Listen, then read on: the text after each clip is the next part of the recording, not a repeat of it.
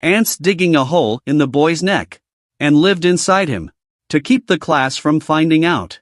Usually he had to use a band-aid to seal the hole. Because of the presence of these ants, Shinny's food intake increased greatly. He had to keep eating every day. At the same time, this gave Shinny great strength. Even the most ferocious insect beasts can be easily defeated. On this day, late at night in an alley, two men trailing a sexy woman unhurriedly. Soon the girl was blocked in the corner. She could only cover her chest with her hands helplessly. Two men saw this with an obscene smile.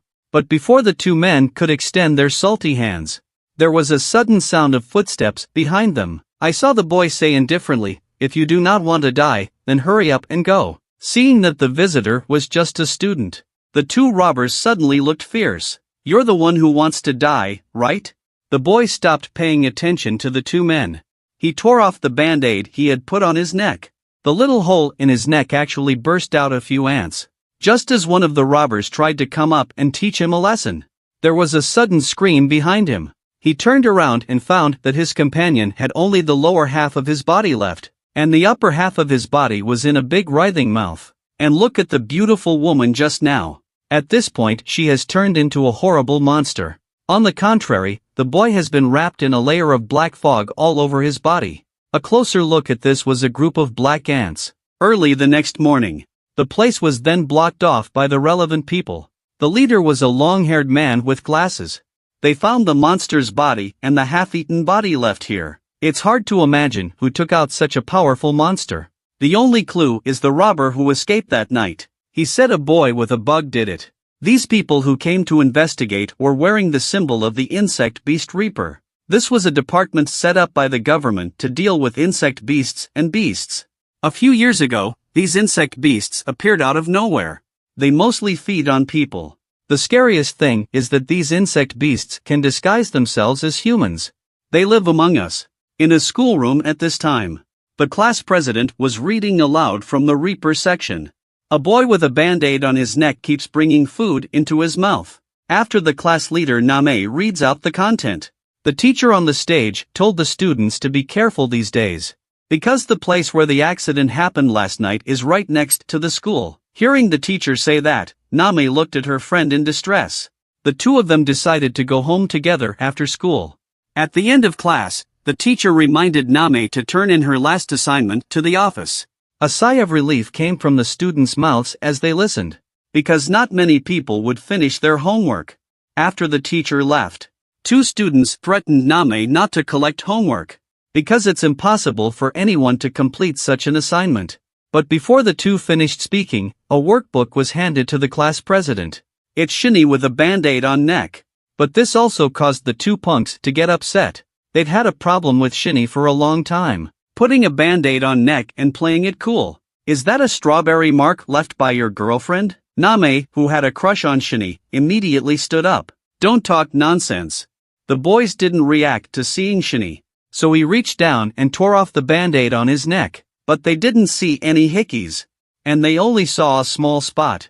The boy thinks he's been tricked. Then he picked up Shinny by the collar and tried to teach him a lesson. But then an ant came out of the hole and crawled under his clothes and hid. This scene instantly scared the boy to the ground and he screamed. People just thought he was crazy and didn't take it seriously. At the end of the school day, Name gave her and Shinny's homework to the teacher. They were the only ones in the class who finished their homework. The teacher's face immediately became gloomy when he learned of the situation. I don't know what he was muttering. While Name was wondering, the teacher looked up again with a smile. "You and Shinny can go home after school. The rest of you stay and clean up the playground." Because of the strange events in the alley yesterday, Name was afraid to go home alone. Just saw Shinny, who was applying a band-aid in front of her, because the two live not far from each other. Name then invited him to go home with him. But Shinny said she had something to do today and refused Name's invitation. The two guys who were left to clean up kept complaining. Shurjin told them to cut the crap and finish the job and go home. Name had to wait here for Shurjin because there was no one else to go with. At that moment Shinny was sitting in the classroom and talking to herself. He seems to be communicating with the ants in this book about something. Two punks get ready to go after Shinny's trouble. While discussing what they saw yesterday about Shinny's ants, they walked towards the classroom. But just as they reached the corner, the short-haired man froze in his tracks. Because there was a huge monster blocking the way. The short-haired man's head was cut off by the monster before he could react. The girl let out a creepy scream as she looked at the object that rolled to her feet. The students were all fascinated by the girl's screams. And then the girl went crazy through the crowd. "Run, everyone, there's an insect beast." The crowd turned around to find a giant spherical insect beast coming out. It was obviously too late to escape. By the time Name and Shurjin reacted, the bug beast was almost in front of them. The two men tried their best to escape. The four eyes behind him grabbed Shurjin in front of him in order to stay alive. She was then viciously yanked backwards. Shurjin loses focus, hit her head hard on a rock. Name rushed forward to help Shurjin up, and found that she had passed out, and she herself could only watch in despair as the insect beast slowly approached. And the monster stopped next to Name, only to see the top of his head slowly split open. The teacher's face appeared inside. "Didn't I kindly tell you to leave after school? Since you don't listen to your teachers either, you can go to hell just like them." With that, the monster raised his fist and slammed it into Name, and at that moment, a colony of ants is coming here at a great speed. The monster's two arms were instantly cut off. Name looked behind him with a bewildered face. An armored warrior surrounded by a lot of black matter appeared in front of her. The warrior quickly caught Name, who had fainted from the shock. The bug beast looked at his falling arm and didn't care, because he had heard of the existence of the fellow hunter black ants. He just couldn't understand why the black ants were protecting humans. Facing the monster's hiss, the black ant responds with a punch. This punch slammed the monster directly into the wall, blood spurting out of his mouth. The black ants took the opportunity to carry the two girls on their backs and put them in a safe place. Then come to the monster again. He said the reason he hunted his own kind was just to eat them. The insect beast was instantly furious. "In that case, then let me avenge the death of my compatriots." And the monster turned into a big ball, and then it shot at the black ants like a bullet. The black ant tried to fight it with strength, but was accidentally knocked away by the huge impact for several dozen meters. Looking at the black ants sitting on the ground, the monster wasn't going to let him go. The monster's legs slowly bent like a spring. Then the body flew into the sky like a cannonball, aimed at the black ants below and smashed down heavily towards his body. The black ant was too late to dodge and was hit head-on, spitting black blood. But it didn't end there. The monster continues to bounce away. A few more heavy blows to the black ant's body. By now, the black ant's limbs were completely twisted in the deep pit. He gave the ants the command to move despite the pain. At the same time, the monster's next attack was just around the corner. Only a loud bang was heard. The monster slammed down hard on the black ants. He thought this blow would be enough to smash the black ant into mush. But he didn't expect that not only was the black ant unharmed, instead, his own body was pierced. The monster didn't understand what was going on. Black ant gives the command again, "Convert." The armor that was wrapped around his feet slowly dissipated. The black matter slowly converged towards his arms. In the blink of an eye, a huge sharp claw appeared in front of him. At this point, the monster finally sensed the crisis, begging the black ant to let it go.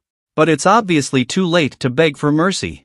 He drove his claws directly into the monster's stomach. Then he lifted the monster above his head and slammed it into the ground. The monster regretted this moment. "Obviously, I have heard of the black ant. Why do I still to mess with him?" Without waiting for him to beg for mercy again, he was lifted into the air again by the black ants. And finally, with a roar from the black ants, the monster's entire body became twisted. With a loud bang, the monster turned into a blood mist. As they left, the black ants gave the order again, "Eat it." The black substance that received the command left the black ant's body instantly. Shinny's figure slowly emerged.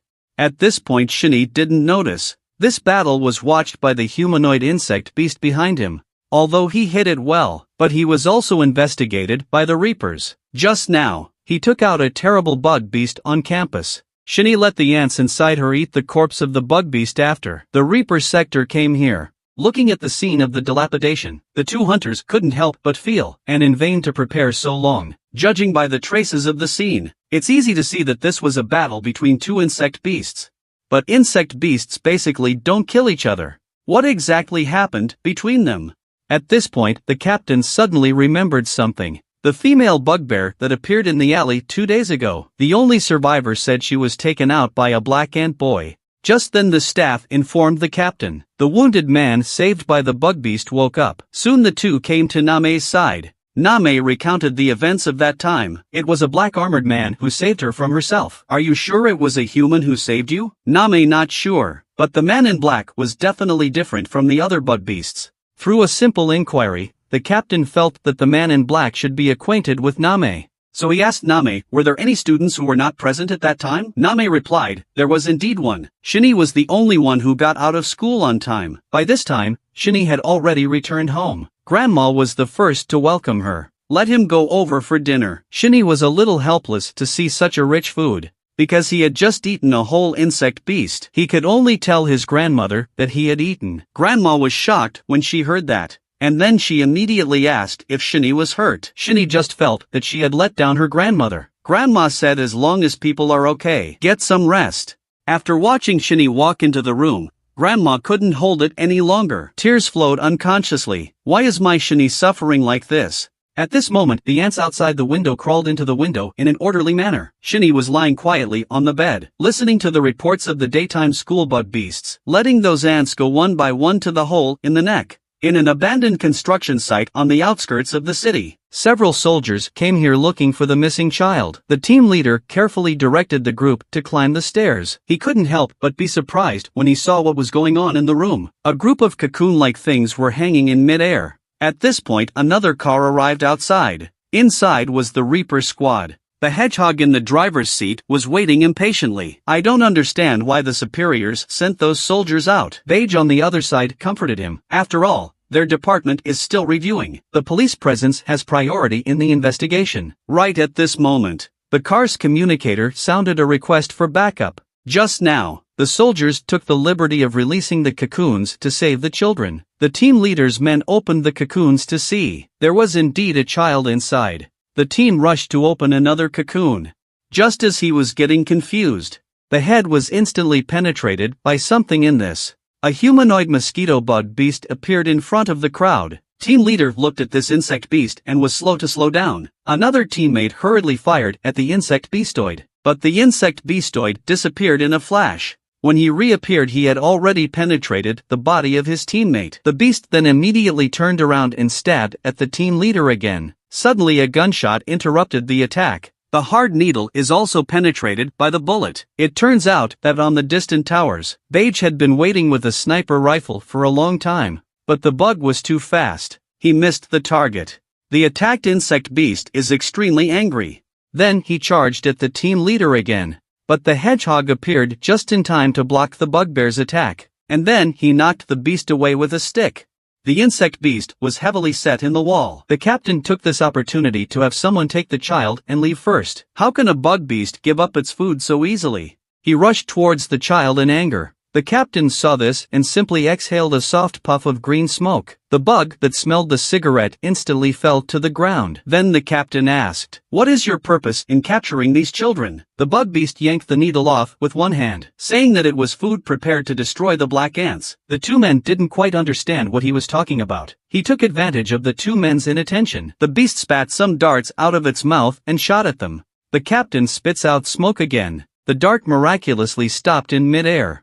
The hedgehog also blocked the attack by waving his stick. The insect beast knew it was no match for the two, and took the opportunity to fly out the window. The captain saw this and quickly alerted Beige to snipe, but Beige fell to the ground after being hit by several darts due to his inexperience. The two people inside the house could only watch the insect beast's escape. On the other hand, Name was sitting on a chair in the park. Looking at the man with glasses being honored in the phone, she got very angry, because her best friend Shurjan was disfigured and lying in the hospital. It was because the man with glasses pulled her at the time. Suddenly a boy in a mask appeared. Name was taken aback, but then he was educated by Name. The boy had to cry and go to his mother to complain. "Why do I have such a naughty brother when I'm so ladylike?" When Name turned around again, and found that Shinny had somehow arrived. Shinny also noticed Name off to the side, so the three of them sat down and ate ice cream together. After eating the ice cream, the brother ran off to play with another child. The boy accidentally kicked the ball off the field. The brother said he would go with the boy to find the ball. Then he followed him through the broken hole in the barrier. Shinny seemed to sense something. Tell Name to wait here. Outside the containment grid, Shinny held down her brother who was climbing out. Shinny told him to go back to his sister. He himself was looking for something in the woods. He soon found another little boy with a soccer. The boy thought he had met his kind, so he kindly came forward to say hello. Shinny ignored the boy. Instead, he tore off the band-aid from his neck. At once, dense ants crawled out of Shinny's body. The boy instantly looked shocked. Looking at Shinny, who was wrapped in black ants, he recognized it as a fellow hunter, the black ant. The boy crushed the soccer in his hand in anger. Then he accused the black ants of all kinds of crimes. How dare you, who violated the rules of insect beasts and beasts, lay hands on your own kind? I'll kill you. After saying that, the boy builds up his strength in place. The body instantly disappeared from the spot. Only the shattered mask remained. By now the boy had become a mosquito beast. Shinny was hit in the head when she was too late to dodge. The broken armor reveals the cold half of Shinny's face. The insect beast wounded the black ant with a single blow. He was inevitably a little proud. Looking at a motionless Shinny, the insect beasts were going back and forth around him, showing off his speed. Shinny, on the other hand, scratched his head with a bemused look. And then with one punch, he smashed the insect beast into the ground. Then Shinny came out of the jungle and came to Name's side. He told brother, the ball has been found, and people have been sent away. They didn't know that the insect beast was being slowly eaten by Shinny's ants. The boy had a hole dug in his neck by ants. He had to provide a lot of food for the ants every day, or else the ants would go crazy and bite inside him. The feeling was excruciating. Also, the ants provided Shinny with great strength. Previously, due to the bug beast incident in Shinny's class, after a week of suspension, everyone went back to school again in separate classes. At this time, in the school classroom, the man with the glasses was still bragging about how brave he was at the time, forgetting that he was the one who dragged Shurjin into the abyss. Name on the other side wanted to go up and give him a kick. However, the girl sitting next to her couldn't stand it first. She stood up and kicked the man with glasses in the stomach. The man with the glasses was stunned by her action. At this point, the girl said viciously, "You piece of garbage. It's too noisy." Name learned from all the chatter that the girl's name was MANHUA. No one in the class dared to mess with her. Just as MANHUA was about to go out, she was stopped in her tracks by an oncoming Shinny. The two were looking at each other. Both sides seemed to sense something. After a long time, Shinny walked into the classroom first. He sat down next to Name with his butt. And then, while eating a snack and listening to each other talk about MANHUA's cool behavior, suddenly Shinny sensed Bug Beast nearby. When Name wanted to invite Shinny to dinner at noon, she found that he was long gone. By this time Shinny had already left the campus over the wall. On the other side, two reapers were heading to the school. They couldn't find any sign of the mosquito beast anywhere, and at the same time there were no more disappearances of children. They didn't know that the mosquito beast had been eaten by Shinny. At that moment Shinny suddenly came out of the alley, and ran right into the captain. Looking at Shinny's anxious face, the captain thought about it, but didn't pursue it. The two then continued to walk towards the campus. In fact, the purpose of their trip was to find Shinny. When they found Name told them that Shinny had just gone out. The two men also realized that the student they had just met was probably Shinny, so they pulled out a business card and handed it to Name, hoping that she would pass it on to Shinny, and then left the place in a hurry.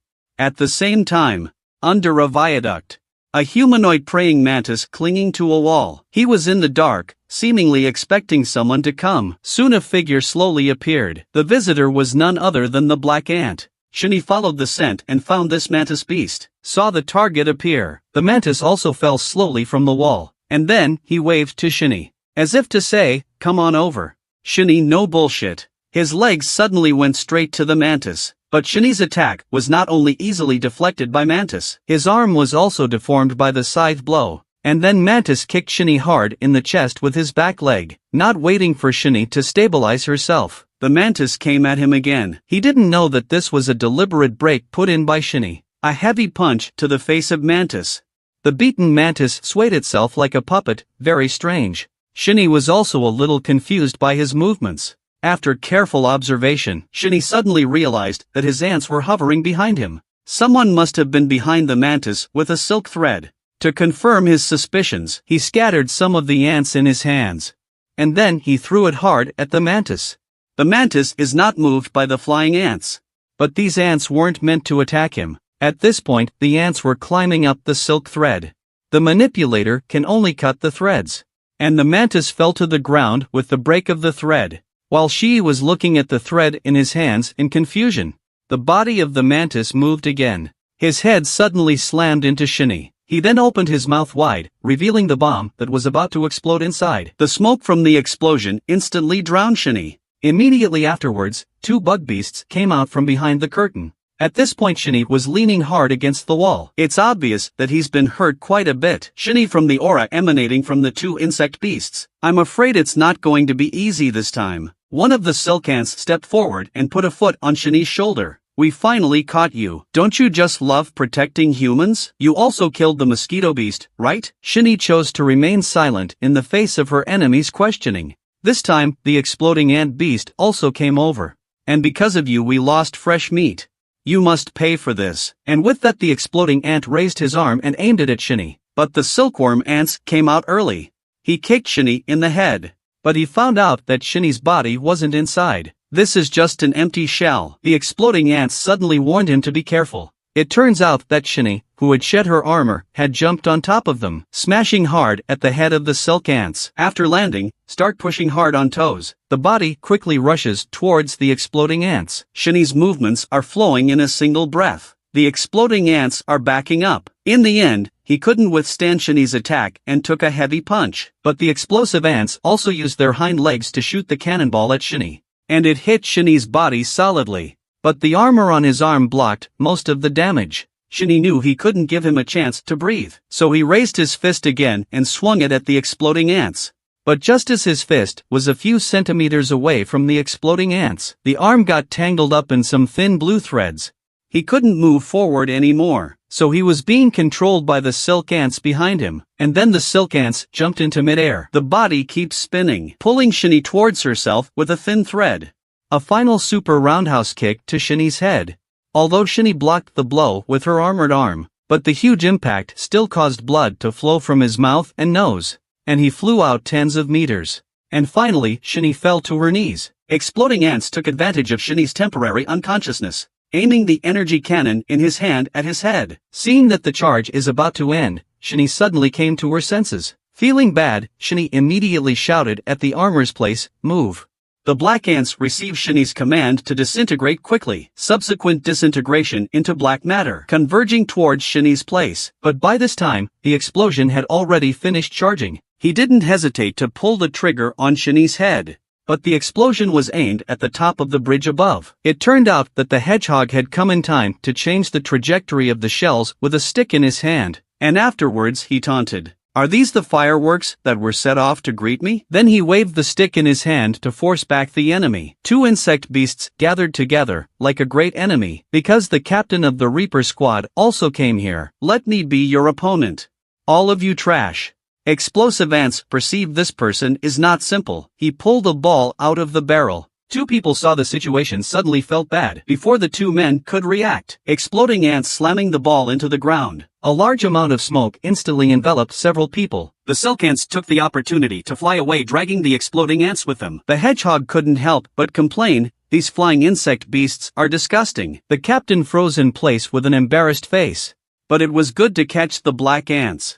But just when the 2 went up to catch the black ant, they found that he was also missing. In the blink of an eye the night came. Shinny dragged her wounded body slowly towards home, holding onto the wall. The first thing he did when he got home was to ask his grandmother to prepare a table of food. Looking across at Shinny, who was covered in bruises, Grandma asked while she was in tears, "Did you not eat anything today?" Shinny didn't hide, "I didn't catch any of them today, so I'm going to eat more." Even though he knows it doesn't really work. After eating, Shinny returned to her room. The first thing he did was lock himself up. Then he began to hiss in a low voice, as if to meet a great pain. When he ripped off his shirt, his body was covered with dense red spots. These red dots are spreading at a rate visible to the naked eye. This is exactly why the ants inside him are eating his flesh and blood. Except for the insect beasts. Human food doesn't satisfy them. The mental and physical torture was extremely painful for Shinny. The boy's body is full of ants. To prevent these ants from running around, he had to seal the hole with a band-aid. Although the ants gave him superpowers. But the premise is to prepare insect beast for them as food every day. Just now, Shini was ambushed by two advanced insect beasts while searching for insect beast, almost lost his life, although he ended up dragging his wounded body back home. But the ants that didn't get to eat insect beast tore wildly inside him. The mental and physical torture was killing Shini. Meanwhile, in an abandoned factory building, a mysterious woman in a protective suit is dragging 3 body bags forward. She's putting the 3 body bags into the freezer compartment. Just as she was about to put the last one in, she noticed that the person in the bag was calling to her. But she put it in the freezer anyway. No matter how much the other side cried out, she still ruthlessly closed the hatch. Afterwards she went to the warehouse to remove her protective clothing. This is none other than MANHUA, the cool guy from Shini's class. MANHUA is next to an old man. The old man was complaining. It was because of the Reaper Squad that they didn't catch the Black Ant, causing failure to form an alliance with the Skyworm organization. As you can see here, they are the 2 insect beasts that fought with Shini during the day. Then the old man said he wanted to increase the food reserves. But this was rejected by MANHUA. She didn't like to do this kind of thing. But old man suddenly found. MANHUA is wearing the same school uniform as Black Ant. Do you guys know each other? MANHUA knocked off the old man's arm and hastily denied it. Old man said it's okay. As long as you two are in the same school, you have a chance to kill him. But MANHUA refused again. That's not what she wanted to do. But before she could finish her sentence, old man grabbed MANHUA's neck. He reminded MANHUA that she had to kill the Black Ant if she wanted to cooperate with the Sky Bug organization. At this point, the sound of a dog barking outside suddenly attracted the attention of both men. Looking out the window, a man with a number on him is running out the door. Old man immediately pulled up the surveillance. He found out that the man had escaped from the freezer compartment. Old man looking back at MANHUA. Did you forget to lock the door? MANHUA stammered and replied, maybe. After hearing this, the right hand began to bug out and went towards MANHUA. It's better if you tell the truth. MANHUA saw the situation and immediately said she wanted to quit, ready to part ways with the old man. And she saw that the old man gently snapped his thumb on his index finger. Meanwhile, the man fleeing outside the house stopped his body. A faint glow emanated from his chest, and then the man was drowned in the explosion. Then the old man raised his thumb again. The same glow appeared on MANHUA's chest. The old man with a grin gazed and said, kill the Black Ant. This is an order. The next day at noon, Shini ate in the cafeteria like a hungry ghost. Name next to her felt that Shini was eating more than usual. Shini was completely oblivious to the eyes of others, desperately trying to get food into her mouth. Suddenly his pupils contracted, and the spoon fell to the ground, because the ants inside him started to eat his flesh and blood again. Looking at Shini's uncomfortable face, Name couldn't help but worry. And then the pesky glasses guy came over and messed up. Shini, what's wrong with you? Are you a pig? One person eats that much. Name on the side trying to help Shini out. He usually eats like 10 people. The average person can't eat 10 servings of food. Or are you not human in the first place? The people around also cast a strange look after hearing, including MANHUA, who came in behind. The man with the glasses doesn't realize the seriousness of the situation, continuing the mad mockery of Shini. He didn't know that Shini was on the verge of going crazy. Just then, and another ant sank into Shini's flesh. Shini's body shook, grabbed the chattering man with the glasses, then like a chicken slowly carried him to the mid-air. Just as Shini was about to finish off the glasses guy, Name behind him stopped him just in time. Shini, who had regained her senses, threw him out, and left without looking back. In the blink of an eye, he ran to the top of the building. At this point, the ants in his body ran outward uncontrollably. Shini hissed in pain. The converging ants form another head, trying to fight for control of Shini's body. At this moment Huiyan, who was following him, suddenly appeared behind Shini. Do you want everyone to know that you are Black Ant? She said she meant no harm while her body began to bestialize. Seeing a fully bestialized Huiyan, Shini's hunger grew stronger and stronger. And then his body rushed uncontrollably towards Huiyan. And Huiyan put her hands together. Then several blue threads condensed in the hands. The two of them instantly wrestled with each other. The fight was on the verge of breaking out. The screen turns. Shini slowly opened her eyes, only to find his body crawling with ants. And the limbs were pulled firmly by 4 giant ants. Just as Shini was hissing in pain, a much larger ant slowly appeared behind Shini. The giant ant aimed its pincers at Shini's head. Just as he was about to bite Shini, a red ant came out of nowhere and saved Shini. In a flash he destroyed all the Black Ant. When he woke up again, he found himself in bed, and the pain in his body was gone. All he remembers is meeting MANHUA on the rooftop, who had turned into a silk ant. He learned from his grandmother that MANHUA had carried him back last night. It looks like she's been hurt a lot too. Shinny was a little confused after hearing that. Why is MANHUA still alive? Didn't my ants go quiet because they ate MANHUA? Suddenly Shinny became aware again of the presence of insects beast in the vicinity. The image of the old man came to mind. Can't hear what grandma's saying to him at all. Bad old man asked MANHUA out on a date. Immediately blamed her for making a mess of things. MANHUA said she did the best she could, but the bad old man wasn't satisfied. Let her take care of the black ant as soon as possible. MANHUA was immediately furious at what she heard. That guy was a monster. If you can, you go. I don't want to die. Old man listened, the eyes showed fierce light. But just then, the sound of footsteps behind them interrupted their argument. A dark figure slowly emerged from under the bridge. It was the black ant who were following the scent. The two men were in a state of shock. Instant bestial mode. Don't let me down this time. As soon as the old man finished, MANHUA took the lead and rushed up. MANHUA lifted his right leg and kicked Shinny hard. But the blow was easily deflected by her opponent. Meanwhile, Shinny's ants quickly gathered in hands. A huge fist slammed down on MANHUA's body. The power of this punch directly broke MANHUA's armor. MANHUA, who had been hit hard, realized clearly that this guy had gotten stronger again, but Shinny doesn't continue to attack MANHUA, but instead went to the explode ant on the side. But MANHUA suddenly grabbed Shinny's foot from behind. Are you taking pity on me? And then she shouted angrily at Shinny. If I can't even catch you, how can I take revenge on the Skyworm organization? At this point, the explode ant slowly raised their thumbs. MANHUA, you really look like a poor bug now. MANHUA panicked when she saw the explosive ants in action, shouting for him to stop. Explode ant saw that MANHUA had no use for him and told the truth. Do you think I'm really going to help you get revenge? I did everything so I could join the Skyworm organization. MANHUA, knowing the truth, went on a rampage. I've done so many dirty things for you. In the end, I can only die unwillingly? Explode ant don't want to listen to her crap, and then he was ready to press his thumb. But then Shinny suddenly disappeared from the spot. Explode ant can't see Shinny's position at all. But then there was a sudden explosion next to MANHUA. A black shadow instantly flashed by and ran quickly towards the explode ant. And the explode ant let out a scoff. You can't get out of my heat wave minefield. But soon he couldn't stop laughing. Because the impact of the explosion couldn't catch up with Shinny's speed. The explode ant saw the bad situation, firing a cannonball at Shinny, but Shinny easily dodged his attack. Then the explode ant were ready to press their thumbs. He tried to attract Shinny's attention by detonating the bomb on MANHUA's body. But before he could react, Shinny then grabbed his arm. And when he tried to press it, he found that his body was out of control, because Shinny had taken off his head. When MANHUA saw Shinny again, he found that he had evolved into a whole new form.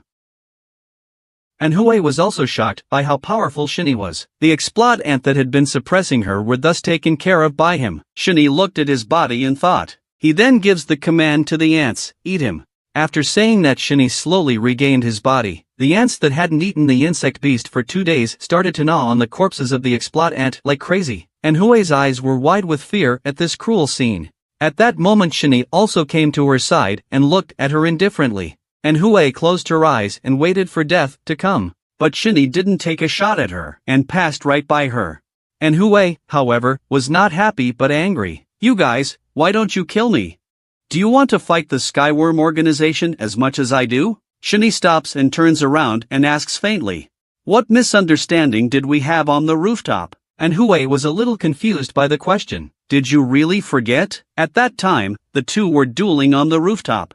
Shinny quickly knocked MANHUA down. By now Shinny was frantically suppressing the black ant desire to feed, but it still broke free and rushed towards MANHUA. And at this critical moment, Shinny caught the black ant by the neck just in time. Stop, this is not edible. It sees the mouth of food, cannot eat. Black ant turned his head in anger, and then opened its mouth at Shinny. Luckily, MANHUA was able to control the black ant that was going to eat Shinny. But MANHUA knew she wouldn't last long. Just then, one of the ants in Shinny's body mutated. With a scream from Shinny, the giant black ant disappeared instantly. Shinny also fainted unconscious. And just when MANHUA was wondering whether to kill Shinny or not, She suddenly thought that this guy might be able to fight against the heavenly bug organization. Shinny was then sent back home.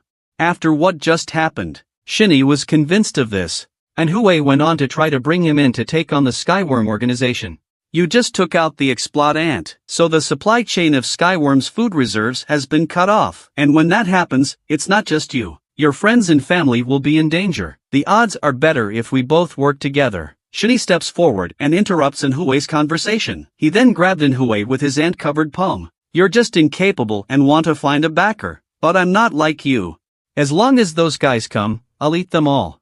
After saying that, Shinny grabbed Hui's neck. Countless ants burrowed into Hui's mouth. After a long time Hui slowly opened his eyes. It turns out that Shinny was only doing this to help her get rid of the bomb in her body. The next day, the Reaper team sealed off the accident site. Just as the interns were picking up the prosthetic limbs left over from the explode ant, suddenly a small pill fell out of it. Before the intern could see what it was, and there's a strange person outside trying to break in. Longhair saw this and hurriedly held the man down. He said to him to leave, but the man just gently raised his hand to cut off one of the arms of the Longhair. Shaggy instantly let out a heartbreaking scream, realizing that there was something wrong with him. Everyone pulled out their weapons and got ready to fight. Not only was he not nervous, but he showed an excited expression. He killed a Reaper squad member with a single punch. In the blink of an eye, there was only this intern left, but he couldn't escape the clutches of the man in the end. Then the man picked up the capsule on the ground. Then he dialed a phone number. Sample recovery is complete. On closer inspection, the sample was a worm egg. On the other hand, Shinny was in class as usual. And Hui used the silk thread ability to shoot a note.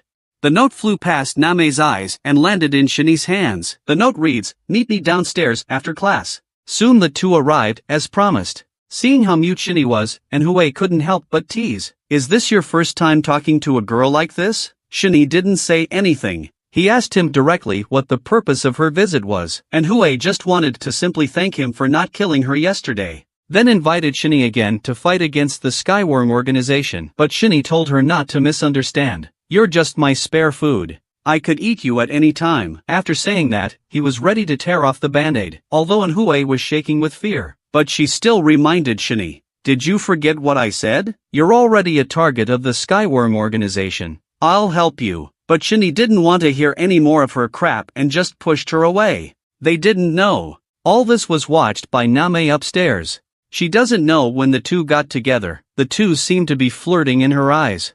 This made Name more or less jealous. And look at the Reaper squad side. To improve the survivability of the team, they developed mechs to deal with insects. And it was the hedgehog of the squad that was used as a test subject. For more accurate testing of mechs, the captain told the hedgehog that he could not use his own weapon. The hedgehog, who was used to using a long stick, saw the lightsaber now. He showed a face full of disgust. And at that moment the person he was fighting against came out on the other side. But the uncle looked sickly and seemed to have little strength. But when he heard that he could kill his opponent, he immediately got excited. In the blink of an eye, the uncle disappeared in the same place. Before the hedgehog had time to react, the uncle in the guise of insect beast had come up behind him. The hedgehog hurriedly blocked and used his strength to pull away. Seeing no substantial damage to himself, the hedgehog was pleased with the mech's defense. Insect beast, however, is now cruising around the hedgehog at 300 miles per hour. Seeing that the time was right, Insect Beast throws a punch at the hedgehog. Although the hedgehog blocked Insect Beast's terrifying blow, but the armor on his arm was also clearly cracked. But the hedgehog, with his years of combat experience, backhanded Insect Beast and slashed him. And then he delivers a heavy kick to pull away. But the arm of the mech was also broken. The Insect Beast saw this and charged at him again with excitement. By this time, the hedgehog had lost the ability to fight. He frantically asked for help from outside. But before he could finish his sentence, Insect Beast grabbed him by the neck. The hedgehog struggled desperately. Was he going to die in the lab? Suddenly, a tremendous electric current electrified Insect Beast and made him scream. He soon lost consciousness. It turns out that in a near-death situation the mech will send out 100,000 volts of electricity to attack the enemy. Afterwards the Insect Beast was again dragged away by the sleeve. As he was leaving, he turned around and taunted the hedgehog. Next time I will kill you. After the battle the captain also left the place. He came to the archives, where he found out about the leader of the Skyworm organization, Brad. This beautiful woman is not actually human. At this point she spits out a yellow worm egg in her mouth, and then she cupped Shurjin's chin. And then she put the eggs in her opponent's mouth. Shurjin was thus transformed into the ugly insect beast. She became a pawn of the insects. At this point, MANHUA was working with Shinny, finally revealing her true purpose. In fact, her target is not the Skyworm organization, but their leader Brad. Hearing the word Brad, Shinny suddenly became excited. Shinny's face was written with anger and resentment, because Brad was the one who killed his mother. And he was also the one who broke up MANHUA's family. On the very day when school was over, MANHUA stalked Shinny again. But soon after they walked out of school, Shinny's familiar feeling came back. He looked carefully at the pedestrians around him, finally fixing his gaze on a couple. One of the men was a bug beast hiding among the humans. MANHUA, who had finished buying ice cream, noticed Shinny's strange appearance. She learned from Shinny's mouth. The man in front is an insect beast. On the other hand, Name came from school to visit Shurjin in the hospital, but Shurjin didn't want to be seen in her current state, and drove Name straight away. But just as Name was about to leave the hospital, a nurse passed by her. Name couldn't help but look twice at such a beautiful woman. Shortly afterwards, Shurjin in the ward noticed someone coming in. She thought it was Name and immediately shouted a rebuke. But when this person came closer, it was the same nurse that had just been there. Do you want to be even more beautiful than before? I can help you. After that she spit out a yellow worm egg in her mouth. A closer look shows that this is the same one that the explode ant dropped. You want to take out the nasty ones too, don't you? I'll help you get your wish. And then the eggs were sent into Shurjin's mouth. Shurjin's body suddenly trembled. And the woman gloated at the change in her. A sharp pain suddenly came out of Shurjin's body, causing her to roar out loud. Seeing Shurjin's face, the woman also became very excited. On the other hand, the insect beast took the girl to the swimming pool and then kicked the girl into the pool while she was not prepared. When the girl resurfaced, there was no sign of her boyfriend. She didn't know that there were eyes underwater watching her. It was the boyfriend who had dived under the water at some point. At this time the man grinned. Then he suddenly grabbed the girl's foot and made a throwing motion with force. The girl's head hit the bottom of the water hard and lost consciousness. The man looked at the girl floating up and complained, "It's such a pain in the ass to hunt every day." And then he opened his big mouth and he was ready to eat the girl. But just then an ant suddenly crawled on his face. The man then looked back at the glass. It turned out that Shinny, who had turned into a black ant, had arrived here at some point. Shinny smashed the glass with one punch. And then he leapt. A heavy kick to the man's stomach. This kick sent the man straight into the wall. But the man acted as if nothing had happened. And he got up and he hit Shinny back. Shinny took the punch solidly, taking advantage of the gap when Shinny was knocked away. And MANHUA has set up the net of heaven and earth, only to see several silkworms appear in front of the man. In a flash, he was wrapped into a dumpling. And MANHUA then pulled the girl out of the water again. It's a good thing the girl only fainted. It wasn't life-threatening. After settling the girl down, MANHUA returned to Shinny's side. At this point, the man was not the least bit afraid, and questioned why the two men were disturbing their kind to eat. "You guys are really tired of living. Do you know who I am?" Shinny says he doesn't care. "You're just food to me." And just as Shinny was about to go up and eat him, MANHUA stopped him. She thought she could get some clues from this person. And the man recognized Shinny. He was the fellow hunter Black Ant. "I didn't know you had an accomplice, but you're not qualified to kill me." And with that the man began to bestialize. And MANHUA was very confident in her silk threads. But by this time, the man had also completely completed his bestialize. And the threads slowly split with the light. The aura emanating from the man made Shinny startled. "Get out of the way." But Shinny's warning was too late. Numerous blades of chi came out of the man's body. And MANHUA was too late to dodge and was hit in the shoulder. Shinny barely managed to block the blow with the hard armor of the Black Ant. In a flash, the entire room was left with deep grooves from the air blade. Then another voice came from their ears. "You two might be able to bully a normal insect beast, but I am a member of the Skyworm organization. You guys are really not afraid of death. I'm Camille of the Skyworm organization. If you are not convinced, you can try again." The two men smell the words and prepare for battle. And then they pounced on Camille together. But their best moves were easily defeated by the enemy. Camille's hand slashed through the water, leaving several streaks of shadow. Then he came behind the two people in a flash. Camel's hand sword emitted a sword aura that pierced the bodies of both men. The wounded Shini could only let his body fall. Camel saw the right moment to aim his hand knife at the falling Shini. Luckily, MANHUA reacted in time and took the risk to save him. The two of them did not dare to be careless at this point. It was clear that this pool was Camel's home turf. Just get close and you'll be attacked. But while MANHUA was trying to figure out what to do with this monster, but Shini, who was on the other side, went straight up. Meanwhile, he reminds MANHUA to cover the entire pool with your silk threads. Although MANHUA doesn't quite understand, but did as Shini asked. Using MANHUA's silk thread as a relay point, Shini darted towards Camel. He had to transform into a red ant again to have any chance of defeating him. Soon Shini is in front of Camel, but did not wait for him to strike, but the enemy cut off a tentacle. Shini immediately fights back, but it was easily dodged. And next Shini's punches are getting faster and faster. The body began to gradually change color. With a lot of effort, he finally hit Camel in the face. Then another punch hit Camel's left arm, and then the right hand. Watching Camel's two weapons come out of his hands, Shini wanted to take advantage of this opportunity to take out her opponent in one fell swoop. But a sword suddenly passed by him. It cut off his facial armor. At this point Camel not only has his leg fused with the hand sword he just dropped, both hands also draw two more powerful weapons behind him. This is my real strength. After all is said and done, he arrived behind Shini in a flash. Shini was also hit by Camel's cross slash. The armor broke instantly. Blood sprays out. Camille thought he had one, but found many blue threads wrapped around the weapon. MANHUA suddenly appeared behind Camel, and with his hands he pulled the thread tightly while his knees hit the back of Camel's head hard. Although the blow destroyed the armor of Camel's face, but MANHUA was also pierced by the sudden appearance of the light blade.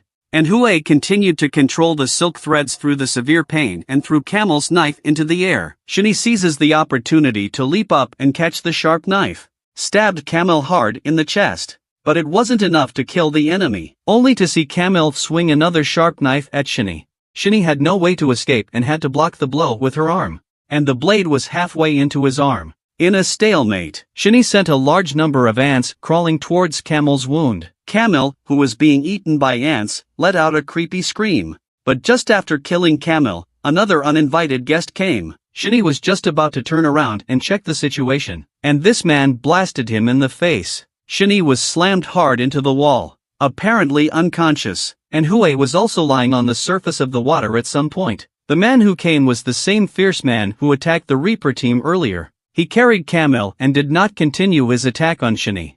Instead, he shoots a card at Shini. The card says the 6th club. This woman spits out a yellow worm egg in her mouth and fed it to the girl across the room. Then the girl turned into the dreaded insect beast. Today was Shurjan's first hunt as an insect beast. The fresh meat across the street has been waiting here for a long time. Voir une belle fille comme Shurjan. The fresh meat still looks shy. Beauty, I know a nice hotel nearby. Can I take you to a game? Shurjan heard a pout. Handsome, you are so bad. While talking, Shurjan took off his mask. The fresh meat is suddenly a youthful flutter inside. Shurjan took the opportunity to stand on tiptoe and kiss him directly. This happiness came a little too suddenly. But the next moment the boy's eyes were wide open. At this point his skin was drying out rapidly at a rate visible to the naked eye. Until Shurjan sucked up every last drop before releasing him. The boy who had fallen to the ground was clearly not breathing. At that moment another beautiful woman came into the alley. She was the woman who fed Shurjan the worm eggs. She held Shurjan tight, as if to show that this is her plaything. Baby, how does it feel to be on your first hunt? It's not bad. It tastes beautiful. Meanwhile, on a speeding subway, an uncle with a very unnatural expression was muttering something to himself. This drew strange looks from the crowd. At that moment, the uncle suddenly opened his mouth wide. The esophagus with sharp teeth inside was revealed. The few people in front of him are strung together like candy canes. This scene caused an immediate panic among the crowd. At this point, the uncle turned into the Grim Reaper and kept reaping the lives of the people in the car. It didn't take long for the carriage to stop screaming. Only the uncle was left writhing grotesquely. On the other hand, Name was walking to school. Suddenly she noticed a familiar figure in front of her. It was her crush, Shini. So Name rushed forward to say hello. Good morning, Shini. But when she saw Shini's face, she was stunned. What's wrong with you? Shini could only explain, It's from fighting with other people. He couldn't tell her that he was beaten up by Insect Beast yesterday, right? Just after returning to class, Name saw a dazed Shurjin. Name was so happy that she jumped right at her. Seeing her best friend recover, Name was so excited that she shed tears. I didn't see you at the hospital last time. Do you know how worried I was? Sorry, Name. I didn't want people to see my hair the way it is now. The two of them were talking and laughing as if they were back in the beginning again. But suddenly an unexpected visitor interrupted their conversation. The person who came is the glasses guy who victimized Shurjin. Not only did he not feel sorry for Shurjin at this point, and he kept mocking Shurjin's scars for being so disgusting. The head is so ugly. This instantly made Shurjin furious. She wanted to eat him alive right now. But before she could do anything, Name aside punched the glasses guy first. Name, who was always so gentle, just yelled at glasses guy. If it weren't for your greed for life and death, will Shurjin become what he is now? Because of Name's help. This tempered Shurjin's anger. Glasses guy said he was sorry though, but there was clearly some resentment inside. You guys wait for me. Shinny also sensed the difference in Shurjin's anger just then. This is clearly not a human scent. On the other side of the train, the murderous uncle had completely transformed into a giant fleshworm. At this point the man with the Reaper logo on his clothes walked into the carriage. This man was the brother of the Ripper team, Jack. And walking in the front door is the older brother Jesse. Their arrival immediately caused Insect Beast's displeasure. The two men blocked Insect Beast in the middle. The doctor told us to take this back for research. Be careful not to break it. This statement instantly angered the giant bug, and it opened its mouth at Jack, but before he could cry out, Jack stabbed him in the body. And a few more rounds. Didn't I warn you not to break it? But before Jesse could finish his sentence he was knocked aside by the giant bug with his tail. No way, brother, are you dead? An Insect Beast take this opportunity to use the tail to press Jack hard. I can't be overwhelmed with this power alone. You're not even close to my big brother. After saying that, the whole giant worm was lifted into the air by him. Jesse took advantage of the opportunity to cut the giant insect in half. Just as the two were about to pack up the giant worm and take it away, a miniature worm crawls out of the giant worm's corpse. The little worm looks up at Jesse. Then its body shot into his head like a bullet. Looking at his brother whose body was shaking, Jack hurriedly asked, "What's wrong with you?" The next second he acted as if nothing had happened. But there's something strange swimming around inside his head. The girl was fed a worm egg. And she turned into a horrible insect beast. After feeding on the essence of a boy, she went back to school acting like nothing happened. After school a few people were going to go eat kimchi together, but halfway there, Shurjin got a text message. She then made the excuse that she had to leave first. Name reluctantly said that it was okay to make another appointment tomorrow, but when Shurjin left, Shinny stared at her back and thought. And then he and Name were both ready to go home together. But then she suddenly remembered that Shurjin's homework was still in her school bag. The teacher is going to check the homework tomorrow, and she said goodbye to Shinny and had to deliver the homework to Shurjin. But suddenly Shinny took her hand. It's dangerous, don't go. Shinny's words left Name a little dazed. I mean, Shurjin had just been discharged from the hospital. The teacher will understand. On the other hand, Shurjin met the person who sent her the message. She licked her lips as if she had seen her prey. Then she got into the man's car. This scene was watched by the glasses guy not far away. The two of them look like they're not in a normal relationship. Then glasses guy gave a playful smile. And Hue has been resting at home since his last injury. For to find out the leader of the Skyworm organization, Brad, she decided to do something about it. By the end of the night, and Hue walking around the night market in a cool costume. She never thought the address on the red card was a nightclub. Looking at the long line at the door, she could tell that this place was extremely hot. She wanted to contact Shinny to investigate, but was refused. And just when she was annoyed by that, a man suddenly appeared behind her and called out to her. "Beauty, are you alone? I feel familiar with your back." And Hue also felt that this person's voice sounded like he had heard it somewhere before. So she turned her head curiously, and found out that this was the same person he was fighting with, Shinny, Camille the Green Steel Shadow. And Hue followed him into the nightclub, and found the place very lively. All young and beautiful women. Not a bad atmosphere. But Anhue knew that there was more to this place than meets the eye. So she took out the red card in front of her chest. "I was invited to come. You're not just going to show me this stuff, are you?" Camille saw the card as if she had expected it. "In that case I'll show you something exciting. The two walk through the corridor to an elevator entrance. The red card is what is used to start the elevator, and only VIP customers can have such cards. Shortly afterwards, the elevator doors slowly opened, and Hui was even more shocked by the situation inside, because the insect beast and the humans here were mixed together. Under the stands is a rectangular coliseum. The human and the insect beast were fighting each other on the field. The audience on the stage shouted desperately. Soon the insect beast was killed. Death at the hands of several humans. Yet just then, another giant insect beast appeared in front of the crowd. The beast roared with horror. Then it lifted its leg and trampled several humans into the ground. Looking at the humans and insect beast cheering together on the stage, and Hui couldn't understand why the two races could be mixed together here. Camille seems to see in Hui's confusion. You know too little about humans. They will do anything to gain power and wealth. After saying, the huge insect beast on the field was penetrated through the body. It turned out that a red insect beast had sneaked up on the giant bug from behind, and Hui doesn't understand what the point of such violence is. Camille explains, this will not only give pleasure and excitement. The most important thing is the opportunity to become a member of the Skyworm organization. And with that, Camille took out a yellow bug egg, asked Hui if she was interested in trying it out, and Hui accepted his offer. Just as she was looking at the eggs and asking how to use them, Camille is called by another insect beast that arrives. Camille, the boss has been waiting for you in the private room for a long time. Camille turns around. He was thinking of asking Hui to wait here for a while, but Hui used her stomachache as an excuse to get on the elevator to leave. It wasn't until the elevator doors closed that Hui's heart dropped. Damn, Shani, stood me up. At this point, insect beast reminds him again, but the impatient Camille cut off his head and shrugged it off with disgust. The next morning, Hui arrived at school. She was very angry at the leisurely Shani, so she kicked at Shani, and then she said as she hit, "Do you know what I went through yesterday?" After learning that Hui had obtained useful information, Shani gave her a thumbs up. At this point, the classroom was whispering about something. When they saw Shurjin enter the classroom, the chatter seemed to get louder. Everyone gave her a look of disgust, listening to the obscenities of her classmates. Name questioned, "What are you talking about?" At this point, the annoying glasses guy came out again. He said he had posted the filmed news to the campus network.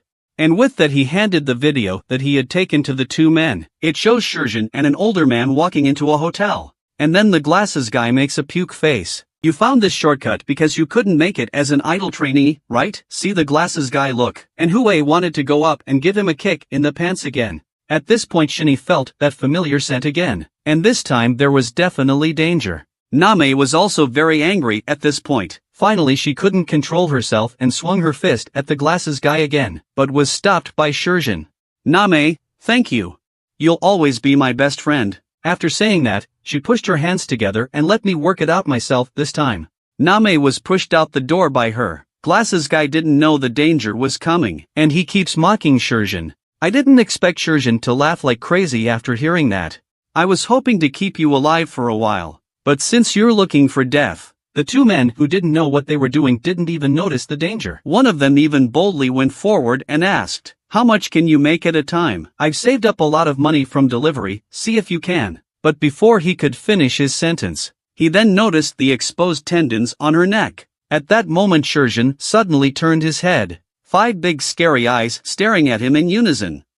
Insulted again, Shurjin stopped hiding, exposing his true face directly in front of her classmates. The boy who was just flirting with Shurjin's voice stopped abruptly. Shani and Hui, who were on the sidelines, were shocked to see her. Shurjin stared angrily at the boy in front of him. Then with a casual punch, he was sent flying. The others saw this and ran frantically for the door, and Shurjin slowly raised his hand. Suddenly her arm stretched out several meters like Luffy's, directly blocking the way of her classmate. The wooden door was also inserted by the stool and could not be opened. Heard noises of chaos inside. Name couldn't help but feel confused.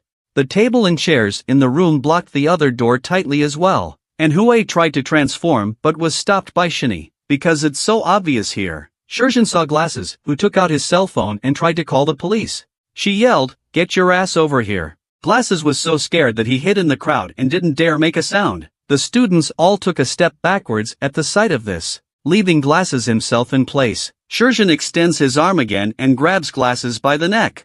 "This is all your fault. Why do you trample on my dreams? Make me become like this. Shurjin opened his mouth wide. The fanged esophagus was revealed inside. In the next second, the esophagus was in front of Glass's face. Just as she was about to eat Glasses, a sudden scolding stopped Shurjin from attacking. At this moment Shini came out of the crowd, kindly persuaded Shurjin to stop. If you kill Glasses now, what will Name think when he sees it? Aren't you his best friend? At that moment, Name's knock came from the door. Shurjin, are you okay? Open the door. Glasses thought it was too late to beg for mercy at this point, so he shouted frantically at his classmates again. You guys hurry up and contact the Reaper department for me. But who would want to be the bird in the head at this time? This caused Glasses to scold the crowd. Everyone just looked at him coldly and didn't want to help him. At this point, Shurjin suddenly called out to Shini, please give me a moment. Please don't ask for support yet. And with that she pressed Glasses hard against the wall. You listen to me. You brought this on yourself. Shurjin reached into his book bag, and then she pulled out a handful of yellow eggs inside. And then she opened Glasses' mouth. Killing you directly will not solve my hatred. I'll make you feel the same pain I feel now. Glasses knew that what Shurjin was holding was definitely not good. But no matter how much he struggled, his mouth opened wider and wider. In the end, he could only watch as the eggs fell into his mouth. Glasses, who swallowed the eggs, immediately reacted. His body continued to twist and turn. His clothes were slowly bursting, and the neck is getting longer and longer. The face also changed at a rate visible to the naked eye. At this point MANHUA suddenly remembered something. The eggs that Glasses just ate were the same kind that Camille gave her. Looking at Glasses again, he's completely transformed into an ugly insect beast. He tried to call for help but only let out a strange hiss. Shurjin on the other side was satisfied with this performance. Now you can understand my feelings.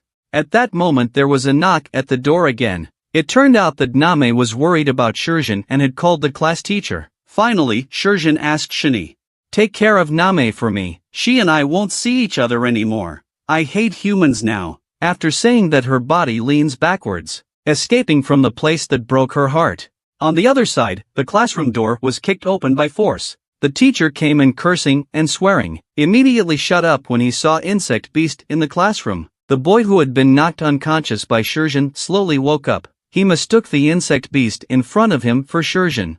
Then he took out his cell phone and called the Reaper department in a hurry. Name believed in it, but in order to protect Shurjin, she immediately grabbed his opponent's cell phone. But the phone slipped during the struggle between the two. It landed right in front of Insect Beast. At this point, the voice of the harvesting department came over the phone. Do you need any help? Glasses was going to come up and ask for help, but all that came out of his mouth was an O sound. To find out what's going on, he turned his head to look at the glass behind him. Then he found himself turned into Insect Beast. Glasses smashes the glass in front of him in anger for not being able to accept reality. He waved his two tails wildly, and Hui's quick hands saved a girl, and the other tail came to Name's side. In the nick of time, Shini leapt up and took Name in her arms. At this point Glasses let out a roar of resignation. But to save his life he had to break the window and leave. After landing, he darted off into the distance in a strange position. Shini, on the other hand, glanced towards MANHUA, and Hui nodded his head to indicate that he understood. And then the two of them started tracking. And Hui said that Shurjin must be connected to the Skyworm organization, because the eggs she just took out are the same as the ones in Club 6.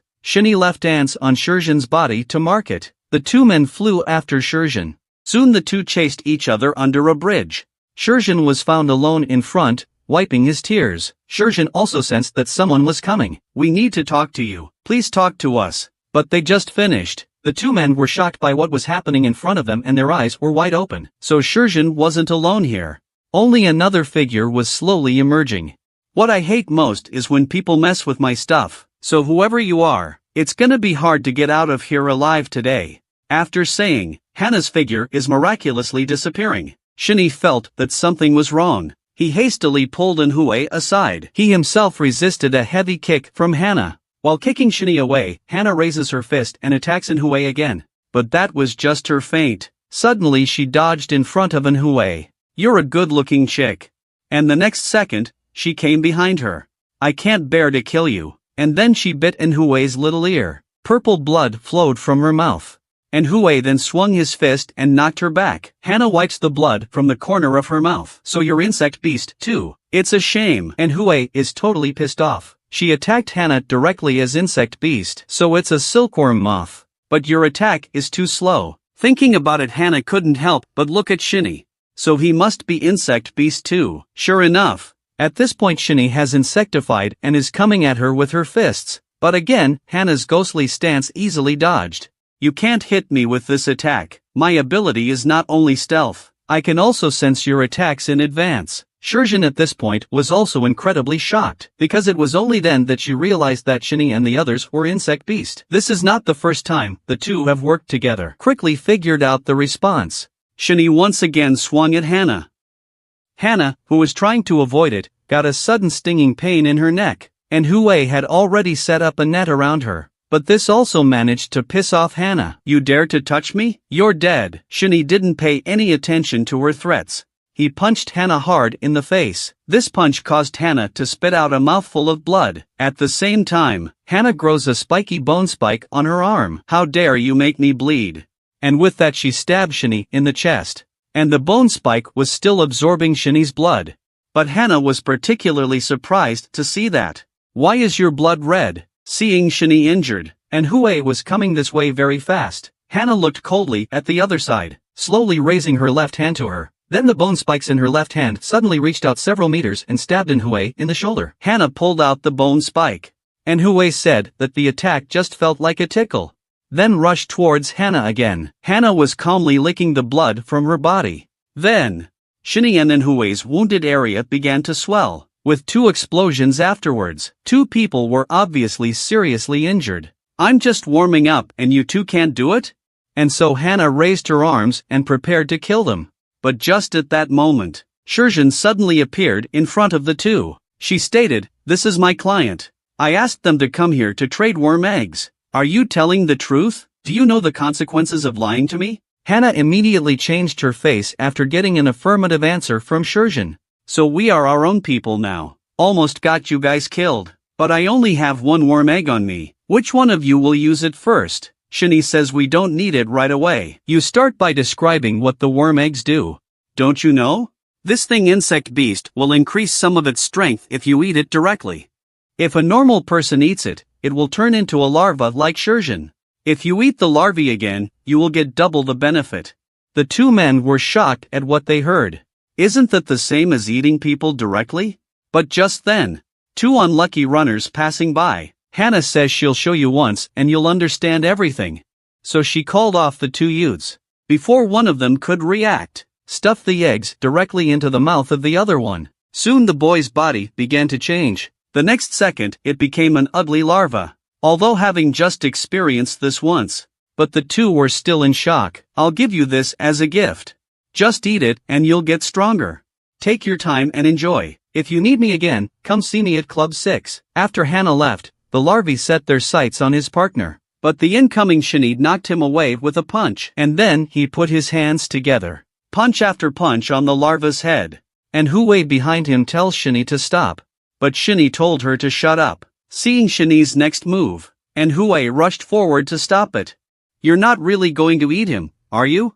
He was human just now. But Shinny still looked bored after hearing that. Don't stop me from testing, eat it. A command. All the black ants converge on the larval corpse. Shinny is watching all this coldly. But at the same time, it made Hue completely disappointed in Shinny. Do you know that this is no different than cannibalism? Why do you have to go to this extent? What's the difference between you doing this and those people in the Skyworm organization? I was blind to work with you. Shinny just glanced at her when she heard that. You take a good look at that. At this time, the larvae on the ground is rapidly changing. In the blink of an eye it took on a hint of human appearance. This was all expected by Shinny, and Hue curiously asked what this was all about. Before Shinny noticed that there was something wrong with Shurjin, he started to study. Now I can only test to see if it works. Just finished. The man on the ground opened his mouth wide in pain. The eggs he had just eaten were dragged out by ants. This thing is the culprit that turns people into insects and animals. Watching the ants keep eating the eggs on the ground. And Hue was worried for Shinny. Will these things affect you if the ants eat them? I'm not sure. I will know when they are back in my body. Soon the eggs on the ground were eaten up. And when they returned to Shini's body, Shini immediately sensed that something was wrong. Seeing Shini in pain, Manhua was also very worried. "Are you okay?" Shini suddenly turned around and shouted at Manhua after hearing that. "Get away from me now!" With the return of the ants, the veins on Shini's neck were sticking out. These ants seemed to be trying to break free from Shini's control. This couldn't help but cause Shini to hiss in pain. This boy's body is full of ants. To keep these ants from running around, usually he has to seal the little holes with band-aids. This day he let the ants eat one of the larvae. Just as the ants finished eating and returned to their bodies, Shini's body changed. These ants seemed to be trying to break free from Shini's control, making him suffer. On the other hand, Hana took Shurjin back to the club. The owner here is none other than the fierce man Kong Dajuan. He noticed that Hana's arm was bandaged, so he asked her if something had happened. Hana said that she just had a misunderstanding with the client. "And what is the purpose of you getting me here?" "Dajuan says the club lost 50 pills yesterday. Do you know what's going on?" Hana said this can only be blamed on your poor guarding. Shurjin on the other side was silent. At this point Kong Dajuan stood up. The next second he disappeared from the spot. When he reappeared, he had Shurjin pinned to the wall. "You have a lot of nerve, you little girl. How dare you steal my medicine?" At this point Kong Dajuan was furious. He threatened to eat Shurjin now. But suddenly a golden needle was placed against his neck. Two insect girls saw this and rushed forward to protect their master. They put a hand knife to Hana's neck. But Hana didn't panic at all. She threatens Kong Dajuan, "You touch her and you're dead." Dajuan just smiled slightly at that, continuing to ask about the whereabouts of the pills, and increased the strength of the hand. And without hesitation, Hana stabbed the golden needle into Dajuan's neck. She seemed to really care about Shurjin getting hurt, but she couldn't stop this crazy man at all. The unbearable Shurjin finally admitted that she had taken the drugs. "But I'm just trying to get revenge." Dajuan finally smiled with satisfaction when he heard that. "In fact, I already knew that you took the medicine. And I know what you used it for." After that he put down Shurjin. Hana rushed to Shurjin's side and asked her about her injuries. Dajuan, who was next to the wall, was laughing wildly. "You little girl, how did you get such a brilliant idea? You're going to see your old classmates soon. They're on their way." "The guy who took 50 pills, what happens to it if I eat it?" And Glasses, who had become insect beast, was fleeing like crazy. Several combatants from the Reaper sector followed close behind. Soon they caught up with Glasses. All kinds of weapons were being thrown at him. He tried to beg for mercy but could only let out a helpless hiss as the captain's blade cut out. Glasses also finally lost his resistance. Afterwards, the captain instructed the crowd to retrieve the body. But just then the ground suddenly shook. The captain turned around at the sound. He found the bodies of the team members were stuck in the mud, and two unfamiliar figures appeared ahead. At this point the captain saw that they were coming from a bad place, so he asked them who they were. But Camille did not pay attention to this person, but asked a child to take the body away. But the child disagreed, because he wanted to kill the humans in front of him. As he speaks, the mud controlled by the child is about to swallow two of the Reapers. And the captain not only didn't attack, but also thrust back his long sword, and even smoked a cigarette at leisure. This scene not only made the enemy on the other side look silly, the team was also unable to understand the captain's intentions. The captain said calmly, "I was thinking about this body. Why are you guys making such a big deal about trying to get it?" No one noticed that the red mark on his scabbard turned green. "Your teammates are dying and you're still thinking about such insipid questions. Do you really want to see them lose their lives?" The captain sniffed and finally raised his weapon to the enemy. The kid was a little confused by this. "Can you attack us from such a distance?" Camille was just about to warn him to be careful when he was struck by a green bolt of electricity, watching his companion fall in front of him. Angry Camille instantly opened the insectization. "You vile human." At this point the captain was not idle. He once again built up his strength and shot electricity at his opponent. Camille saw this and waved his hand sword. He thought he had successfully blocked the blow. But the next second he was shocked. "Is this thing going to be useless even if it's blocked?" The team took this opportunity to scramble upwards. The captain suddenly disappeared in one leap. While rushing towards Camille, he told the team to make sure to retrieve the torso and not to let the enemy get it. After saying that the two men's weapons collided, just this one blow, the captain knew this was definitely a dangerous guy. Camille also drew his other longsword behind him, but the two were on par with each other. No one can beat the other in a short time. Camille doesn't want to waste time, and he swung his sword directly at the captain with all his might, feeling the powerful attack of the opponent. The captain was in a cold sweat. The captain smoked the whole cigarette, and then exhaled the smoke and enveloped Camille in it. And Camille is full of disdain for this, and the smoke was dispelled with a single swing of the sword. However, the captain was also missing. The sudden sound of electricity behind him aroused his alarm, but just when he turned around to check the situation, he was struck by the captain with a vicious slash. But the good thing is to avoid the fatal attack. The captain again asked them what their intention was to obtain the body, but then the vibration came again from underneath the feet. Sensing danger, the captain leapt backwards. But that's what the thing below was waiting for, so he can't hide. Luckily, his teammates came and blocked the dangerous blow. But then there was a red spike in the ground. It went straight through a teammate's body. And that's when it became clear that this was the esophagus with the fangs. Without waiting for a few people to react, the bald head was thrown into midair. Then he was sent into the mud again. Camille then realized that the child had been playing dead. At this point the boy, completely animalized, slowly emerged from the ground. He should be insect beast of cerambicity. And the bald head slowly emerged in front of the crowd. The two men immediately decided not to play. Take the body first. Then the kid sinks glasses into the mud. Camille tells the kid to take the body back to the club first. He came to stop them. Club? This is the only information the captain got today. Seeing that they are going to escape, the captain raised his weapon again and aimed it at them. But by this time, the scabbard had run out of power. At this point, the surrounding buildings began to shake continuously, then started to collapse. The team rushed to tell the captain to retreat. The captain told them to go first, and he rushed toward the center of the collapse. And soon he stepped on the rocks and came to Camille. Camille was ready to fight. Unexpectedly, the captain just wanted to save his teammates. Looking at the sinking enemy, there was nothing the captain could do. He had to evacuate the area with his teammates. But next he wants to investigate the clubs in the area. Now it's our turn to hunt. A black ant riding on a yellow insect beast. A closer look. They're not breeding offspring. Instead, the black ants are gnawing on each other's flesh and blood. Shinny was watching silently. Since the last time I ate that bug egg, Shinny noticed that the number of ants in his body had increased. Because of the limited capacity of the body vessel, he split this strange black ant.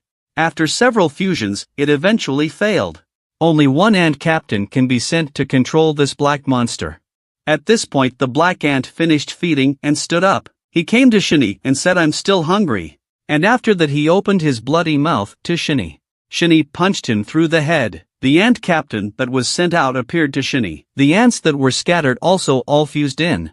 But just then, Shinny felt insect beast's breath again, and the target was not far away under the bridge. To test the strength of the present, Shinny decided to go and meet them.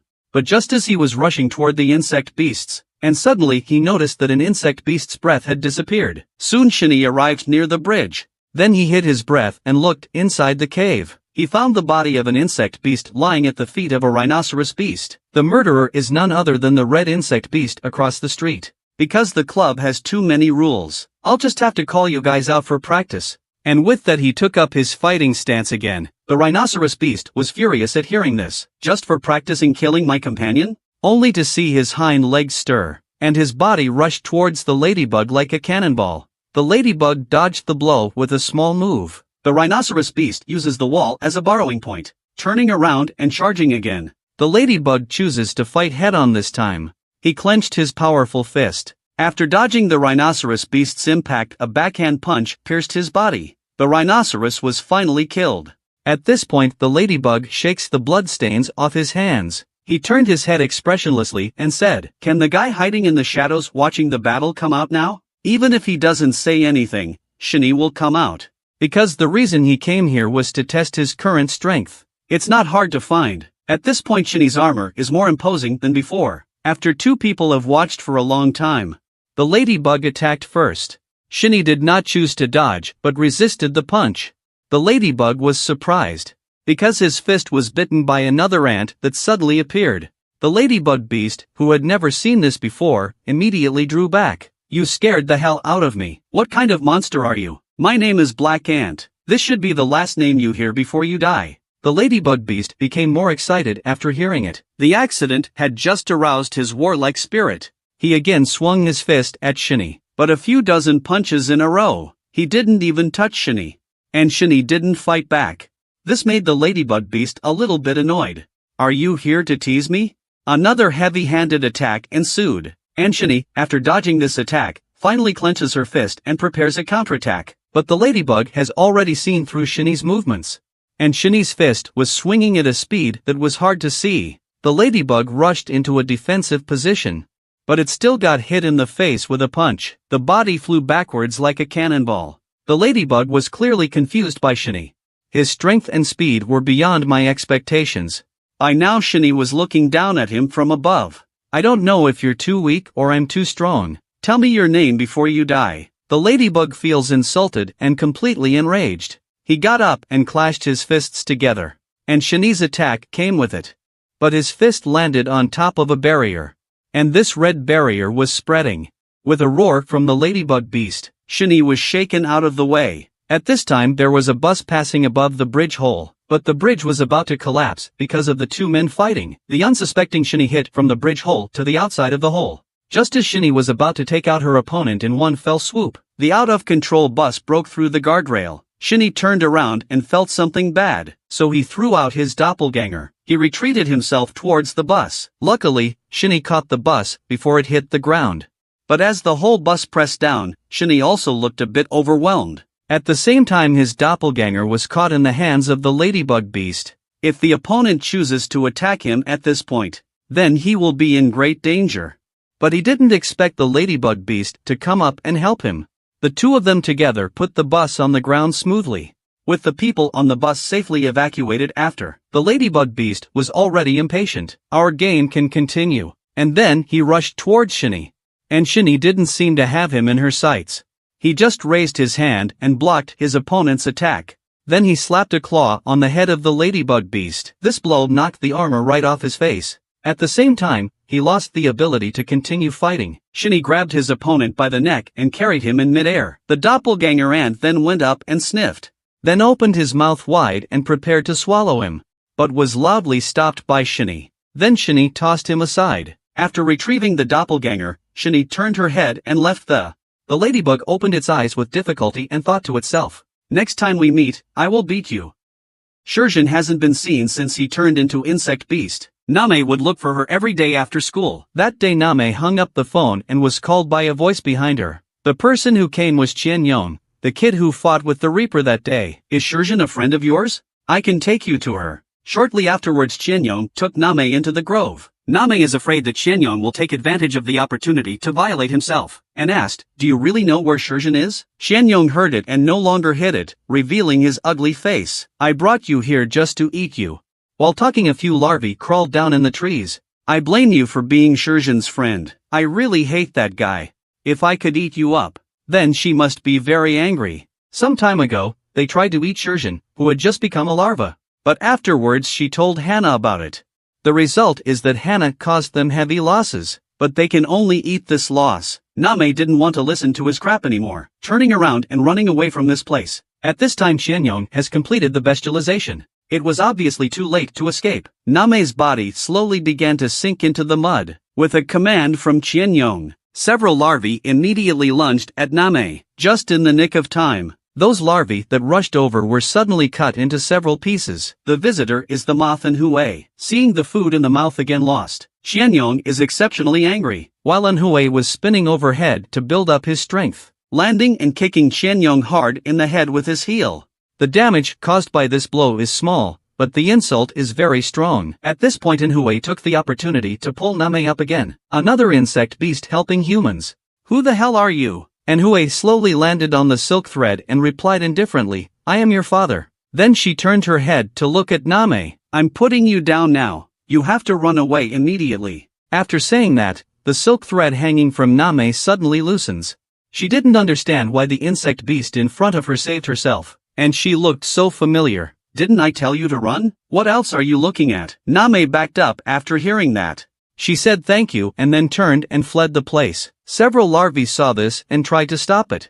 But they were all controlled by Manhua's silk threads. Manhua sliced the larvae into pieces with just a little bit of force. Manhua, who was covered in blood, seemed to have become the god of death who harvested insect beast. But this also enraged Shenyong completely. "You'll pay for what you did today," MANHUA just faintly inquired. "Are you a member of the Skyworm organization like Camille?" Shenyong couldn't help but laugh when he heard that. "Since you know I'm a member of the Skyworm organization, why don't you beg for mercy? I know it's hard for me alone to deal with the members of the Skyworm organization, but what if I eat this egg?" Shenyong was shocked to see the worm egg in MANHUA's hand. "How did you get that?" MANHUA ignored him no longer. She knew that if she wanted to defeat this guy, she had to bet her hopes on this egg. So she put the egg directly into her mouth. Shenyong saw this and felt that something was wrong. So he turns out 4 long, hard cones and shoots them at MANHUA. MANHUA's location was suddenly filled with smoke. At this time Shenyong is very proud of. How much of a boost can you get from just taking one pill? What an idiot. But the next second his long cone was cut into several pieces by MANHUA. Shenyong was shocked. Why did a pill make her improve so much? On the contrary, MANHUA has evolved into her latest form. "I'll show you what I can do now. See what MANHUA looks like now." Shenyong can't help but be a little skeptical. What a joke. Could it be that the medicine I took before was fake? Not waiting for him to react, MANHUA's sidekick is already on his head. The blow shattered his facial armor directly, and MANHUA cut off his arm before landing on the ground. At this point Shenyong's face was full of fear and he kept retreating backwards. This made him even more convinced that he had taken a fake drug. To confirm his suspicions, he had to take out the enemy in front of him. So he spat out his fanged esophagus at MANHUA. The esophagus bites right into MANHUA's neck stalk. Shenyong was very excited to see this. He thought he had one. But he didn't expect MANHUA to be unresponsive. "Are you tickling me?" It turns out that Shenyong's fangs didn't even pierce MANHUA's epidermis. Then MANHUA grabbed the esophagus, then controlled the silk wire to wind it. The thread spread rapidly along the esophagus. "Let me cut you into small pieces." Shenyong saw this and felt that something was wrong. He had to bite off his esophagus to save himself. And then Shenyong let out a resigned hiss. He didn't think he would lose so completely.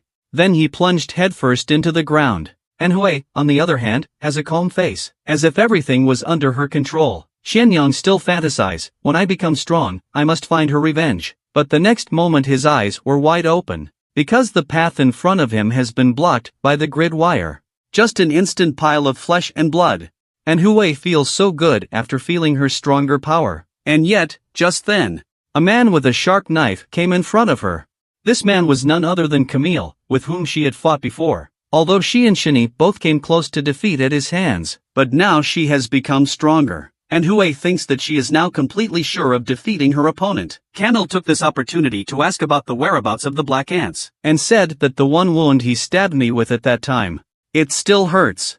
"That's good. Just die and it won't hurt anymore." After saying, MANHUA then controls the hair and shoots it towards Camille. Camille clearly didn't have MANHUA in his sights. He blocked MANHUA's attack by pulling out his sharp knife. But as soon as he made contact, the sharp knife instantly cracks. This is obviously the effect of the eggs. The knife then shattered into several pieces in front of Camille's eyes. MANHUA then leapt into the air with a single bound. Camille saw this and put his hands on the weapon behind him. The moment MANHUA's attack came, he again drew his sword to block it.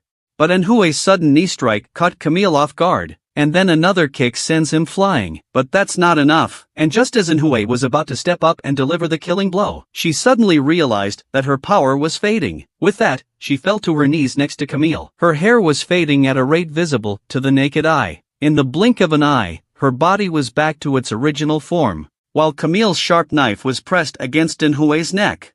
"You'd better come back with me. I suddenly thought of an interesting game." At this moment Shini was watching a video of Manhwa Pi with grandmother. Suddenly the vibration of his phone caught his attention. But when he saw the message his face was filled with murderous anger. Because it was MANHUA's armor that was on the picture, and the card of the 6th club inserted on it. Since MANHUA lost to Camille, she became a prisoner in the 6th club, forced into the Colosseum every day, reduced to a plaything to be watched by others. The cruel insect beast tortured her inhumanely. On this day Camille came to the cell. By this time MANHUA inside had been beaten to death. Camille curiously asks MANHUA what the purpose is. Also, why didn't she fight back in the Colosseum? "I didn't fight back because I didn't want to be at your mercy. If you want to talk about purpose, there is one, and that is to destroy you vermin." Camille's expression instantly turned grim when she heard that. Before he left, he told her that the next game was about to start. The crowd at the Coliseum was very excited at this point, because the host announced a special program. Only one of the 10 contestants who participated today will survive. The first person to appear is today's hero, MANHUA. She must kill the enemy in less than a minute. Otherwise, every minute that passes she will have one more enemy, until MANHUA dies or she can defeat all her opponents. By now the blue beetle on the other side has been waiting for a long time. Seeing MANHUA appear, he instantly pounced on her, and MANHUA didn't seem to take him seriously. Meanwhile, not far from the stands, the ladybug beast that was defeated by Shiny is also here. He's right in front of Camille. Camille wants him on the field to take out MANHUA, but the ladybug beast was very dismissive of Camille's arrangement, and to put me in a game that doesn't make sense. Are you insulting me? But if the target was you or Kong Dajuan, then I'd be happy to help. The words just came out. The ladybug then threw a punch at Camille. It's clear from here that the relationship between the two is very strained. Camille managed to get irritated by him when the battle is about to break out, but was interrupted by the sudden ringing of a cell phone. The caller was a member of the club staff. There was a guy who destroyed the elevator to the Coliseum. Camille hung up the phone in silence when she got the news. Then turning his head to remind the ladybug beast, the opponent you were expecting has appeared. The other side, MANHUA in the Coliseum has taken out 4 opponents. But at this point she was at the end of her rope. But the club didn't give her time to breathe. A 5th opponent has appeared behind her. With a roar from him, the exhausted MANHUA was kicked into mid-air by his opponent. This blow alone caused MANHUA to spit out blood. As she landed, she was kicked hard in the waist. After being sent flying for tens of meters, MANHUA apparently couldn't get up. A few more insect beasts came out at this time. They surrounded MANHUA in the middle. The host has pronounced MANHUA's death sentence, but all of them were attracted by the sudden noise at the entrance. At that moment the head of an insect beast slowly appeared in the darkness. Then it was thrown to the ground. The visitor stepped on it mercilessly. This man was none other than Shiny, who was full of murderous aura, and his doppelganger was carrying the body of an insect beast in his mouth. Camille in the audience also notices what's going on here. Several insect beasts on the field were also attracted by Shiny. The host immediately became furious at the sight of this. He raised his huge fist and smashed it against Shiny. And Shiny looked at his opponent as if he were looking at a dead man. At that moment his doppelgangers all converged on his right hand. The light from the mouth of the doppelganger spreads. Shiny saw the right moment to pull the trigger on the host. This blow directly blasted half of the opponent's body into slag. This is Shiny's latest plasma form. He said in a domineering voice, "Dare to bully my friend. You're all going to die today." He raised the ion cannon in his hand again, and shot the converging energy into the center of the insect beast. In a flash, another insect beast dies at his hands. The powerful energy almost affected MANHUA on the side. "Are you trying to take advantage of this opportunity to kill me too?" The words just fell. MANHUA was held under the neck by a sharp blade. Behind her, Camille kept flirting with Shiny. "Fire at me if you have the guts." Shiny never expected the other side to be so mean. A time to raise the arms do not know what to do. Camille recognized that the other side was afraid to fire. So he ordered his men to take out Shiny. "Look at the many enemies." Shiny covered her head with armor. And then a blast takes out another enemy. Shiny then recharged again. The barrel of the gun was aimed at the largest insect beast. Then without hesitation, he pulled the trigger. But just at this critical moment, the giant insect beast grabbed a small insect beast, and then threw it at the flying shells. After successfully blocking Shiny's attack, the giant insect beast raises its powerful fist. Without waiting for Shiny's reaction, the entire body of the giant insect beast then lunged at him, and pinned Shiny down. Camille saw this and thought she had it in the bag, so he ordered the giant insect beast to bring Shiny here. But after a long time he didn't respond. When he felt something was wrong it was too late. The face of the giant insect beast began to melt, and then an explosion blew it to smithereens, and Shiny came out of it unharmed. He is Camille, who is known as the strongest fighter in the Skyworm organization, and now he's so scared that he's taking a woman hostage, because Shiny's latest form makes him feel threatened. In just a few rounds, he finished off all the insect beast fighters in the arena. Seeing how powerful Shiny is, Camille inquired curiously, "Did you also eat the larvae?" At this point Shiny is still full of killing intent. "Please let go of my friend." With that, he slowly approached Camille. Seeing this, Camille brought the knife even closer to MANHUA, and the people in the audience saw the player they had bet on being taken out, all shouting money back at Camille. This made Camille, who was already very angry, explode instantly. He slowly turned his head, and he looked at the crowd with a murderous look on his face. Then he shouted in anger, "If you don't wanna die, shut the fuck up." Shani was afraid that MANHUA would get hurt and didn't dare to take any action. At this moment a voice suddenly called out to Shani, "Your opponent is me. It's the red ladybug beast." Shani inquired curiously, "Are you here to seek revenge on me?" The ladybug beast did not answer. Instead, it rushed directly towards Shani's direction. Shani was also ready to fight, but the ladybug beast bypassed Shani and rushed behind him, and then a straight right to Camille's face. And that punch saved MANHUA from being in danger. Camille was sent flying for tens of meters before she was able to stabilize herself. By this time, Camille was completely enraged. Shani and MANHUA were also at a loss. Ladybug said he just didn't like what Camille was doing. "I want to have a man-to-man fight with you. Here first to me. You take your girlfriend and go first. I'm just here to get my spare rations back, but thank you in advance." And with that Shani put the spare rations on her shoulders. Without waiting for MANHUA's reaction, Shani then darted towards the exit. Camille was very confused about the ladybug beast. "Aren't you afraid that Kong Dajuan will eat you?" Ladybug beast didn't answer, just slowly walked towards Camille. The battle between the two was on the verge. At this point MANHUA was a little curious. "How did you get down without the elevator key?" But when she saw the hole she understood instantly. Just as Shani stepped out, ready to leave the place, the sudden fall of debris overhead made him feel uneasy. Just now, Glasses, who had become Insect Beast, was sent to Kong Dajuan as food. The insect girl on the sidelines couldn't help but drool at the sight of it. Dajuan didn't want to share it with anyone else. Handed the insect girl a warning look. "Just eat the flesh worm. Then I should be as strong as those guys up there." And with that he grabbed the insect beast and prepared to enjoy it. But at that moment, there was a sudden vibration in the room. At the same time a panicked henchman came running in. "Master June, it's not good. Our Colosseum has been invaded, and the gang is about to escape." Kong Dajuan heard the words and came to his men. "Do I have to do something like this myself?" What else did he want to explain? But the next second Kong Dajuan pressed through the head. "I don't need useless people here. Looks like pre-dinner exercise is necessary." Shani's side just took the first step. An aura of death came over her in an instant. It was Kong Dajuan who was flying down with his fists. This punch sent Shani straight to the ground. And that's just Kong Dajuan's punch without his transformation. It shattered Shani's armor, spitting blood in mouth. Dajuan, who was interrupted to eat, looked very angry. He then lifted the dying Shani into mid-air. By this time, MANHUA was already trembling with fear. She had never encountered such a powerful sense of oppression before. Even Shani has no power to fight in front of him. "Don't worry, I won't kill you right away. I hope you'll let me have some fun." Having said that, he punched Shani with a heavy punch in the stomach. Before MANHUA could react from the shock, Kong Dajuan crossed her path in an instant. When MANHUA turned around, Kong Dajuan's heavy foot had landed on Shani's body. Then came the inhumane torture of Shani. The stubborn Shani roared with difficulty. "Are you giving me a massage?" But the force isn't enough. But his stubbornness is just asking for trouble. Kong Dajuan grabbed Shani's head. "Since you can't make me happy, then go to hell." But just then, Shani's doppelganger suddenly appeared behind him. The doppelganger wrapped around one of Kong Dajuan's arms, and he picked up his head and he was ready to eat him. Kong Dajuan had to throw Shani aside, throwing punches at the doppelganger.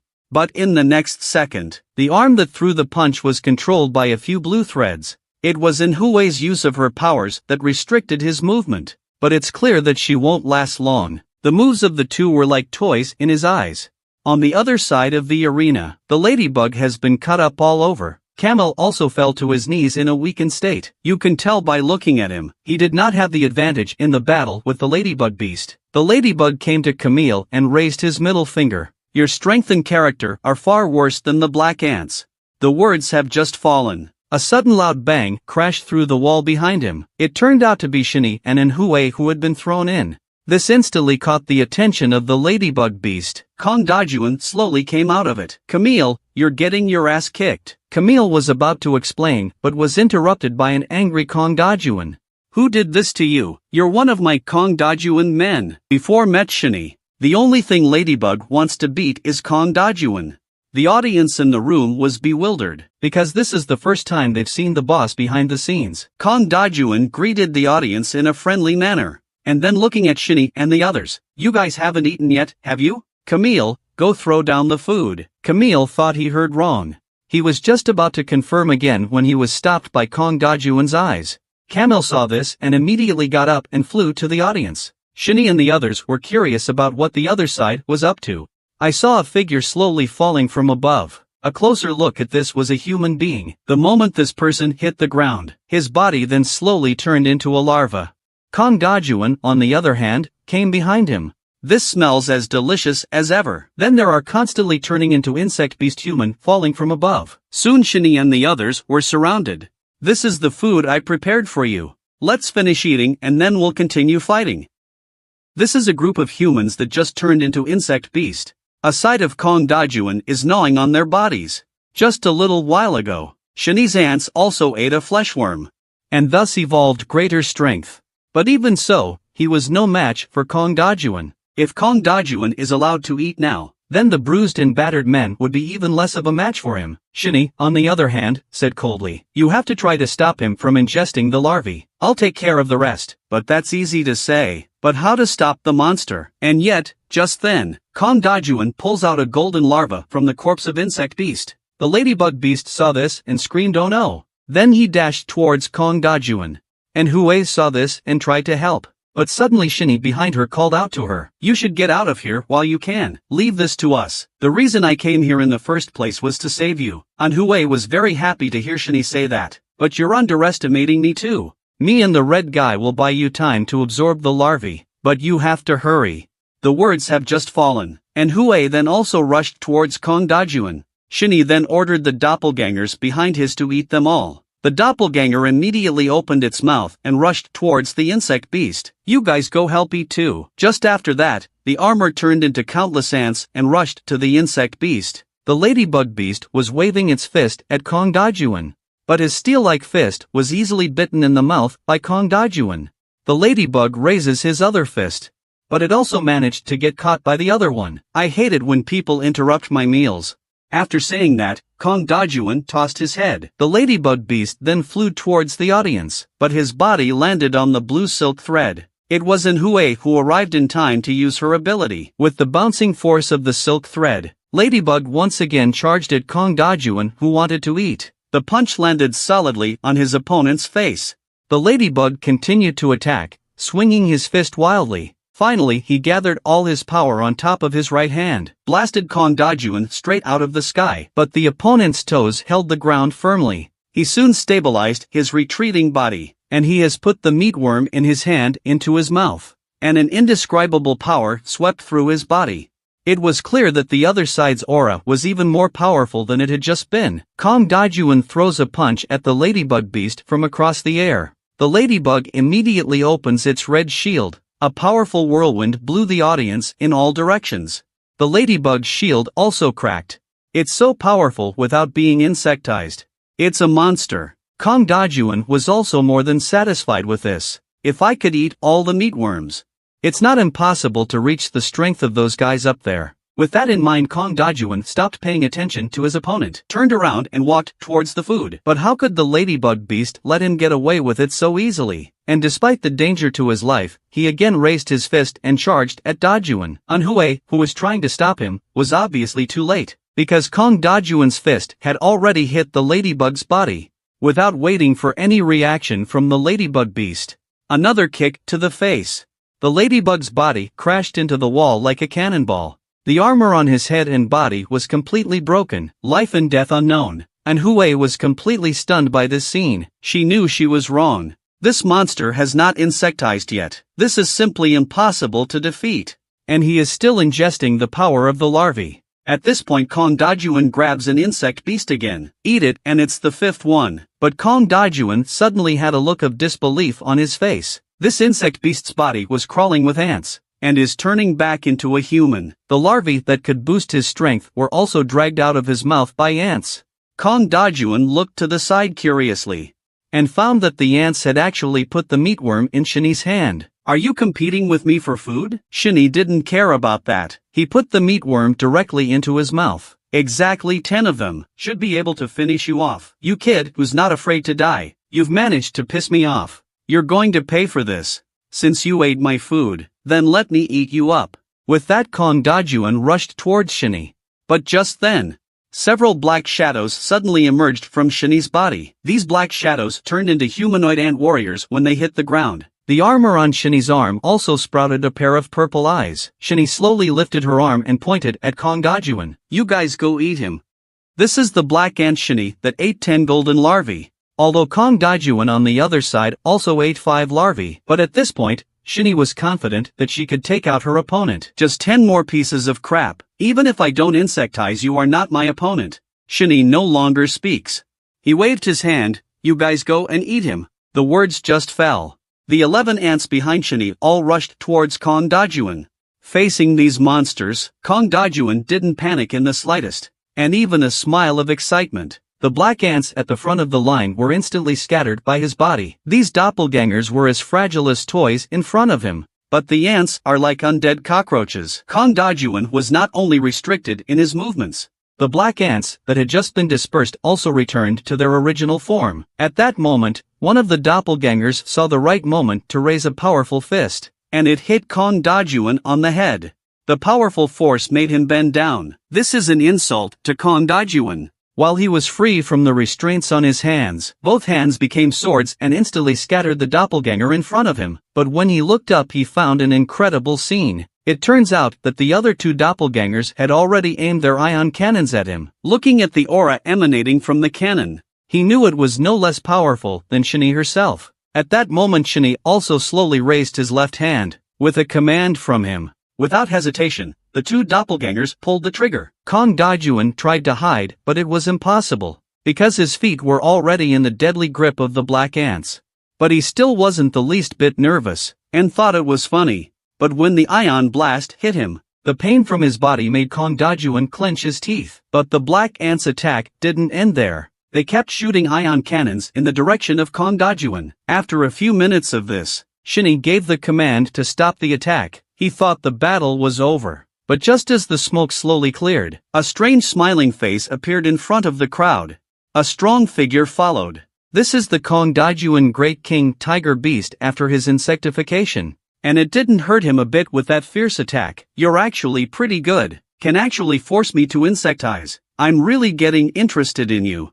I'm a bit reluctant to kill you. Shinny doesn't want to listen to his bullshit anymore. A direct wave of his hand. The 2 doppelgangers again aimed their ion cannons at Kong Dajuan. But this time, they didn't wait to pull the trigger, then punched into slag by Kong Dajuan. The mere wind of the punch blasted a large crater into the wall behind Shinny. At this point, Shinny was completely exposed to her opponent. It was obviously too late for him to gather his doppelgangers. Kong Dajuan won't give Shinny another chance. He charged straight at him. Shinny hurriedly put her armor-laden arm in front of her chest, avoiding the risk of being smashed into a pulp. But even so, he was still pinned against the wall by Kong Dajuan. The strong squeeze left Shinny breathless.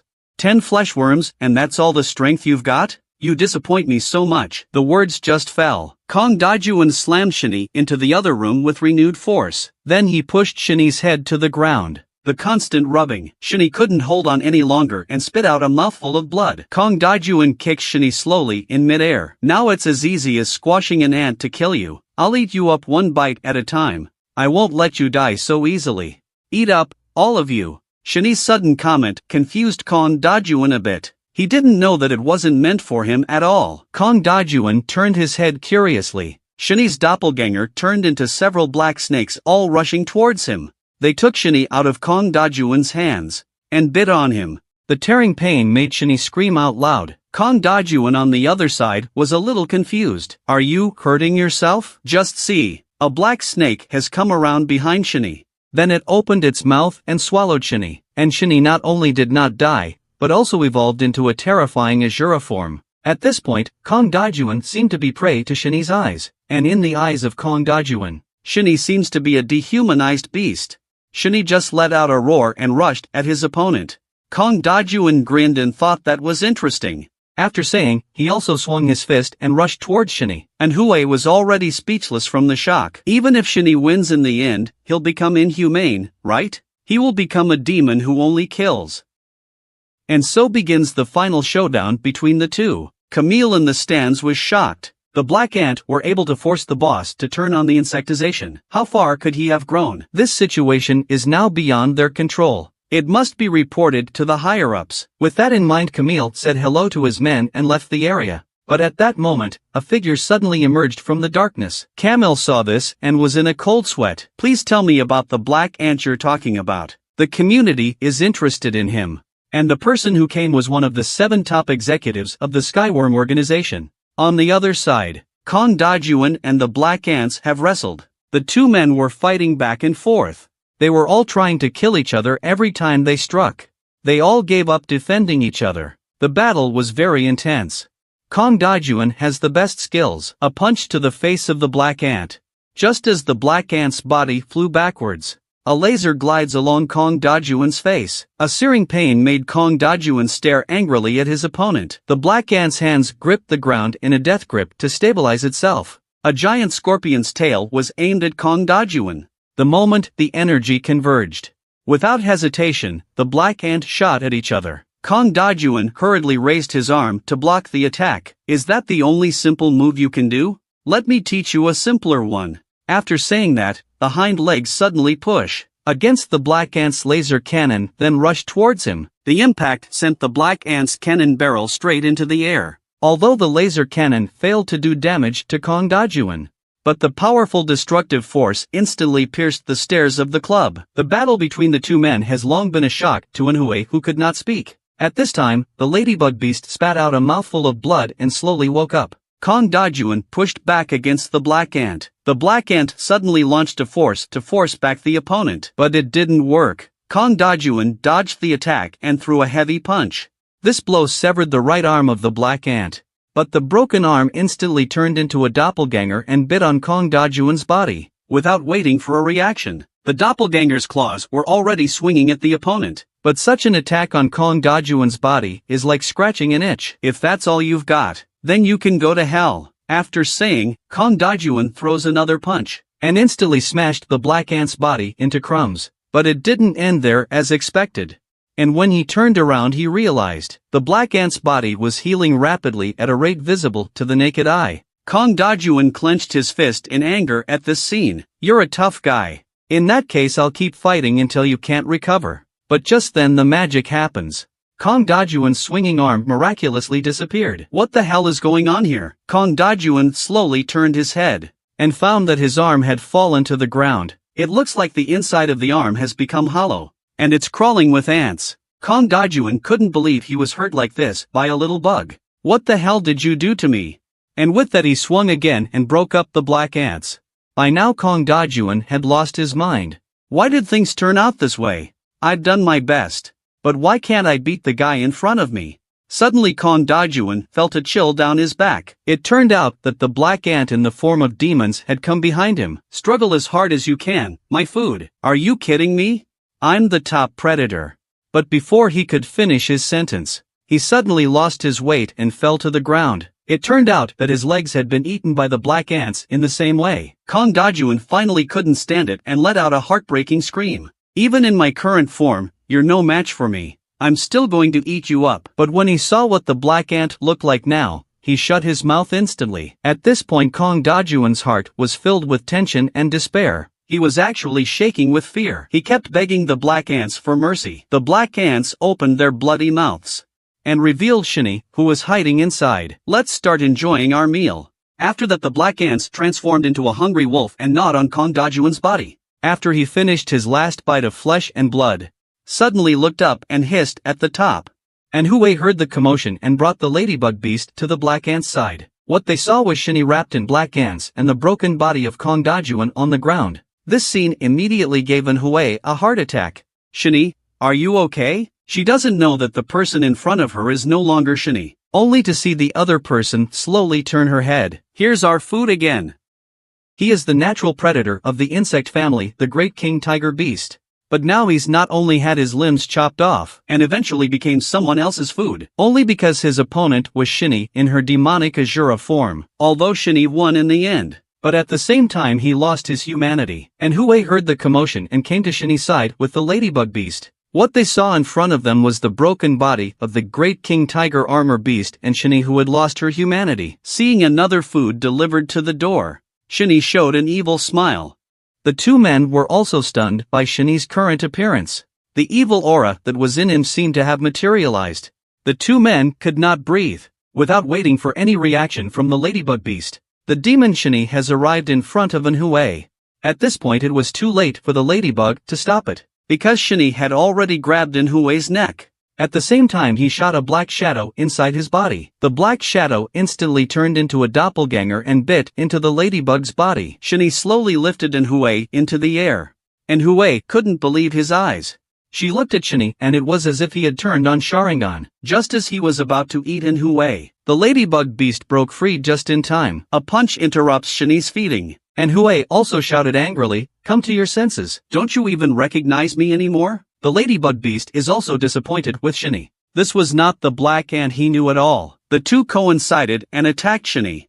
Shinny's face was full of disdain in the face of the two men's actions. "Let's start enjoying our food," with a command from Shinny. And Hue's legs and the ladybug's arms were instantly crawling with ants. These ants kept feeding on the chakra of both of them. If Shinny is not stopped in time, then they will end up like Kong Dajuan and be eaten as food by Shinny. Facing former friends, Shinny not only did not have the slightest compassion, and even showed a perverted smile. But this was not Shinny's intention. The real Shinny kneels like a sinner in his spiritual world. He was surrounded by black ants and numerous doppelgangers. At this point Shinny has lost the desire to fight back. After years of being tormented by ants, he had had enough. "If you really like my body, then take it." After getting Shinny's permission, all the doppelgangers came towards him, ready to divide him up. But just then, a strange sound attracted their attention. Shinny slowly lifted her head, found a red claw trampling a giant black ant underfoot. Take a closer look. This is the same red ant that saved him last time when he was out of control. "Thank you for coming out to save me again, but I've reached my limit. Let's just give up." The red ants heard this and started to glow with a bright red light. The next second, Shinny's eyes widened, because those red lights converged into a human form in the blink of an eye. Shinny looked at this person as if she had an inexplicable sense of affinity. At that moment, the energy from the red ants instantly repelled the black ants that had come forward. The doppelganger sensed that the situation was not good and rushed towards the red ant. The red ant just lifted her hand. The doppelganger that came up was instantly turned into ashes. The powerful energy even reached Shinny on the side. Before leaving, the red ant said something to Shinny in a deep and meaningful way. "My child, you must live well. Who are you? Please don't leave me alone." And Shinny could only watch as the red ants slowly disappeared. At this moment, Shinny in real time was holding her head and hissing in pain. And Hue and the ants on the ladybug beast also slowly faded away. The crisis is over. But when Hue looked up at Shinny, and found that he seemed to be going through something extraordinarily tragic, and Hue held him in her arms in distress, Shinny's emotions slowly stabilized. A tear suddenly fell on Hue's shoulder, and Hue looked up and realized that Shinny was already in tears, because the red ant he just saw was his mother, whom he hadn't seen in a long time. And Hue, who didn't know anything about it, was confused. The guy who was just going crazy is now crying. "Shinny, what's wrong with you? It's all over. I'll take you away now. You guys really have an unusual relationship. You guys are dating, right?" And Hue listened and threw Shinny right back at him. "If you like him, it's yours." At this point the club's building collapsed. Just as several people were about to leave the area, a strange figure appeared silently behind them.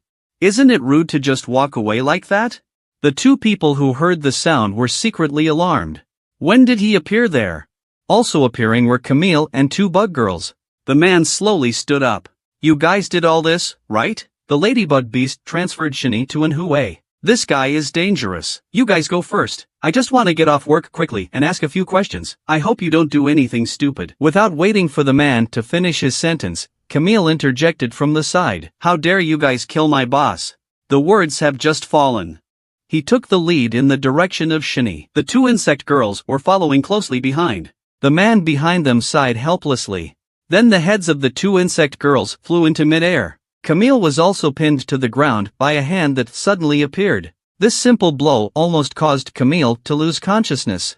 It was this mysterious man who struck. I hate it when people interrupt me. And Hui and Ladybug Beast instantly realized, this man is definitely a more dangerous being than Kong Dajuan. Now I won't be bothered to talk anymore, will I? I am one of the 6 senior members of the Skyworm organization, the Poison Moth. Next you just have to answer my questions. First of all, our leader Brad is very appreciative of you. Do you 3 want to join the Skyworm organization? 3 people didn't think he could ask such a reckless question. Where's the Brad guy you're talking about? I can't wait to kill him now. Please don't call our leader by his first name. I'm afraid I won't be able to resist the urge to kill you. You said you were part of the leadership. And how many of you are there in total? There are 6 cadres with the same strength as me. Kong Dajuan has been working hard to become one of us. Unfortunately, you killed him, but the organization had a problem with him for a long time. Even if you don't do it, I will kill him this time. We can't even look at a guy like him who relies on bugs to improve his strength. The Skyworm organization is now engaged in a fierce battle with humans. Our purpose is to replace humans at the top of the food chain. And Hui and the Ladybug Beast were shocked to hear that. I could kill you all in an instant right now. But the chief has asked me to spare your lives. So are you guys going to be in the Skyworm organization or not? All you have to do is answer yes or no. Both of them found the guy's tone of voice obnoxious. They made a friendly gesture towards each other in unison. The meaning of the gesture could not be clearer, but it also managed to piss off the man in front of him. At this point, the Ladybug Beast suddenly came forward. I don't know what you have against each other. I just need to be able to fight against the strongest. Wouldn't it be a lot less fun if I joined the Skyworm organization? And Hui, not to mention. It was Brad who broke up her family.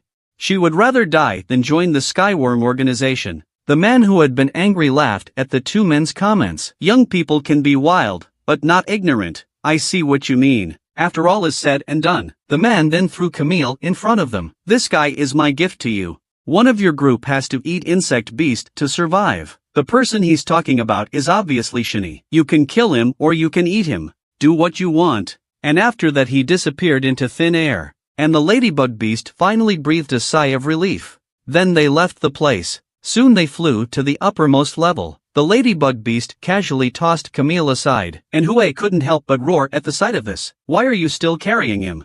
Don't you feel sorry for this guy? Besides, it's about to collapse down there. I'm still missing a sandbag. As they speak, a group of humans are coming towards them. It was too late for the Ladybug to realize that something was wrong. The Reaper squad came in front of them in the blink of an eye. The Ladybug Beast saw this and hurriedly blocked the 2 behind them. The squad informed the situation to Bog, who was still downstairs. They then rushed up to a few people. And Hui held Shiny with one hand while making silk thread with the other. Shiny's human appearance must not be discovered by them. So they stopped tangling with humans after covering their faces.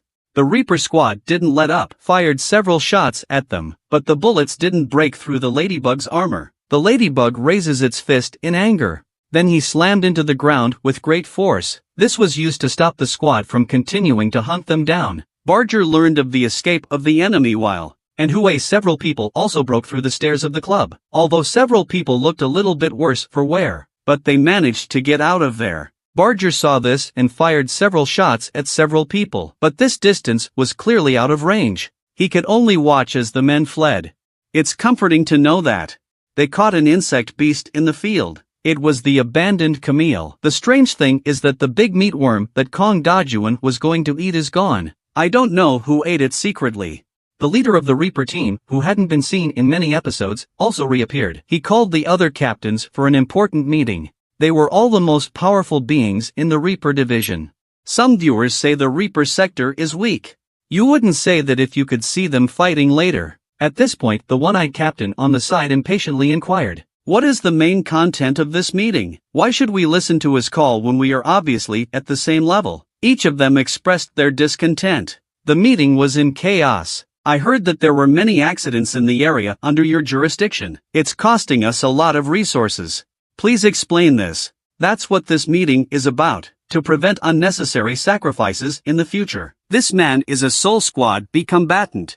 but his words drew the scorn of another man. The relationship between the two men was clearly a little uncomfortable. I heard that one of your men also got the insect gene, and now he's a special agent who has risen through the ranks. And you're indifferent to it, oblivious to it. I also received the insect gene. What's wrong with that? You're just jealous that others have become more powerful than you. Actually, the captain of the B section just hates insects. It's just that it's hard to accept for a while. We are clearly the bug-catching department here. Why are there bugs buzzing around? Should I kill him to make this place quieter? The sunglasses man is also very defiantly said, "You try it." Their conversation woke up a captain who was sleeping. "Please be quiet. I'll announce the meeting. We're gathered primarily to deal with a full-scale bug attack. We need a lot of combatants." Did you say total war? Would the bugs dare to attack our headquarters? You're right.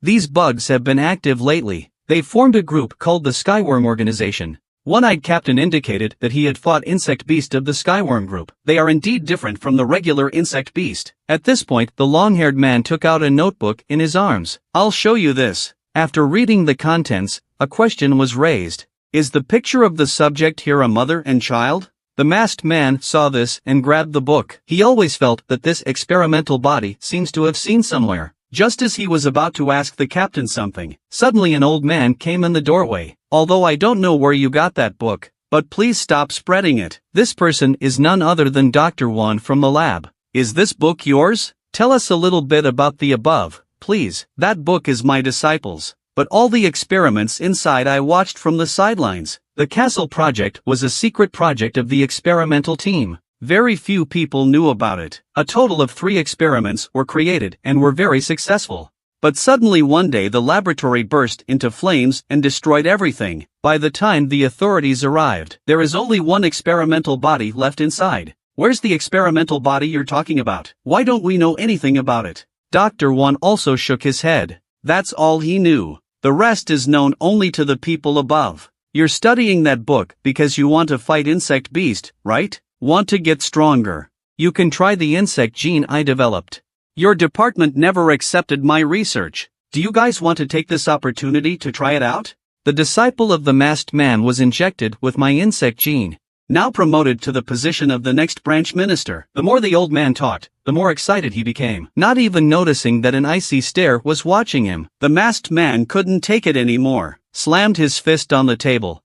The marble tabletop was instantly smashed by him. Dr. Wan also finally closed his mouth. "If you ever dare to make such a request of our group again, next time I'll smash your head in." Yet again, this draws ridicule from the sunglasses man. "It's because of your supreme human dignity. That's why your team died so many people. Don't be discouraged, old man. Our group is very interested in your research. Don't forget our team next time you have a strengthen experiment." The meeting ended with a lot of noise. "Come on, let's go back too." They don't know. The inside of Group B has been attacked. I don't know if you remember these 2 brothers.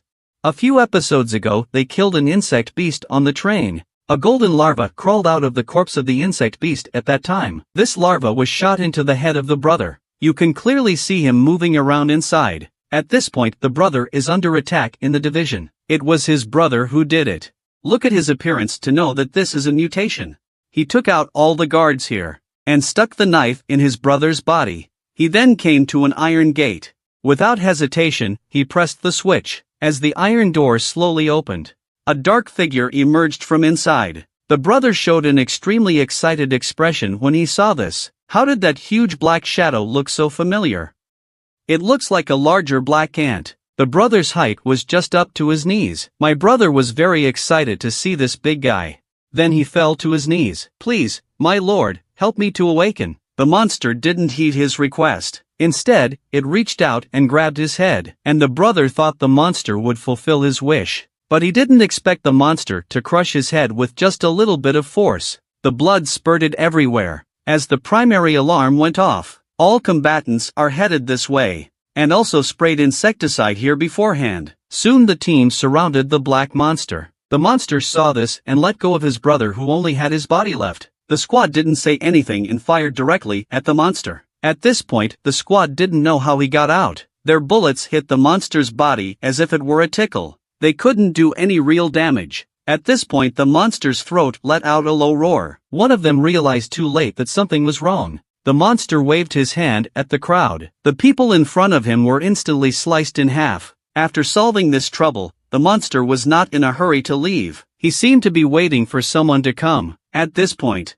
several people who had finished the meeting were speeding back to the base. It turned out that the seriously injured brother had informed the captain of what had happened here.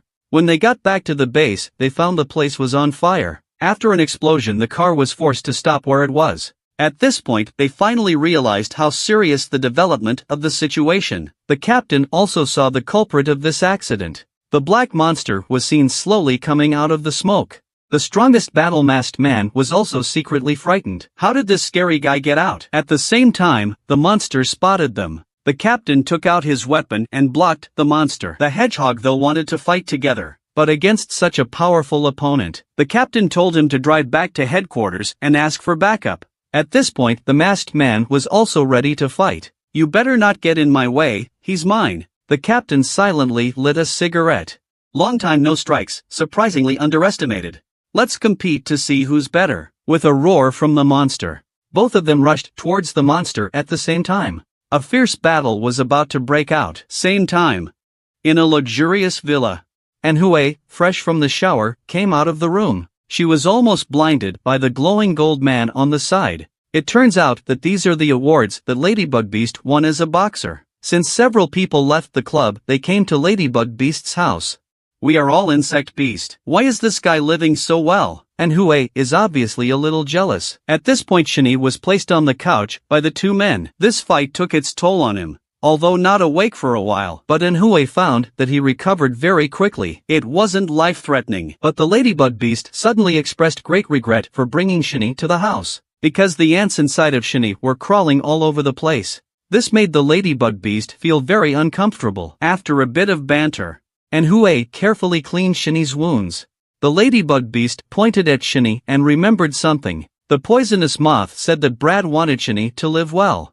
Why doesn't he kill us all for our trouble? MANHUA looked at Shini with a lot of heartache. She only remembered that Shini acted very angry when she heard Brad's name. He wanted to kill that mystery guy more than anyone. Is it true that Shini and the leader of the Skyworm organization have some special relationship?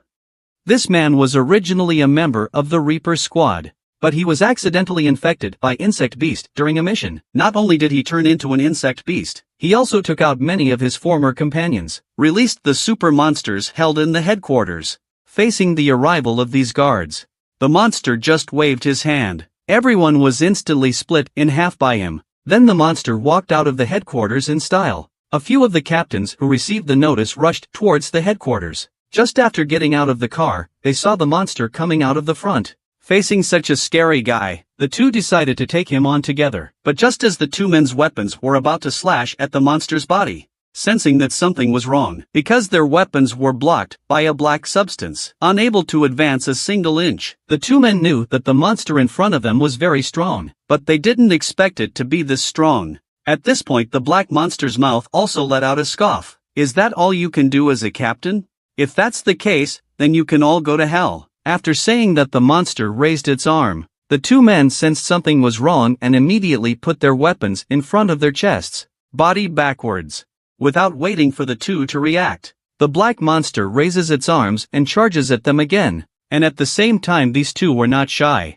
But in the process of attacking, they were surprised to find the black matter was a swarm of ants. And if we were defeated by ants, then we wouldn't have to hang around the department. After that, the masked man then throws his weapon at his opponent. At the same time, the captain unleashed a powerful electronic, wrapping up the broken blade thrown by the masked man. The two men's perfect coordination still failed to break through the black monster's defense.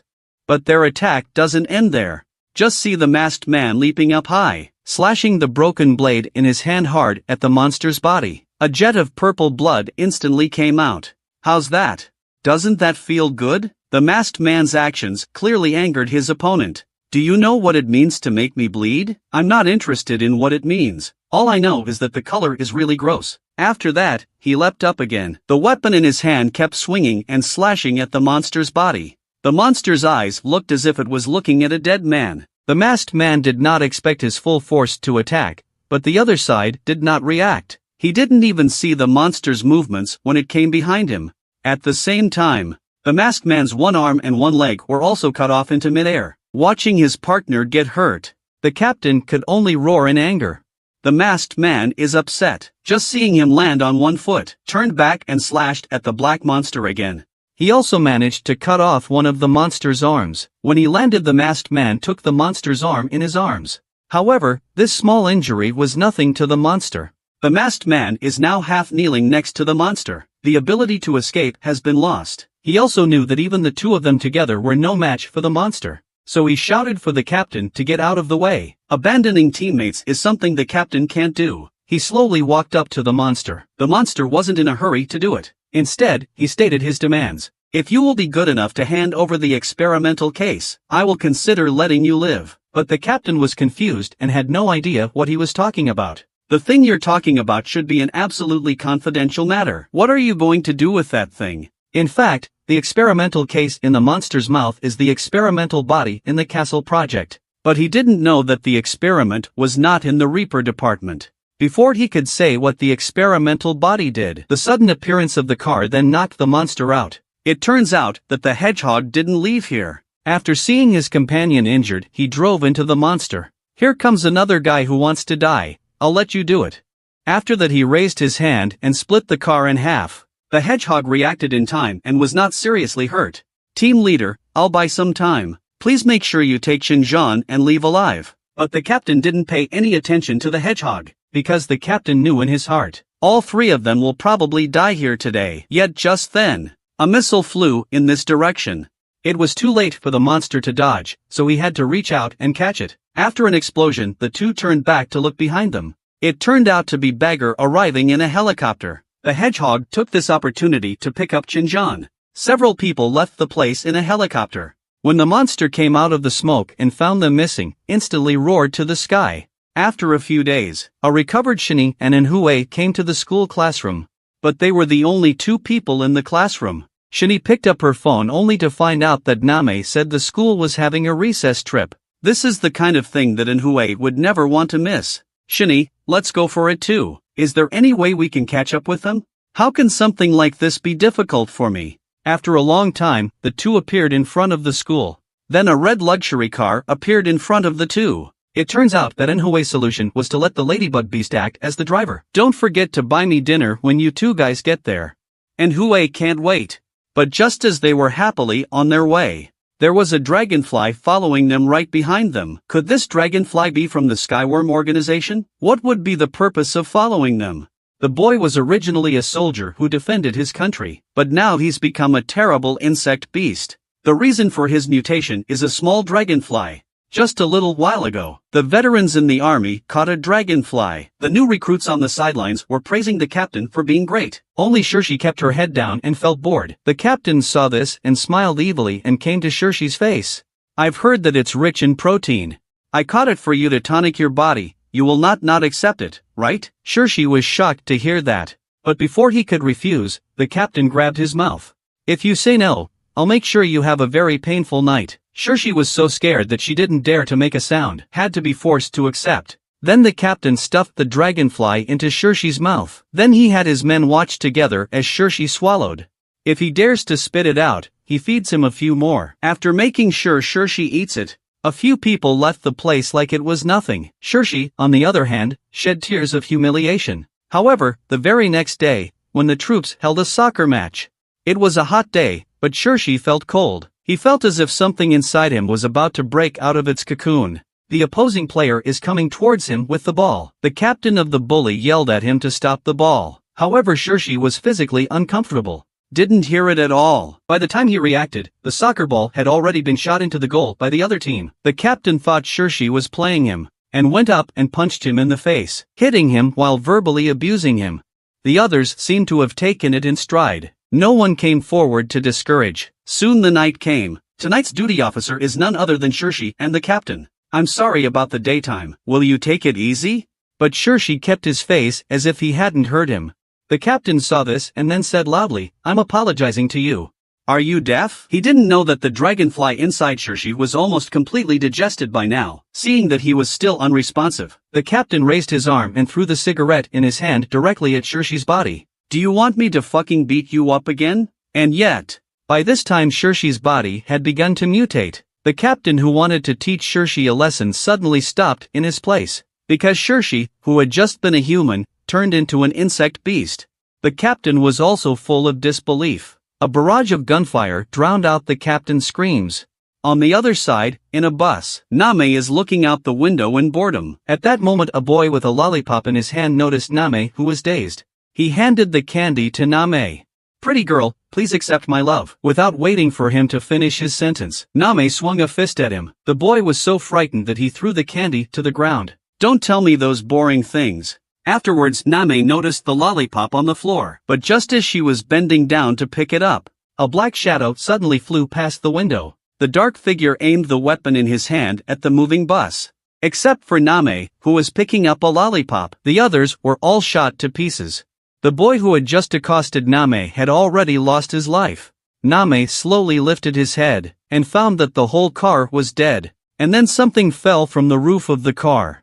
So it was the mutated soldier stood on top. What happens next?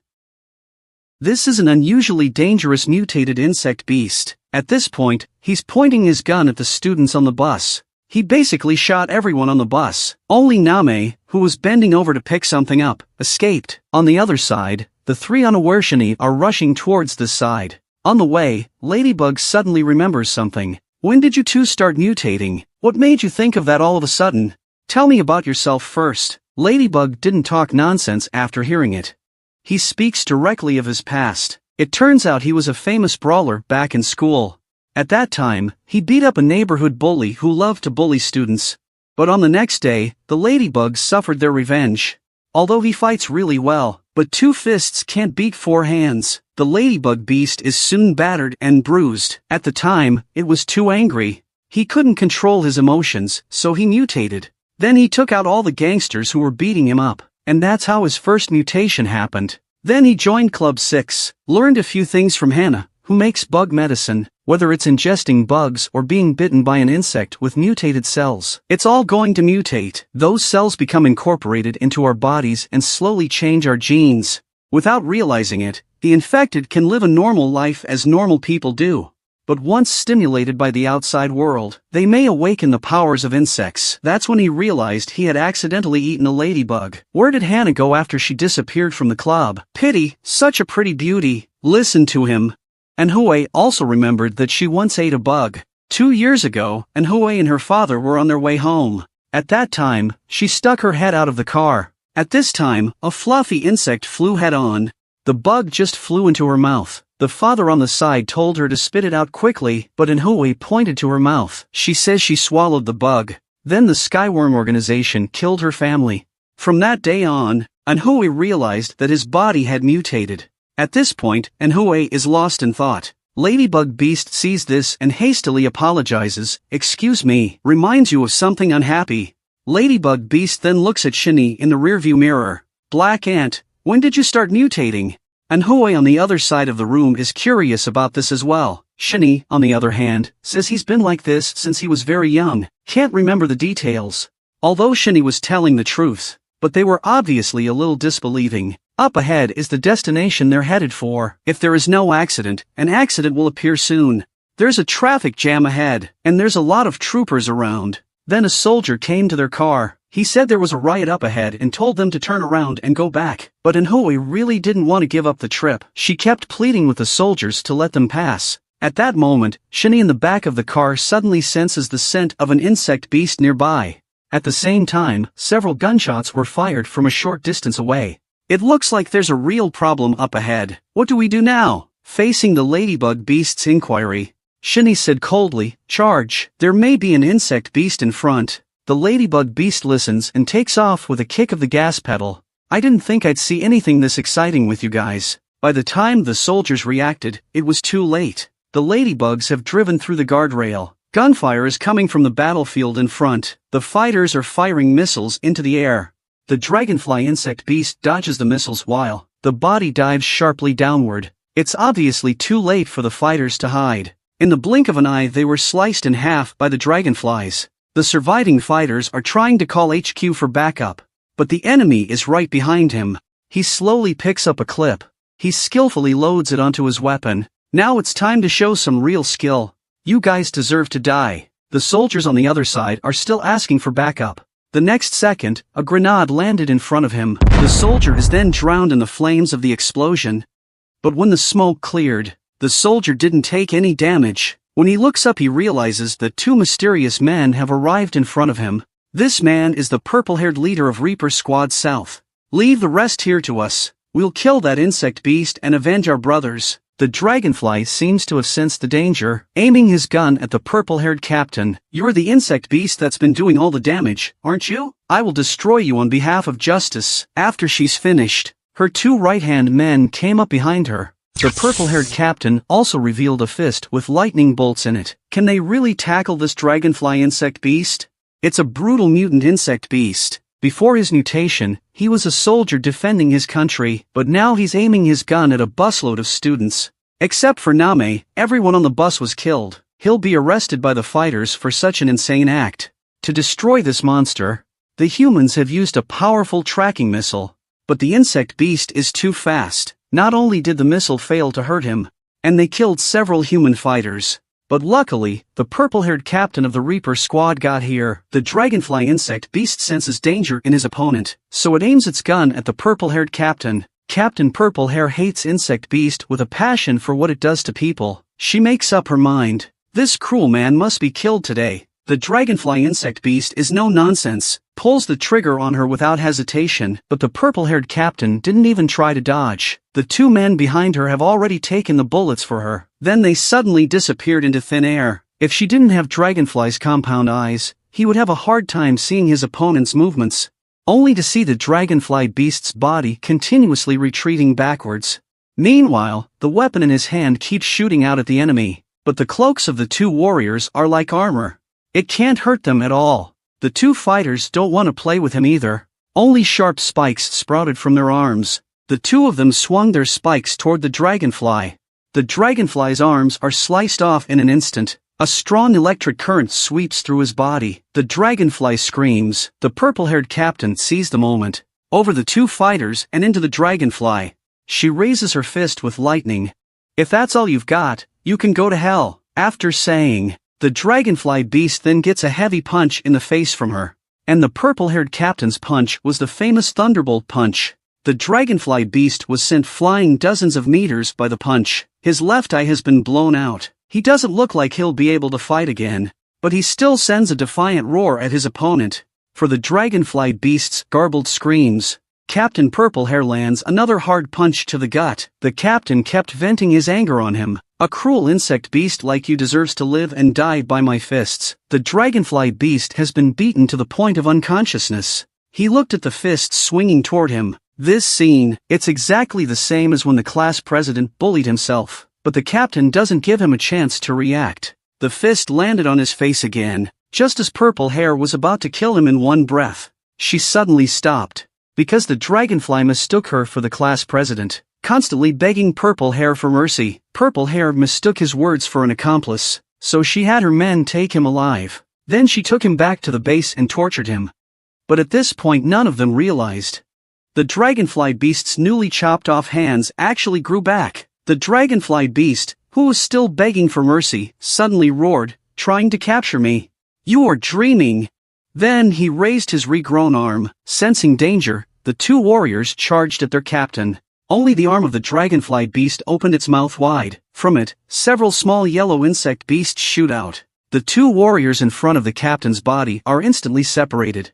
They sacrifice their lives to save the captain. The dragonfly is still taunting the Purple-Hair. Aren't you going to get me? How did you die so accidentally? The purple-haired man who had lost his men instantly became enraged. Damn you, you son of a bitch. Dragonfly beast knows he's probably no match for her on the ground, so he flew into mid-air. He then raised his arm again and aimed it at the purple-haired captain. In the next second, countless small insects flew towards Purple-Hair. You think you can hurt me with such a boring trick? Purple-Hair swung his fist with lightning into the air. The flying bugs were instantly electrocuted. The dragonfly beasts saw that their best moves couldn't hurt their opponent. He also stopped pestering, turned around and flew away from here. However, how could the Purple-Hair let him go so easily? She used the 1,000-year kill gesture to gather a surge of energy. The powerful energy shot towards the dragonflies as they flew away. The energy wave hits the dragonflies back with precision. The dragonfly's body falls uncontrollably from the attack. But halfway down, he's suddenly accelerating toward the front. Violet Hair saw this and became furious once again. How dare you fucking trick me? And then, she chased after the dragonfly beast in the direction it had fled in. She vows to take down this insect beast. Another look at the attacked bus. The staff guarding this side of the bus didn't notice a black shadow flying overhead. So it's MANHUA sneaking in. She came inside the bus to check things out, and found it empty. And there's undried blood everywhere. The ladybug beast is posing as a student's brother. Find out from the staff here. They found out that there was no one inside the bus compartment. On the other side, Shinny is heading to the insect beast he sensed earlier. Halfway there, he gets a phone call. MANHUA reports to him what's going on here. With what she knows about insect beast, the people in the car were probably hidden as food. Shinny doesn't know if Name was killed. To find that insect beast as quickly as possible, he undid the band-aid on his neck and released the ants inside. Soon the ants covered his entire body. The insect beast killer, the black ant, has reappeared. I wish he'd rescued the lovely Name earlier. He removes the band-aid from his neck. Countless black ants are coming out of his neck. Soon these ants covered his entire body. Shinny transforms into an ant warrior once again, because he's in a hurry to save an important companion. Just a little while ago, the bus Name was traveling on was attacked. The killer was a newly mutated dragonfly insect beast. Name looks up in horror, and realized that the creature had stepped into the car. She's so scared, she hides behind the seat, afraid to make a sound. All the dragonfly saw was a car full of corpses. It doesn't seem to have noticed Name's presence. After a long time, Name didn't notice anything unusual, so she boldly looked out, and realized that the dragonfly beast had left the area. She knows it's still dangerous out there, but just as she was about to call the police, a drop of slime lands on her cell phone from above. Name slowly raises her head. She realizes that the creature is actually right above her head. At that moment, he stared at Name with a lustful look in his eyes. "Little beauty, are you looking for me?" After saying, he opened his bloody mouth at Name. When Name woke up again, she found herself in a pile of dead people. Here are the bodies of the men from the bus. The bodies of Dragonfly's former comrades were also stored here. By now Name is shaking with fear. What the hell is going on here? Meanwhile, a strange sound is coming from outside. Name looks up curiously at the outside of the warehouse. She feels something approaching the area at speed. Sure enough, it didn't take long for a green claw to land in front of Name's eyes. It was the dragonfly beast that had just fought the purple-haired captain. Name realizes this and hastens to lie down and play dead. She didn't dare make a sound. The dragonfly is exhausted after the battle. He needs to get some energy now. He walks over to a pile of bodies, crouching down and holding the food in front of him. At this point, Name doesn't realize what the dragonfly behind her is up to. However, the next second, the dragonfly bites the head off of a corpse. There's a constant chewing sound coming from its mouth. The cruel insect beast has become obsessed with this tantalizing flavor. It took Name hearing the sound to react. So this monster is eating people. The restored dragonfly's body has evolved again. He eats a dozen or so corpses before patting his stomach and belching. After eating and drinking, the dragonfly is ready to leave. Name knows she must find a way out of here. Otherwise, she'll be eaten sooner or later. And then, I don't know who called her. The cell phone made a vibrating sound. At this point, Name doesn't realize that the small vibration has attracted the attention of the dragonfly. She took out her phone and saw that it was Shinny calling. Shinny is relieved to know that Name is safe for now, and promises to get her out. However, at this point the dragonfly beast has slowly made its way to Name. Name, who just hung up, seems to sense the danger as well. When she turns around, she realizes that the dragonfly is looking at her in a cannibalistic way. "You're a bad girl, aren't you?" After saying that, he lifted Name into the air. However, he looked at Name crying and begging for mercy from himself. Not only is there no mercy, he's showing a lot of anger. Because of the look on Name's face, he remembered how he looked when he was bullied again. At the time, the captain was choking him like this. The dragonfly, overcome with rage, mistook Name for the captain. "I'll eat you one by one." Name screams in terror. The dragonfly pulls Name in front of it a little bit. "Shinny, where are you? Didn't we agree you'd save me?" But all she's waiting for is the dragonfly's bloody mouth. But just as he was about to swallow Name, suddenly he was hit in the face by a black fist. It was the black ant Shani. He yanked off one of the dragonfly's hands. He holds Name to his chest. The dragonfly beast's body flies backwards uncontrollably from the blow. Name slowly turns her head. Saw the black ant's likeness. Could this man be Shani? This horny dragonfly beast caught a girl and wanted to do something bad to her. But just as he was about to lay his mouth on the girl, he was suddenly hit in the face by a black fist. It turned out that Shani, the black ant, had arrived in time to save Name from death. Name turns around and is surprised to find this black insect beast is the same one that saved her life at the school. Is he Shani? At this point, the dragonfly is furious at the sudden interruption of its pleasure. Shani's broken arm not only grows back, but also grows stronger than ever. Shani sees this and pulls out the ant captain that controls the doppelganger as well. He casually tosses the captain aside. The black ant doppelganger instantly reveals itself. The dragonfly sees this and raises its arm to aim at Shani. Shani orders the doppelganger to protect Name. He himself rushes towards his opponent. The dragonfly beast also pulled the trigger without hesitation. Faced with these flying bugs, Shani doesn't take them seriously. On the run, Shani can smash them with ease. However, the doppelganger behind him was also attacked.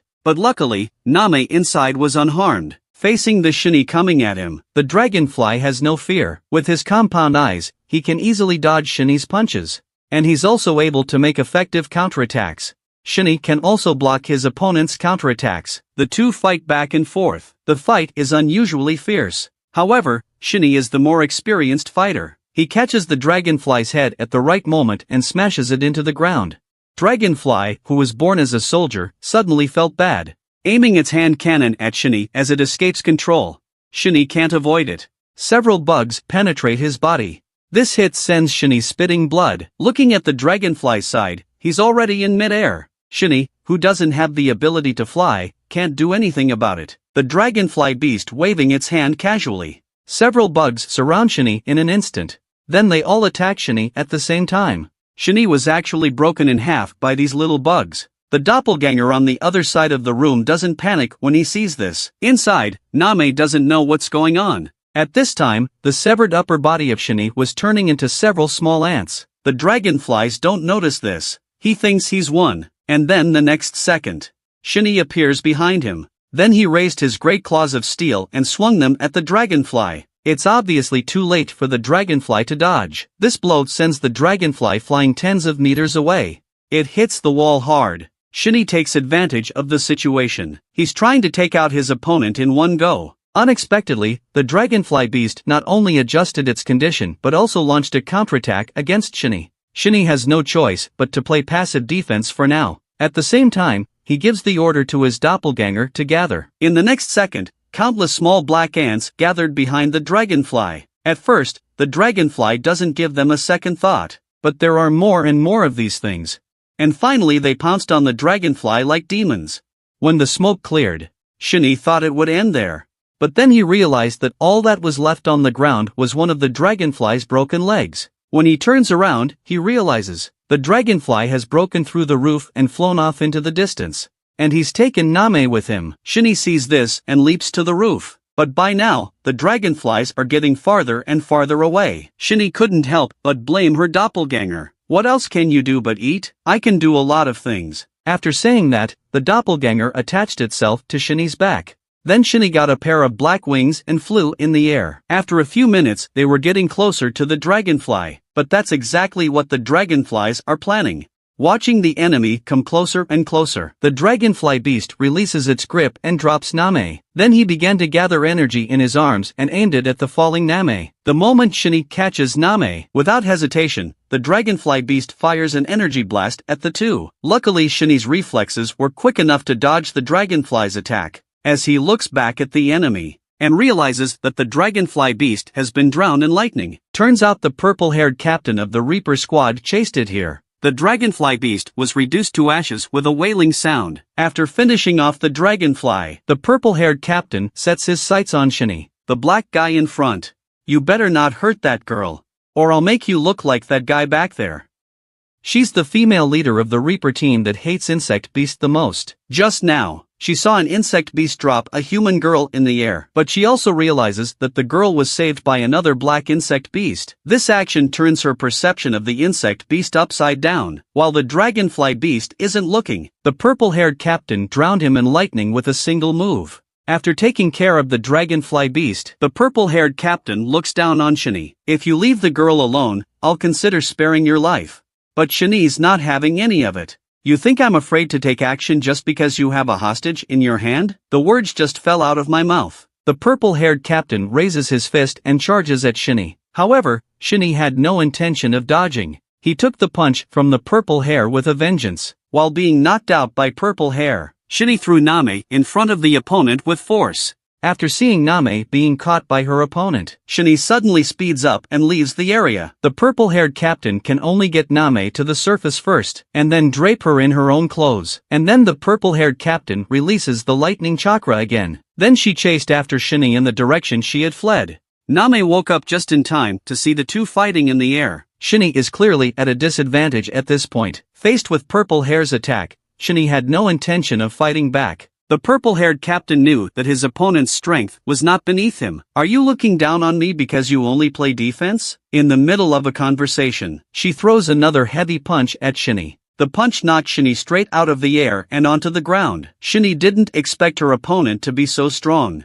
The purple hair landed on the ground and slowly walked towards Shini. You would be really trying to protect that child, wouldn't you? That girl is my friend. What's wrong with me protecting her? That dragonfly beast we just saw killed over 300 humans yesterday. You said you were protecting humans. Do you think I will believe insect beast nonsense? After talking, Purple Hair raised her fist and charged at Shini once again. But just as Captain Purple Hair's fist was about to land on Shini's face, someone behind her suddenly called out to her. So it's a waking Name who's arrived. Please don't hurt my friend again. Sister is a warrior of the Reaper squad, right?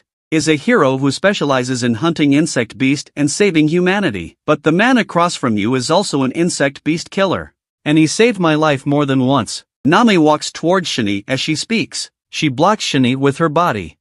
So please don't hurt my friends anymore. Seeing the way Name behaved, Purple Hair grabbed her by the shoulders. What are you talking about? That guy's an insect beast that kills people. It looks like he's trying to save you. But who knows if he's up to something else? Did he threaten your family? If it is, wink at me. I can help you. However, things are not what Captain Purple Hair thinks they are. This black guy is my friend. Don't hurt him. But no matter how much Name explains, the purple-haired captain won't believe it, because Captain Purple Hair knew. The insect beast, created to protect humanity, has been killed by them. Shini is shocked. Do you also know about the castle project? But listening to you, you don't seem to know much. At this point, the purple-haired captain doesn't want to talk to Name. Get out of here, or you'll get hurt. Name was going to keep blocking, but then a big hand came to rest on her shoulder. That's enough, Name. Name heard this voice speak so familiarly. When she turns around, she realizes the Black Ant warrior is slowly shedding his armor. His true identity is Shini, who Name has a crush on. I'll take care of the rest. Thank you, Name. I know the castle project you're talking about. And I'm subject number 1 in that program. On the other side, MANHUA and the ladybugs are heading in Shini's direction. MANHUA seems to notice something and stops the ladybug beast running forward. When they stop to take a closer look, Shini was surprisingly captured by the Reaper sector. The two of them were instantly about to turn on their insectization when they saw it. I'll take the one with the purple hair. You take the rest. But Ladybug Beast's words were just finished. It's hit in the face by a miniature black fist. He thought it was MANHUA who was dissatisfied with him again. But when they look down, they realize it's a little black ant. The little ant left a message in the air that Shini brought them. It tells them not to be nervous. Just sneak up behind them. Soon Name and the others are on the bus back. Shini and the dragonfly are locked in the trunk. Captain Purple Hair reported the incident to headquarters. We captured the black ants alive. Public interrogation immediately upon arrival. Ask headquarters to prepare a room in advance. Soon they arrived at their destination. Name and the ladybugs sneak up on them. Both are a little curious. What exactly is that Shini guy planning? After the purple-haired captain brought the two back to headquarters, they are first greeted by a group of medics. Please take care of this girl. She's a survivor of the accident. After distracting Name, they led Shini to another room. Look at Shini being taken away. Name clearly feels a twinge of unease. Shini gives him a reassuring look. I'll take you to the interrogation room. I hope you'll cooperate. Name also ran into an old acquaintance on her way to the infirmary. So Captain Longhair is here, too. Captain Longhair is tending to his wounded comrade, but his teammates yelled at him and were very dissatisfied. Because they're working on transplanting the arm of the insect beast, they got back into his body. You know me best, don't you? When my best disciple received the insect beast gene, and said it was done to protect the human race, he never saw the student again after that, though I've now become disabled. But I still can't accept the power of bugs. And my beliefs won't change. The long-haired man listens and is no longer dissuaded. It's a good thing it's you. Even one arm and one leg won't change what you believe in. Don't worry, even with me like this, you're no match for me. While talking, the long-haired man received a phone call. After hanging up, he rushed out of the hospital room. Soon he saw Shini across the room. You're the insect beast killer Black Ant, aren't you? Shini just looks at each other when she hears this, and didn't say a word. Senpai's here too. How's the guy you were with? I still care more about this guy you brought back than him. Not only does he know about the castle plans, he may even be subject one himself. Soon they had Shini in the interrogation room. A group of mid-level cadres were more than a little concerned about this. I thought subject one was the woman in the photo. I never thought it would be a child like you. According to what we know, that king of the insect beast is also a result of the program. Are you the same as that guy? Though I don't remember much about my childhood, but he and I are not the same kind of people. I know what he's like. He's subject too. It's a mix of the strongest insect and ant program, now the leader of the Sky Bug organization. And what is his purpose? Now even the top cadres don't know the purpose of his existence. All I know is that he's strong, and we're brothers. The two were shocked to hear this. In that case you should know where he is, right? Can you show us the way? Don't worry, I've already called the management here. He's on his way. The long-haired man is startled again at Shini's words. At that moment, an important person came to the door of the interrogation room. This man was none other than Mr. Kim, a high-ranking member of the Reaper Division. It really is Mr. Kim. What brings you here? I'm here to see Shini. Soon the long-haired man was notified. Stop Shini's interrogation immediately. What's the joke? Is something going on out there? Shini has a calm expression. It's as if everything is as it should be. At this point, Mr. Kim has arrived at the mid-level cadres room. Meet Mr. Kim. All rise in respect. Don't be nervous. I'm not the main character today. Our representative is back. Welcome. The words just fell. A short old man enters the room. And Mr. Kim treats her with respect. And this person turned out to be Shini's grandmother. And she turns out to be a representative of the Reaper squad. I'm here to see my lovely grandson. I wonder if he's eaten yet. She's the first generation of Insect Experiment Zero, the red ant. And is also Shini's mother Shinjing. Like Shini, she has a hole in her neck. And she's very pretty. The only difference is that the ants inside her are red. Just a short time ago Shini was arrested by the Reaper squad. They took Shini to the headquarters for interrogation. The Reaper team wanted to find out from Shini about the Citadel program back in the day. Shini, however, tells them, someone will answer that question for me. The person Shini is talking about is his grandmother. They didn't realize that Grandma was an agent of the Reaper squad, the largest shareholder. At this point, a sudden announcement came over the radio. Tell them to stop interrogating Shini immediately. The long-haired man is outraged when he hears this. What are you doing out there? Turns out Shini's grandma has seen them outside. My grandson hasn't gotten any grief, has he? At this point, the staff also realized. The black ant inside is the old lady's grandson. The long-haired man also heard the agent's voice outside. Both are a little curious. Why is the agent here all of a sudden? Did you call them? Shini heard her grandmother's voice and ordered the black ants to untie themselves from their bodies. Excuse me. This is something I have to unlock. The purple-haired captain saw this and immediately released his lightning chakra. She warned Shini to stay put. I'm doing this for your own good. Otherwise, Grandma will be sad. Grandma's already at the door. My precious grandson, you're really here. Come here and show Grandma. Shini bends down nicely when she sees her grandmother. He lets his grandmother shush him. The already confused captain is even more confused. This means the rep knows about the plan as well. Young man, You have a lot of questions, don't you? I'll get you all the answers you need, but let's eat first. I can't let my grandson go hungry. You're in on it. Soon several people arrived at the restaurant. Mr. Kim, the boss in the eyes of the long-haired man, could only stand by the old lady in a good manner. There's no intention of sitting down for a meal. Shani doesn't care. Taking a big bite out of her grandmother's food. After she's had her fill, Grandma's ready to get down to business. I know you want to know about the castle project. Let me tell you about the castle project before it was founded. 18 years ago I was just the president of a Fortune 500 company, and Mr. Kim was just my secretary. On this day, I'm talking to my baby boy. Like his father, he's a vigilante. On this call, he said he was about to be promoted. After getting this news, Mr. Kim and I are very happy for him, but they weren't happy for long after. A co-worker tells him there's been a murder not far from here. Upon receiving the mission, the son immediately set out for the scene. And then he hung up with me. But when he arrived at the scene, he realized it was a monster. With his colleague's head in his hand, my son immediately fired several shots at the other guy. But the bullets didn't even hurt the monster. At the same time, his actions have enraged the creature. In the next instant, the monster's bloodshot eyes pounced on my son. Though he kept fighting back. But in the end, he died a horrible death at the hands of the monster. I cried my heart out at the funeral. I didn't realize it would be me, the mother, who would have to see my son off. And then later I learned from the coroner that the death of my son was not the work of man. I was overcome with rage. I gave Secretary Kim an order that had to be fulfilled. No matter what method, my son's killer must be found. However, within a few days, a few men in white trench coats arrived in front of my office. Secretary Kim says she has some guests. I didn't want to see them originally, but they said it was about the murder of my son. So I made an appointment with these mysterious men. They say it was a bug that killed my son. I didn't believe them at the time.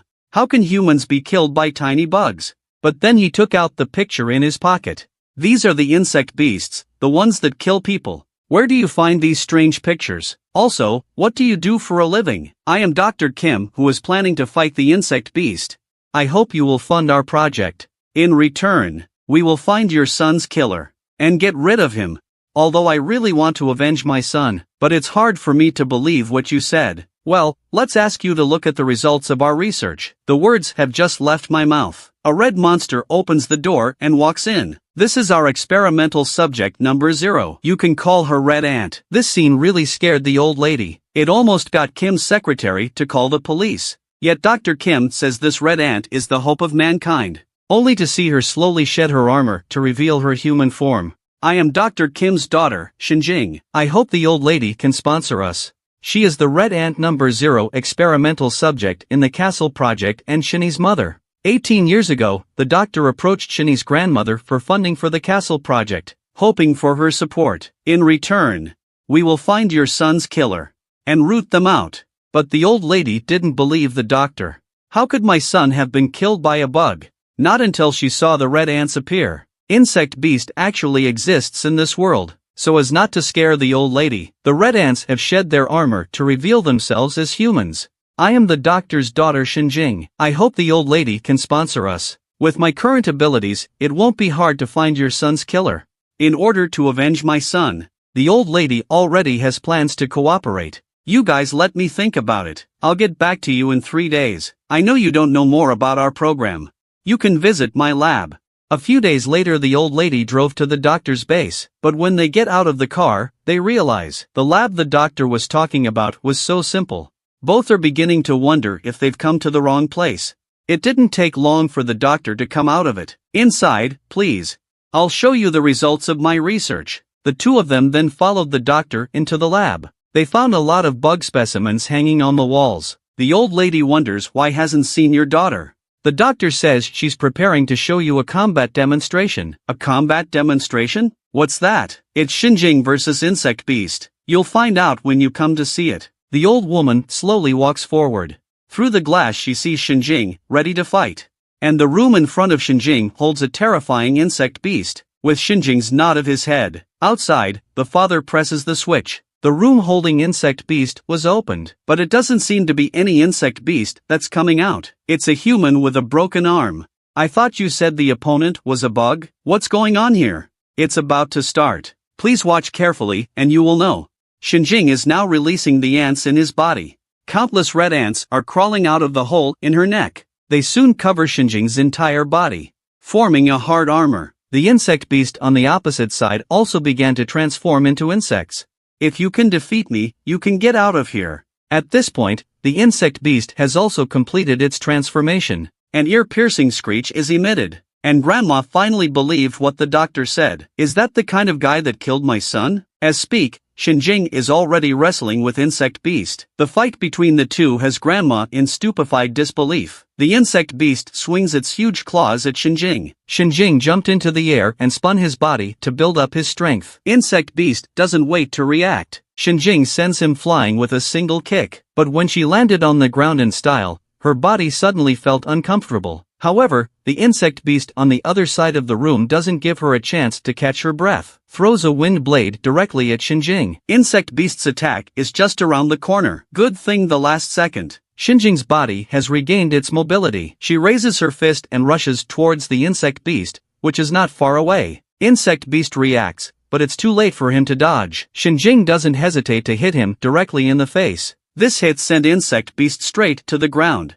A rain of punches then fall on insect beast's body. The old woman was shocked by this scene. Is that what you call a way to fight monsters with monsters? My daughter is different. Not only does she not harm humans, she sees the insect beast as an enemy, because it's her food. The countless ants inside Xinjing need to ingest insect beast for sustenance, otherwise the ants will turn on the host. The old lady was obviously a bit overwhelmed by this. At this point Xinjing rips off insect beast's other arm as well. He then raises his leg and prepares to strike him with a fatal blow. This one blows insect beast's head off. Let's eat it. With Xinjing's command, the ants left his body in droves. They're all heading for insect beast's body, but the next second, Xinjing can't hold on any longer. His body sank to the ground uncontrollably. The old woman thought it was a side effect of the transformation. However, the doctor said it was because Xinjing was pregnant. You're willing to let your pregnant daughter be an experiment? With that, the old woman angrily grabbed the doctor by the collar. Are you still human? She's your daughter. Even if this is about catching my son's killer, I wouldn't agree with you risking this child. And I'm telling you right now, I'm not going to work with people like you. Xinjing, who had just come out, stopped the angry old lady. Please stop blaming my father. I volunteered. My husband was also killed by insect beast. I was blinded by hatred at the time, and I didn't even know I was pregnant. But I don't regret it now. I can't let my children live in a world where the insect beast runs amok. So please sponsor us. For the sake of the children, please. You can tell from the old lady's expression that she was touched. She then looks to the doctor. I agree to finance you. But my only request is that the child not be burdened. She can't be put in danger. Don't worry about that. She's my daughter. For a long time to come, Grandma lived with Xinjing. Secretary Kim, on the other hand, was sent out, searching for a host that can become experiment number 1. The doctor who got the grant is also at ease with his research. Xinjing's belly is getting bigger and bigger. Finally on this day, the sound of a baby crying came from the maternity ward. The grandmother was so excited that she burst into tears as she held the baby in her arms. Has the little one been given a name yet? He's been named. His name is Shini. So the little guy takes his mom's name. Our little Shini is so cute. Grandma looks up and notices that the doctor seems to be staring out the window. Why don't you come over and see what the kid is doing standing there? When the doctor turns around, Grandma realizes there's a baby in his arms. The little guy's name is Shinzan. He's Shini's brother. She is the most powerful experimental subject in the castle project. But not only was she severely injured in a battle against the insect beast, she also had her hamstring and leg torn off. Just a little while ago, the red ants gave birth to 2 babies. One is Shini, the black ant. The other, Shinzan, is the future leader of the skybugs. Time flies. The 2 little ones are now 5 years old. These 2 naughty boys used to kick the ball into their grandmother's face. Grandma spent even more time with them than Mom over the years. I'm going to kick your asses today. After that, Grandma chased the 2 kids all over the place. When they got tired, they snuggled up in Grandma's arms and rested. At this point Shinzan looks up and asks about Grandma. When will Mommy be back? Shini also pouted and muttered, I miss my mommy.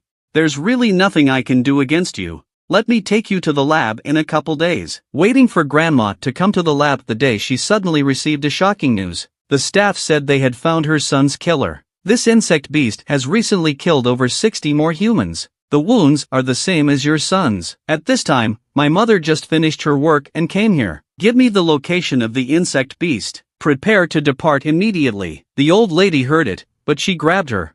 Can you not go? What's gonna happen to the baby if you go? I've always remembered my promise to Grandma. Don't worry, I'll catch that guy and come back safely. Thanks to your financial support, our experimental techniques are now fully matured. But no matter what Mom says, Grandma never let go of her hand, until Mom said she had to tell her a secret. Then the two of them went to a place where no one was around. One night not too long ago, the two little ones were watching cartoons with great interest. It's about a tiger warrior who hunts monsters. Shinzan's eyes light up at the sight of the tiger's weapon. Shinzan then turns his head to look at his mom, hoping to get the same weapon as the tiger warrior. Mom has promised to take him to buy it tomorrow, but Shinzan won't stop.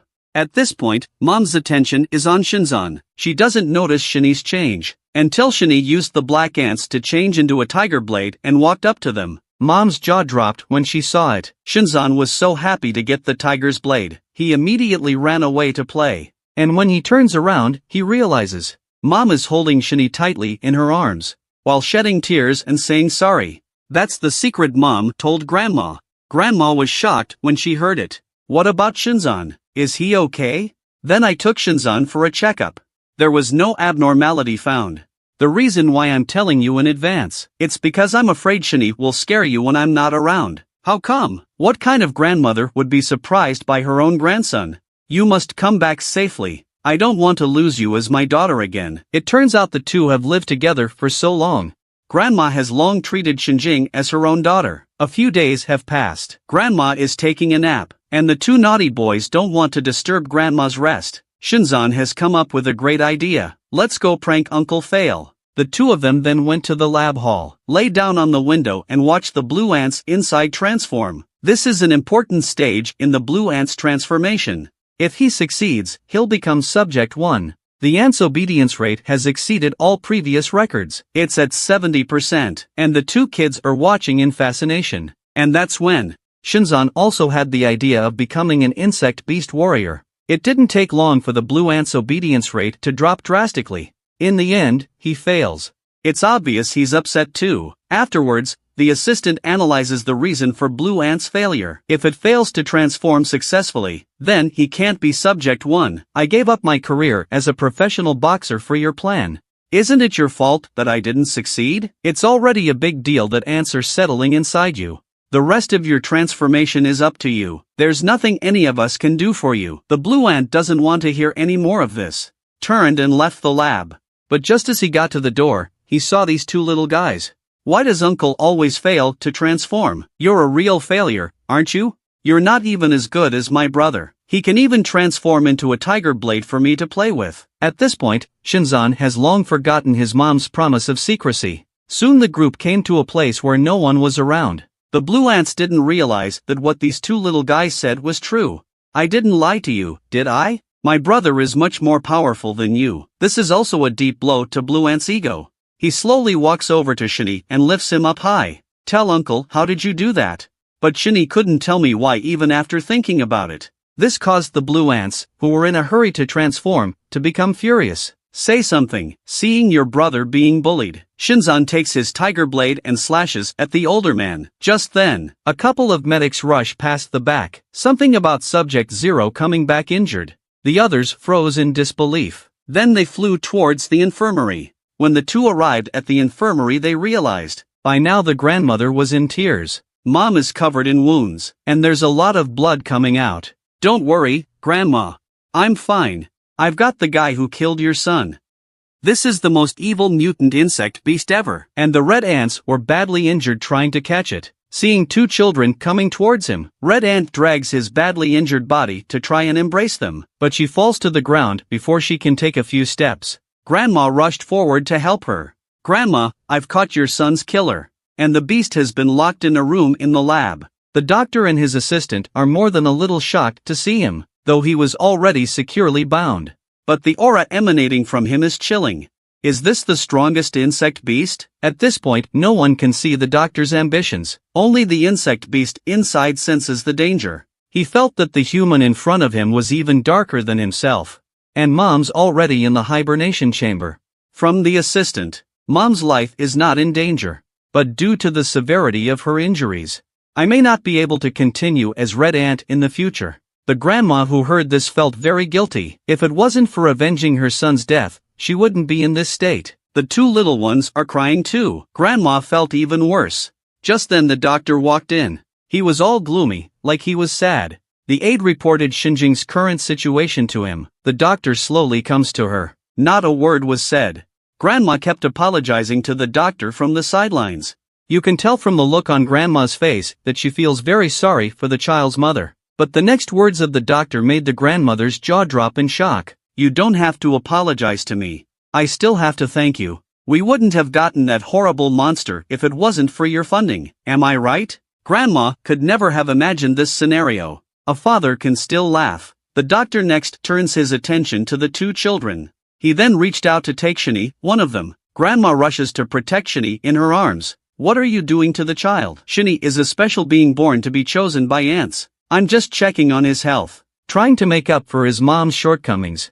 You crazy bastard. How dare you try to use a child as your test subject? I won't agree to that. I'll raise Shini to be a hero to mankind.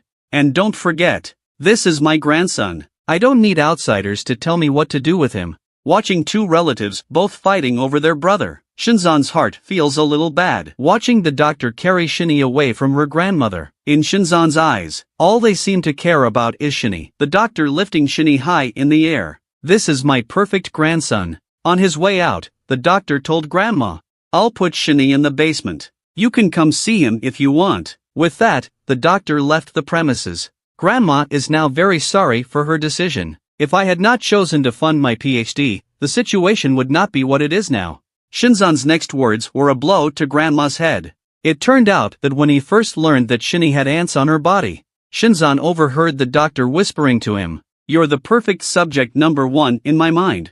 Why do you all only care about Shini? If I could become number one, would I be able to get everyone's love like Shini? Shinzan, what are you babbling about? You don't want to be obsessed with that kind of power. That's painful. But Shinzan doesn't even understand his grandmother's words. I hate all of you. Ignoring Grandma's call, he left the place without looking back. Grandma looks back at Mom as she gets up. Noticed the ants inside were getting frisky. Shinzan, on the other hand, finds the blue ants. He told them all of his grievances. Uncle, do you want to be number one because you want to be embraced by your family? How can I be like you? I'm in it for the glory. But no matter how hard I try, I can only control a small percentage of the ants. Watched as the ants in his hand dispersed again. Shinzan is calling him Uncle Failure again. This makes him angry, too. He then got up and slammed his fist into the small tree behind him. I can't do what a 5-year-old can do. Shinzan is horrified. The blue ant's punch had just knocked the wasp out of the tree. By now a few wasps had already flown towards them. The blue ant sees this and pushes Shinzan aside, yelling at him to get out of the way. He then flung the ants into the air with a huge wave of his hand. The ants have managed to bite a few wasps as well, but there are still a few that have managed to bypass the blue ants and head towards Shinzan. Shinzan was so frightened by this scene that he raised his hands in front of his face. However, the next moment something magical happened. The wasps all went into Shinzan's body. The blue ant rushed forward to check on him. However, the unthinkable happens again. The wasp that had just entered Shinzan's body flew out again. After a long time Shinzan gets up and walks towards the blue ants. Jussie, I feel hungry. My body is itching. Shini, who is only 5 years old, has become subject number one. The doctor has been pampering Shini ever since he learned that he has ants living inside him. But this also caused the jealousy of his younger brother Shinzan. Unbeknownst to him, Shinzan has even more terrifying powers than Shini. Just now, Shinzan was attacked by a swarm of hornets. And miraculously, the wasps all got inside him. The blue ants rush forward to check on him. But then the unthinkable happens again. The wasps that had just entered Shinzan's body flew out unharmed. After a long time, Shinzan gets up and walks shakily towards the blue ants. You can tell just by looking at him. Shinzan is already on the verge of insect transformation. Jussie, my body is itching. The blue ants are also concerned and ask, should I take you to the hospital? Shinzan thought of a better idea. I'm going to show it off to Grandpa. I want to be an experiment too. On the other side, Shinny is locked in an empty room. The doctor is observing his proficiency in controlling ants. Shinny gathered all the ants on her fingers. A small knife then appeared in front of him. You know, Mom's red ants only have a 97% compliance rate.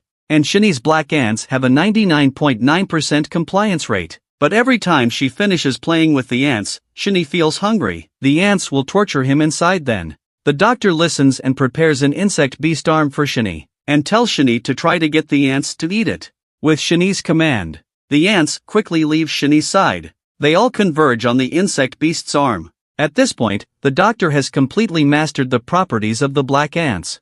It's different from the red and blue ants. They are individuals naturally formed in Shinny's body. Cohesion and execution are much better than the former. The only downside is that it's very brutal, like wild ants in the jungle. The ant population in Shinny is still very small. If they reproduce to a certain extent, there's a chance they'll eat him. On the other side, Shinzan runs excitedly to the lab. Now I'm as powerful as my brother. Mom is number 0. Brother is number 1. I'm number 2. Shinzan was extremely happy when he thought that he could become a hero. He wanted to tell his grandfather the good news right away, but the room is empty. Where could Grandpa be if he wasn't in the lab? And yet, just then. Instead, the sound of chains falling came from within the room. When Shinzan turns around, he realizes the most powerful insect beast of them all had broken free. He's staring at himself through the glass. At the same time, there's a shrill alarm in the hallway. After hearing this, the doctor and his assistant felt that something was wrong. The doctor, reacting to the situation, immediately gives the order. Everyone gather on the 3rd basement level immediately. At this moment, the strongest insect beast is slowly approaching Shinzan with bloodshot eyes. Shinzan is so scared that he freezes in place. The monster pushed out the blast glass with just a little bit of force. The next second he rushed out of the room and lunged at Shinzan. But just in the nick of time, the blue ants burst in. A punch to the monster's face. Although this punch defeated the monster, it didn't actually hurt him much. Due to the low compliance rate of blue ants, his transformation is not only imperfect, it doesn't last long. The blue ant knows this, so he took the initiative and tried to make it quick. At the same time, the monster hissed and darted toward the blue ants. Both of them abandoned their defenses, attacking each other in the face. But soon the blue ant are losing ground. He had been beaten until he vomited blood. Although the monster also took a lot of punches, but it's unharmed. The monster's hardened tentacles are about to impale itself. Luckily, he was able to dodge the deadly blow beforehand, but he was still stabbed in the stomach. As a professional boxer, Blue Ant is not one to be defeated. Raising his fists, he's going to fight back. Unfortunately for him, the monster is much stronger. He was smashed into the ground. The monster isn't stopping. Raining punches all fall on the blue ant's body. Looking at the already dying blue ants, Shinzan, on the other side of the room, is incredibly angry. I've clearly gained power. Why can't I do anything? Only to see him yell at the monster, "You beast! Stop it!" At the same time, Shinzan's body glows brightly. The monster stops moving its hands. It's kind of fun to look at this little nub. As Shinzan's light dissipates, the monster moves toward him a little bit. "If I eat you, maybe I'll get stronger." The monster smiled eerily after saying that. "Are you kidding me? Our fight isn't over yet."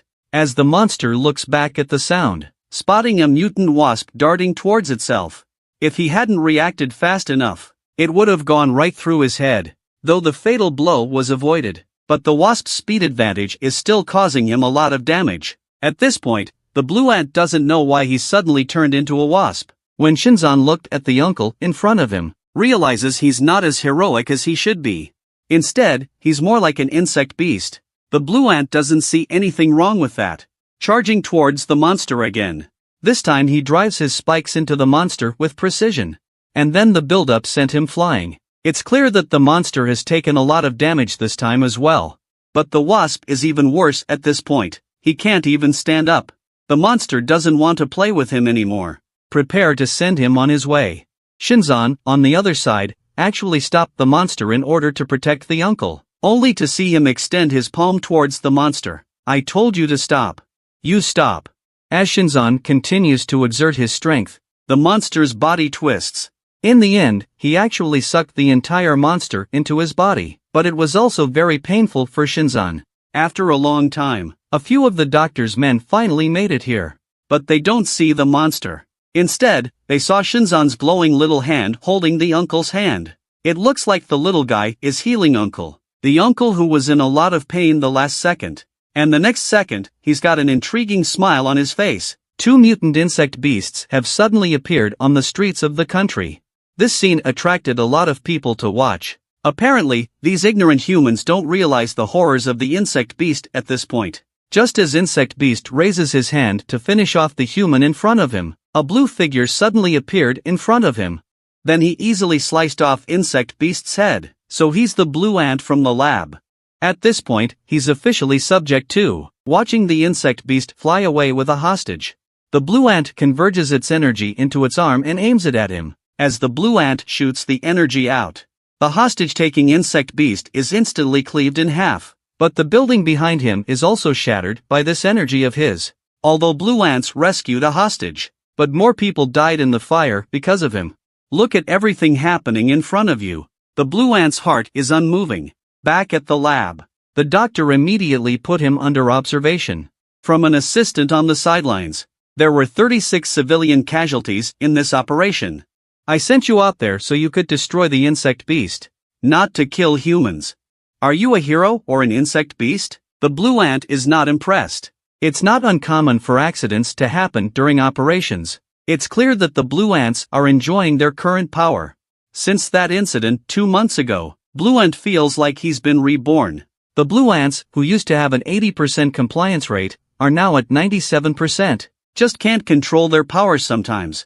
At this point, the doctor also made it clear. I don't need uncontrollable heroes. Red ant are now unable to move. I think I'm the only one you can use, right? Don't forget you're only number 2.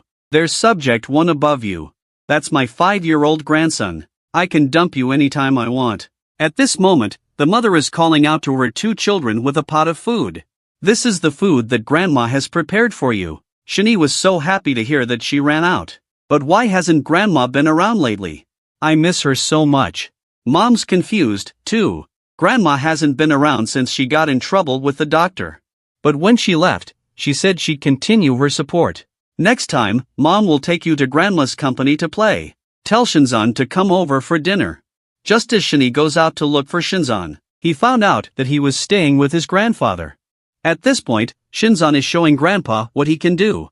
It's because of my ability that Uncle Failure successfully transformed. I'm sure I can be a hero too, right, Grandpa? It turns out Shinzan's body is like an insect collecting net. Not only can it suck the power out of insects, what's scary is that it can grant this power to humans. All the people in the lab think it's a very dangerous being. There's the potential for a large number of insect beasts. After demonstrating his abilities, Shinzan's long-awaited hug has finally landed on his head.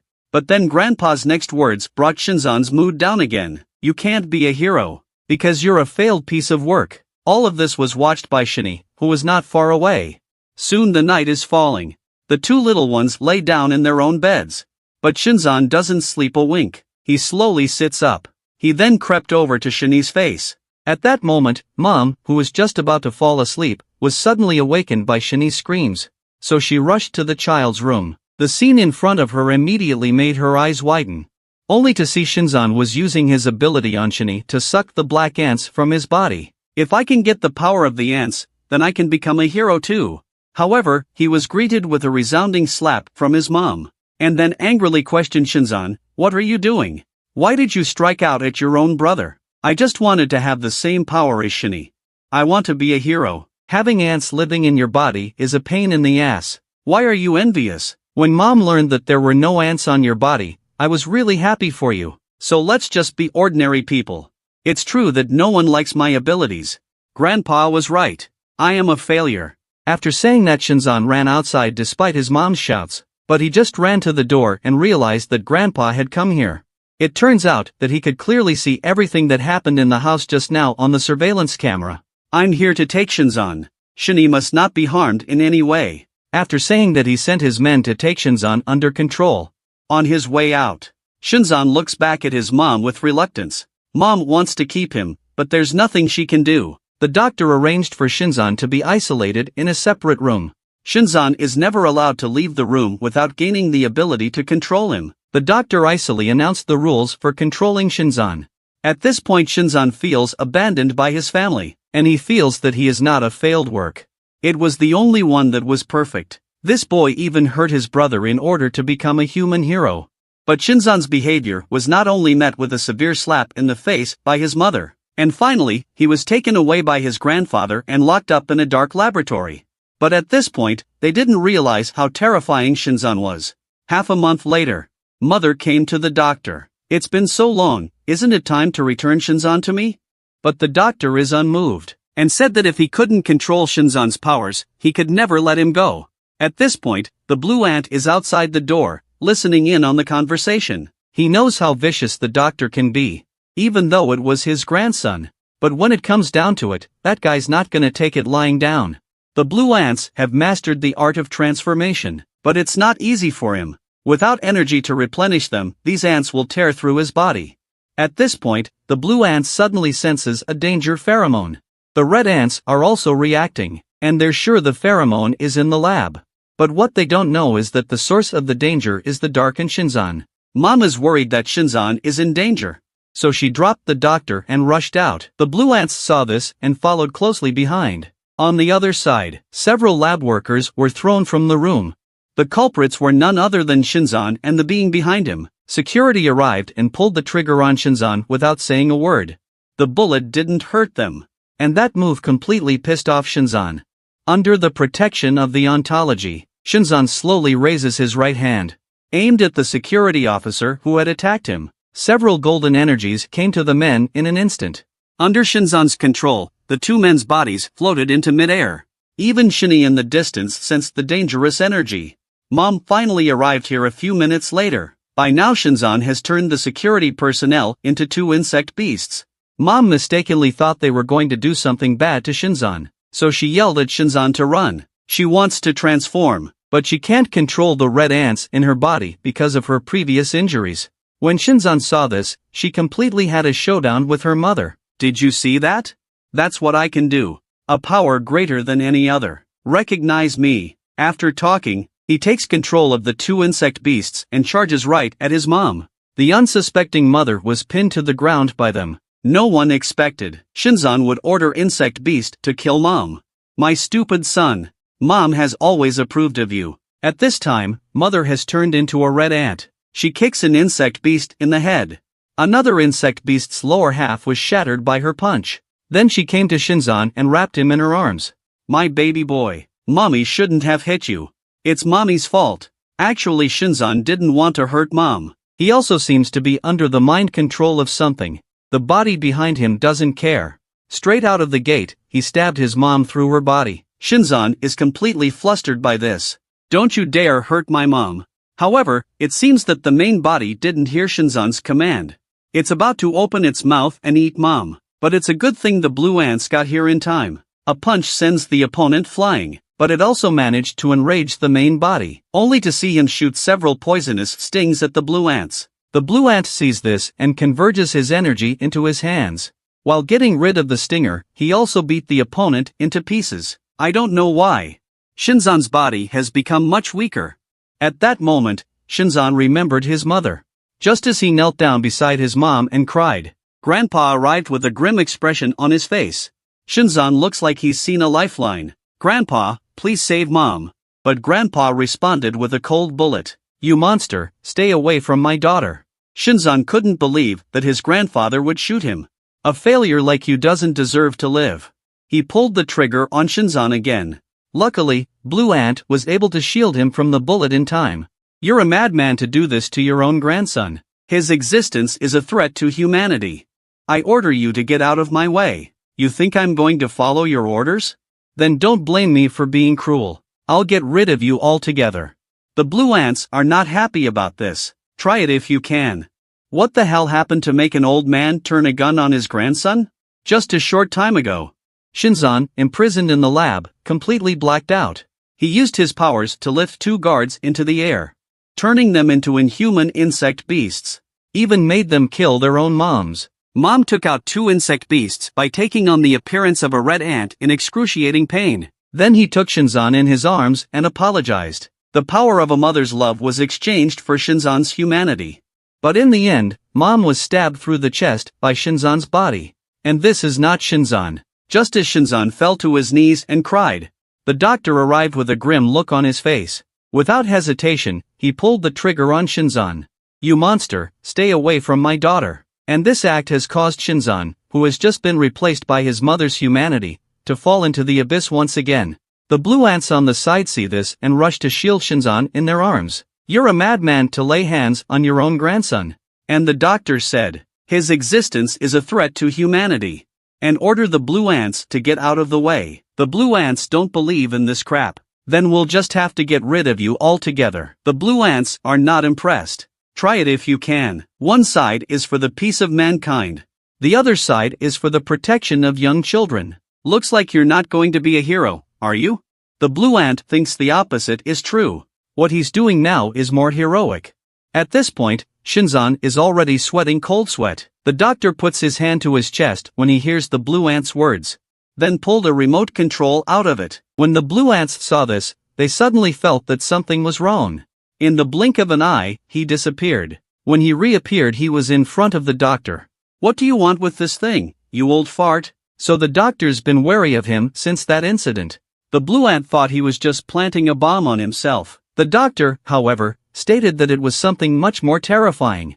And with that he hit the switch. The blue ant turns around and yells for Shinzan to run, regardless of his own safety. Since Shinzan healed the blue ant's wound last time, a bond has been formed between the two of them. It was because of Shinzan's presence that the blue ant was able to transform. In the blue ant's eyes, Shinzan is his little hero. This is the first time Shinzan has been recognized. He was really happy, and now he's seeing his uncle in danger. How could Shinzan leave him alone? At that moment, a wave of discomfort washed over the blue ant's body. The moment he threw the doctor out, those ants suddenly start to storm off. They're eating away at him. It turns out the doctor put a new queen inside him. The remote control was used to order an attack on the host. The ants won't stop until the host is dead. The bites of thousands of ants are making the uncle miserable. His armor begins to crumble a little. Purple blood is spewing from his body. Shinzan sees this and rushes to the uncle. Then he used his ability on the uncle, absorbing the ants that were tearing through him. Uncle is the only one who recognizes Shinzan. He doesn't want Uncle to die like that. With Shinzan's continuous efforts, Uncle is out of danger. But his appearance is slowly changing. When the smoke cleared, the doctor slowly opens his eyes. What comes into view is a supersized monster, and that's exactly what the blue ants look like now. At this point, Shinzan's heart has fallen into complete darkness. You two have become monsters after all. And Shinzan dismisses the doctor's point of view. Thinks they're just awakening. At this point, the monster looks at the doctor and hisses. Then he raised his sandbag-sized fist. Just as the doctor was about to detonate the bomb inside him, the red ants suddenly appeared in front of him and saved the doctor from a fatal blow. Meanwhile, Mom keeps calling out Shinzan's name. Hope he comes to his senses. But obviously that didn't help. The monster has no intention of showing any mercy. Raising his sandbag-sized fist at his mom again. The other side. Shani has also come to the lab to look for her mom. Though the corridor is shaking a lot. But the young one doesn't realize the danger. At this point, the mom was punched against the wall by the monster. Looks incapacitated, facing the monster that's slowly approaching. The doctor tells his daughter to get out of here first, and he's going to detonate the bomb in his body to destroy everything here. Although Shinzan has lost his mind, but how can a mother leave her child alone? But in the end, a voice appeared and froze them in their tracks. When Mom turns around, she realizes. It turned out to be Shani calling out from behind. Meanwhile, Shinzan has found his brother. This is all because of you. Seeing Shinzan's face, Mother yells for Shani to run. She wants to take Shani away, but her body fell to the ground. At this point, Shinzan is also giving orders to the monster. Let him disappear from my eyes. Just as the monster is about to move in to finish Shani off, the doctor on the sidelines pulls the trigger on him. You must not be allowed to destroy the hopes of mankind. You're a good grandfather to me. In that case, then I will bring mankind to an end. The words just fell out of my mouth. The monster raises its hand, and the doctor's body is split in two in an instant. The scene stunned the mother and son. Before he died, the doctor told his mother to keep Shini alive. After saying that, he pressed the switch in his hand. Meanwhile, the mother desperately lunged at Shini. She cupped Shini's little face and shed tears of dismay. Mom used her last strength to make the red ants in her body protect Shini. She herself is completely exposed to the blast. After the incident, Shini kept calling out for her mother. But there was no response. He was supposed to be the blue ant who was going to be the hero of mankind. But under the doctor's control, he became an inhuman monster.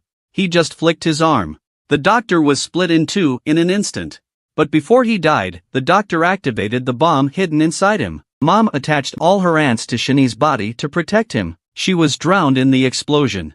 A long time later, the outside of the lab was filled with firefighters. Grandma's been notified to come here. She couldn't have imagined that things would turn out the way they did. That's when a couple of firefighters came inside the lab. Survivors have been found, so it's Shini who's been calling for her mom. Mom chose to sacrifice herself to protect him. Shinzan, though, is also affected. But his life is not in danger. Over the next few days, Grandma has been taking care of Shini in the hospital, and learned from the doctor's assistant what happened in the lab, and also saw the relevant information in his hands. The grandmother who lost her daughter is in tears all day long. The other one she's worried about is Shinzan. Where has he been taken? According to the assistant's knowledge, Shinzan should be incarcerated in a secure underground lab, even though he's only 5 years old. But he's also an extremely dangerous being. Grandma blames herself when she hears this.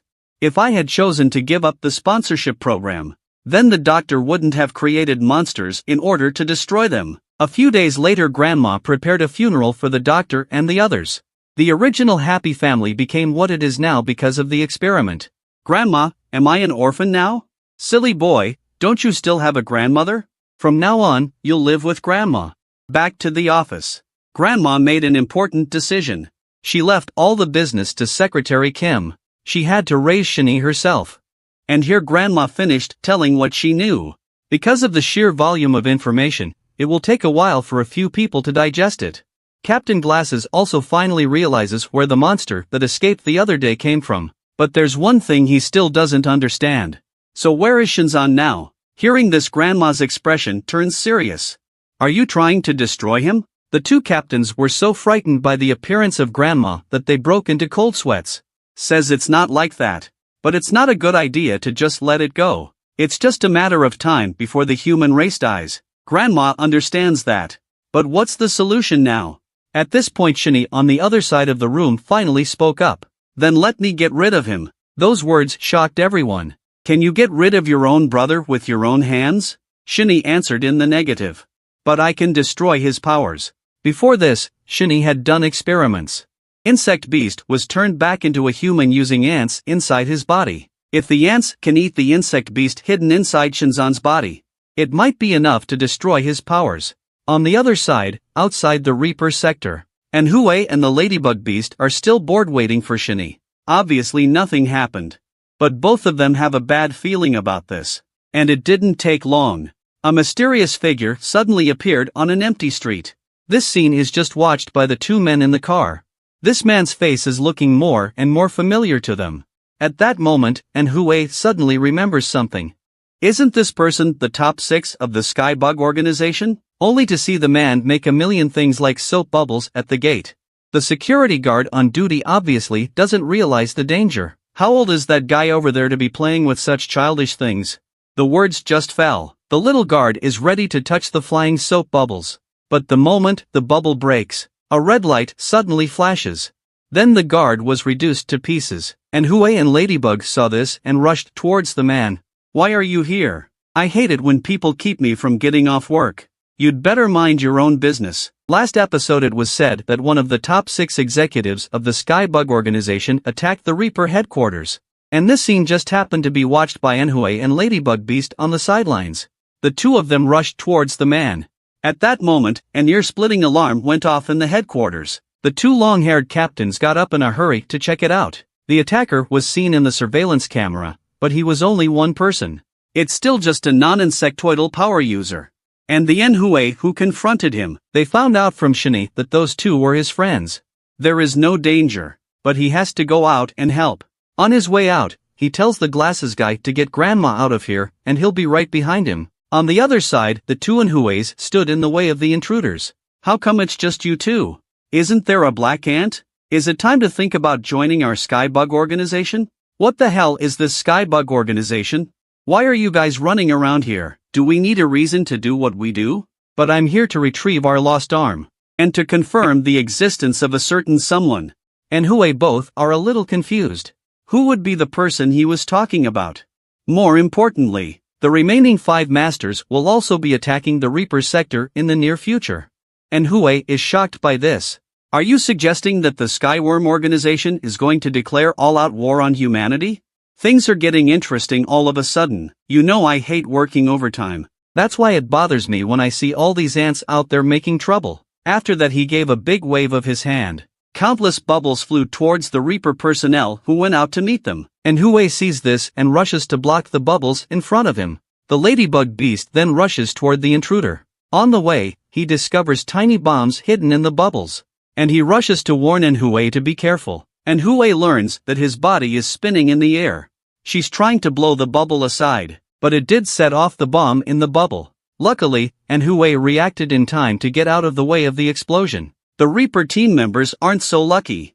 If you do not choose to submit to the Skyworm organization, then you'll have to die like the rest of them. And yet, before he could finish his sentence, Manhua and the ladybug beast charged towards each other. But soon the two realized something was wrong, because their attacks were all blocked by a layer of bubbles. Seeing this, the two of them no longer entangled, and hurriedly retreated backward. And men have completely started to insectize. This is my defense bubble. You won't be able to break through. And Manhua is not impressed. She was about to charge forward but was stopped by the ladybug beast. I'll take it from here. But before he could finish his sentence, the enemy was in front of him in the blink of an eye. Do you deserve to be my opponent?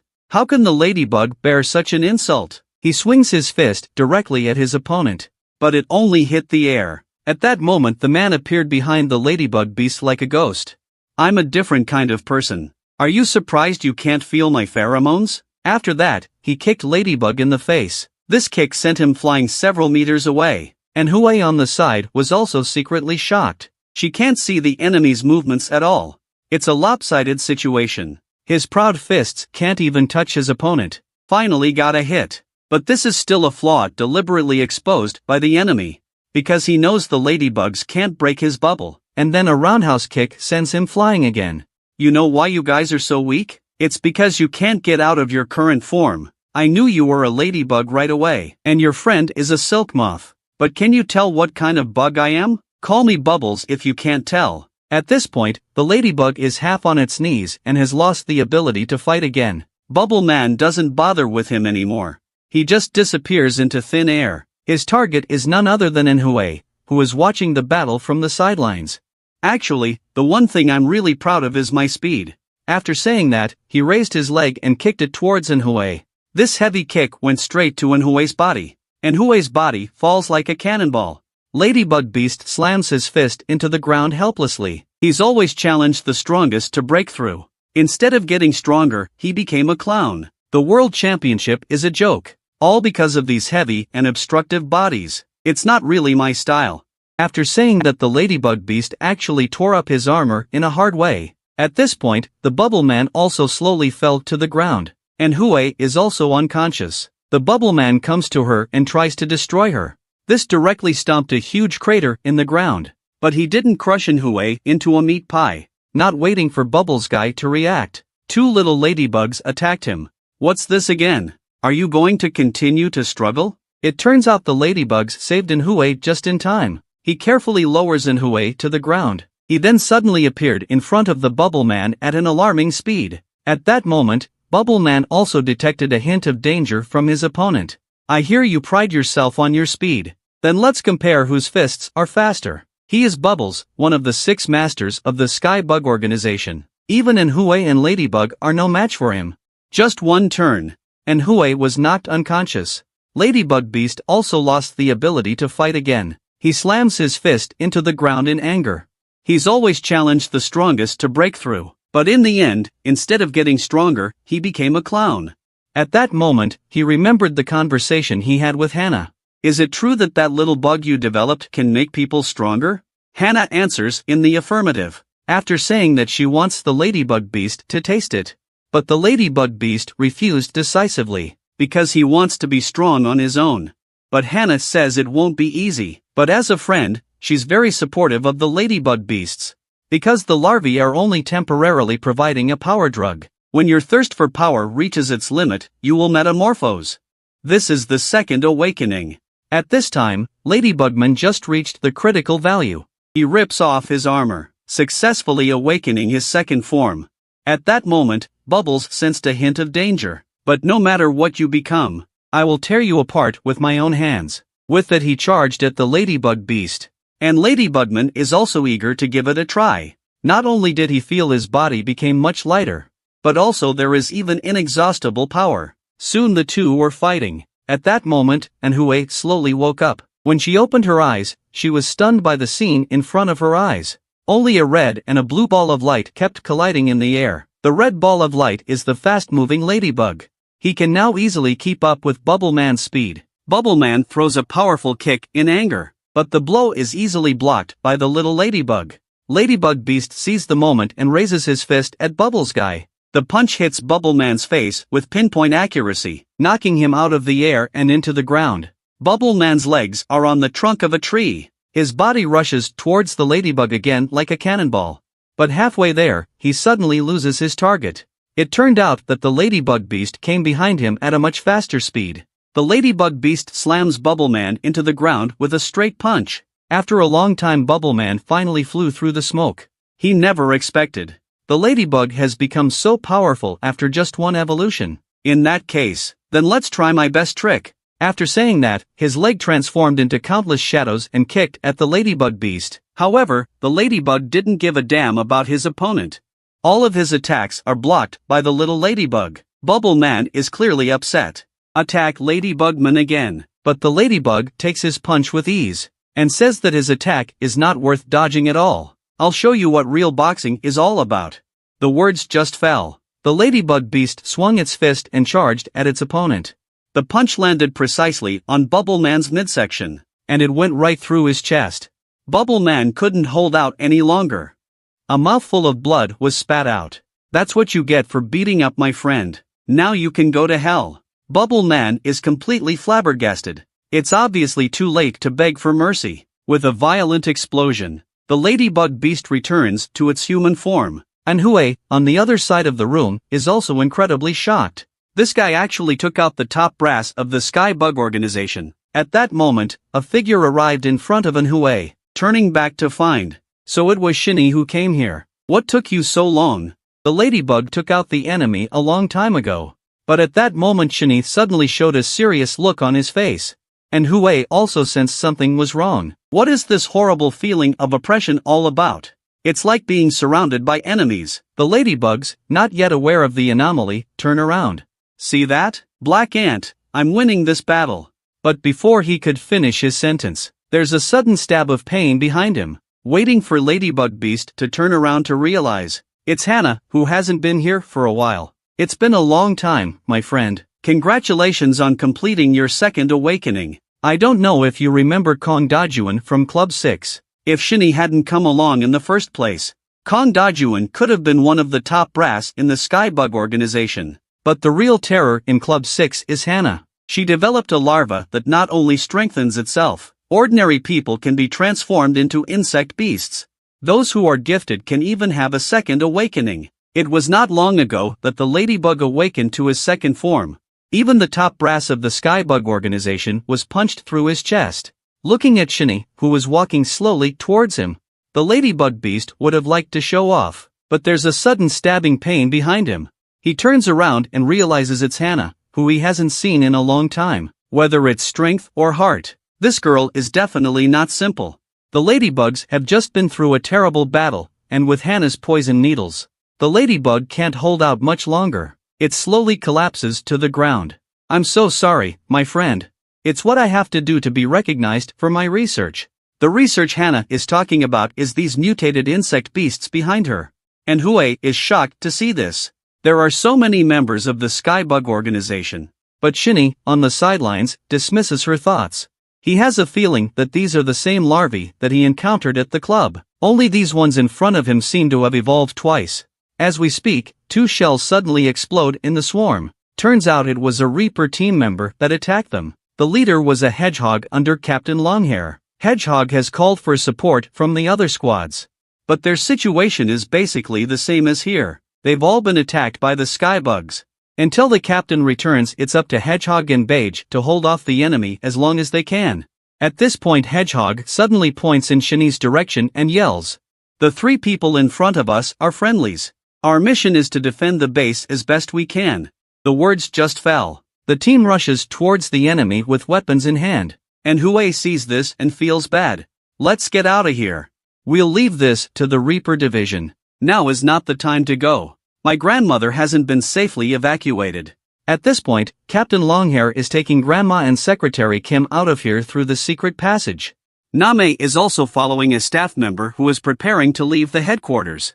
In that case, we're going to take on those guys together, too, right? It's too late to think about it. Those insect beasts are already swooping down on them. And Hue immediately used her silk threads. It stops most of the insect beasts. Only a few of them made it out. The first moment they hit the ground, they rushed toward Manhua. Shinny sees this and raises her arm in a hurry, summoning an ant doppelganger to protect Manhua. Shinny then lets out a loud cry and raises his arm high in the air again. The ants instantly turned into black snakes and swallowed several insect beasts. The battle is raging at this point. It was as if the enemy couldn't be killed enough. On the other side, Name is still following the staff. But when they passed a corner, she realized that the evacuees were going in the opposite direction. Without waiting for Name to make an inquiry, the staff member opens the door in front of him. This scene was just caught in the eye of Chinjan, who was evacuating. Name is puzzled. "Why did you bring me to this place? This is where the arm of the black monster was stored." Saw someone come in. The 2 staff members were a little shocked. Not waiting for the 2 to make a warning, they lose consciousness. And it was the woman in front of Name who did it. The woman's face slowly changes and she says into her headset, "I've got the arm." Name had frozen in place in fear. On the other side, Hannah, who had received the message, was satisfied. So they came here to get the monster arm. At the same time, a luxury automobile pulled out of the headquarters tunnel. The people in the car thought they could get out of here without realizing it. They didn't know that Hannah was watching them. This time she'll be recognized by the top brass. At this point, Name covers her mouth in disbelief at the sight of her opponent's true face. Because the insect beast in front of her was her best friend, Shurjan. "It's been a long time, my friend. How are you doing?" The girl was just a normal mutant insect beast. But now she's had a second evolution. Just now, she broke into the room where the Reaper division keeps the monster's arm, used her powers to mesmerize 2 researchers, and revealed his true form. Name is shocked to see this. Isn't that her best friend, Shurjan? Shurjan flies over to Name and lifts her chin. "I didn't expect to meet you here either. Come with me." Name, on the other hand, is confused. "How did you become like this? How's that? Isn't it pretty? I'm a very rare individual amongst all the larvae. So I can get stronger. Come with me. I'll protect you from now on." She is obviously her best friend. But Name thinks she is strange. Shurjan also notices an unusual expression on her friend's face. "What's wrong with you? Is that a no?" And yet, just then, a derrick flew their way. Shurjan leaps high to avoid the attack. The iron frame just shattered the container that held the arm behind it. Name was thrown hard to the ground. Looking at the destroyed container, Shurjan knows that the visitor is not a simple man. This is Chinjan, who has returned. "You little worm, how dare you come in here?" Shurjan feels insulted. "I just want to test my current strength with you." And with that, she flapped her wings. A strong hurricane heads toward Chinjan, though the last fight cost him an arm. But this attack will do nothing for him, and it's an effective counterattack. Shurjan's body erupts in a trail of blood. Chinjan seizes the opportunity and reaches back to utilize his lightning ability to bind him. Then he prepares to deliver the final blow. And then, just then, Name suddenly rushed out to stop Chinjan. "That's my best friend. Please don't hurt her anymore." After saying that, she yells at Shurjan, "Hurry up and go." Shurjan was heartbroken to see Name get hurt, but she followed Name's advice. leaving this place. She also managed to take the monster arm. After seeing Shurjin safe, Name couldn't hold on any longer and passed out. Shurjin has also managed to fly out of Reaper HQ. On the other side, the squad members are still in a fierce battle with the insect beast army. There are too many insect beasts on the other side of the battlefield. Team members are getting hurt all the time. The hedgehog has stepped up in time to save one teammate after another. Though these insect beasts aren't very strong in front of him. But to his horror, he realized, these insect beasts can get back up no matter how much damage they've taken. They can keep fighting even if they're shot in the head by a bagger. Until Shini does. The insect beasts surrounding the hedgehog were immediately incapacitated. From Shini's mouth. The weakness of these insect beasts is the larvae that hide in their throats. These larvae are good sustenance for the black ants inside him. However, MANHUA on the side will soon be unable to hold on. Even if we find a way to destroy the insect beast. So what to do with so many more? These guys right now are already making people confused. If it wasn't for the protection of Shini's doppelganger, I fear the ladybug beast would have become a ration long ago. Shini suddenly looks nervous. It turns out that MANHUA has used up his last ounce of strength. An endless number of insect beasts have broken out of the net, just as these insect beasts are about to join the fray. Suddenly, they were pierced by a dense thread of silk. Countless insect beasts have been frozen in midair again. It turns out that MANHUA has awakened her second form as well. The other side. Grandma led the crowd to the entrance of a neighborhood. The residents all greeted Grandma warmly. Thank you all for your hard work during this time. You guys get to leave work early today. It turns out these people are all actors hired by Grandma to play the residents. The purpose is to convince outsiders that this is an ordinary neighborhood. Grandma then led the group to an empty square. Then she and Secretary Kim took out a medal and set it in the square. Next, the plaza reveals a passageway to the underground. Come on, I'll show you down. The prisoners down there seem to have sensed that someone is coming. Looks like this place is about to get a lot busier. The girl thought she was just an ordinary insect beast. Unbeknownst to her, she's a very rare individual amongst all the other larvae, so she can get stronger. Just a short time ago Shurjin snatched the monster's arm from the Reaper sector. Soon she took the arm with her to a mysterious cave. The cave is filled with feeding insect beasts. When she looks up and sees the man sitting on the throne, she can't help but look nervous. This man is the same blue monster that escaped from the Reaper sector not too long ago. Shurjin was seen very respectfully dropping to one knee and offering the arm of the looted monster. Honorable Master, I brought your arm back safe and sound. When the monster came to Shurjin, the arm in Shurjin's hand turns into countless blue particles back to the monster. Instead of thanking Shurjin, the monster, who had regained his strength, put his arm on her head. Shurjin was in a cold sweat. But luckily the monster didn't hurt her. Instead, it hits the stone wall behind Shurjin with energy. The insect beast on the other side of the room also lets out a piercing scream at Shurjin. With the blue monster's permission, they won't hesitate to tear Shurjin to pieces. You better not think about betraying me, or you'll end up in deep shit. Such a powerful aura makes it hard for Shurjin to breathe. The other side. Grandma leads the group to a secret underground passageway. From Grandma, they learned that this is where the castle project used to take place. Now she invested and turned it into a community. It's also where she and Shini live. It's also where Shinzan is being held. Soon several people arrived at the elevator. Grandma took the two squad leaders to the elevator and continued down. Secretary Kim is going to wait here for Shini. As the elevator doors are opened again, a mysterious man appeared in front of the crowd. This man is Dr. Kim's assistant, and a survivor of the disaster. Then Grandma explained to him the purpose of coming here. The assistant listened and took the men to a secret room. It is her other grandson Shinzan who is imprisoned here. Regarding this grandson, Grandma always thought that she owed him something, but for the safety of humanity, she must keep Shinzan in captivity. On the other side of the battlefield, MANHUA has finally awakened his second form as well. The originally troublesome insect beast is finally under control. MANHUA controls the silk thread and stabs it into insect beast's throat. It pulls out all the larvae that are hidden inside. Then Shini sends out his doppelganger to eat them all. A few seconds pass. Shini raises her arms and yells fusion. The doppelganger was ordered to return to Shini in an instant, but due to absorbing too many larvae, and for a while, it's causing Shini a lot of pain. Subconsciously he seemed to see the red ant again.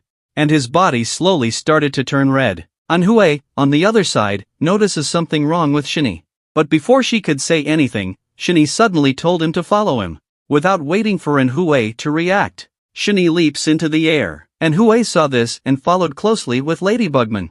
Finally the battle is over, and the squad members breathe a sigh of relief. At that moment, Bug, who was on the sidelines, noticed the unthinkable. The insect beast corpses lying on the ground had changed back to human form. The other side. Grandma looks through the glass at her grandson inside.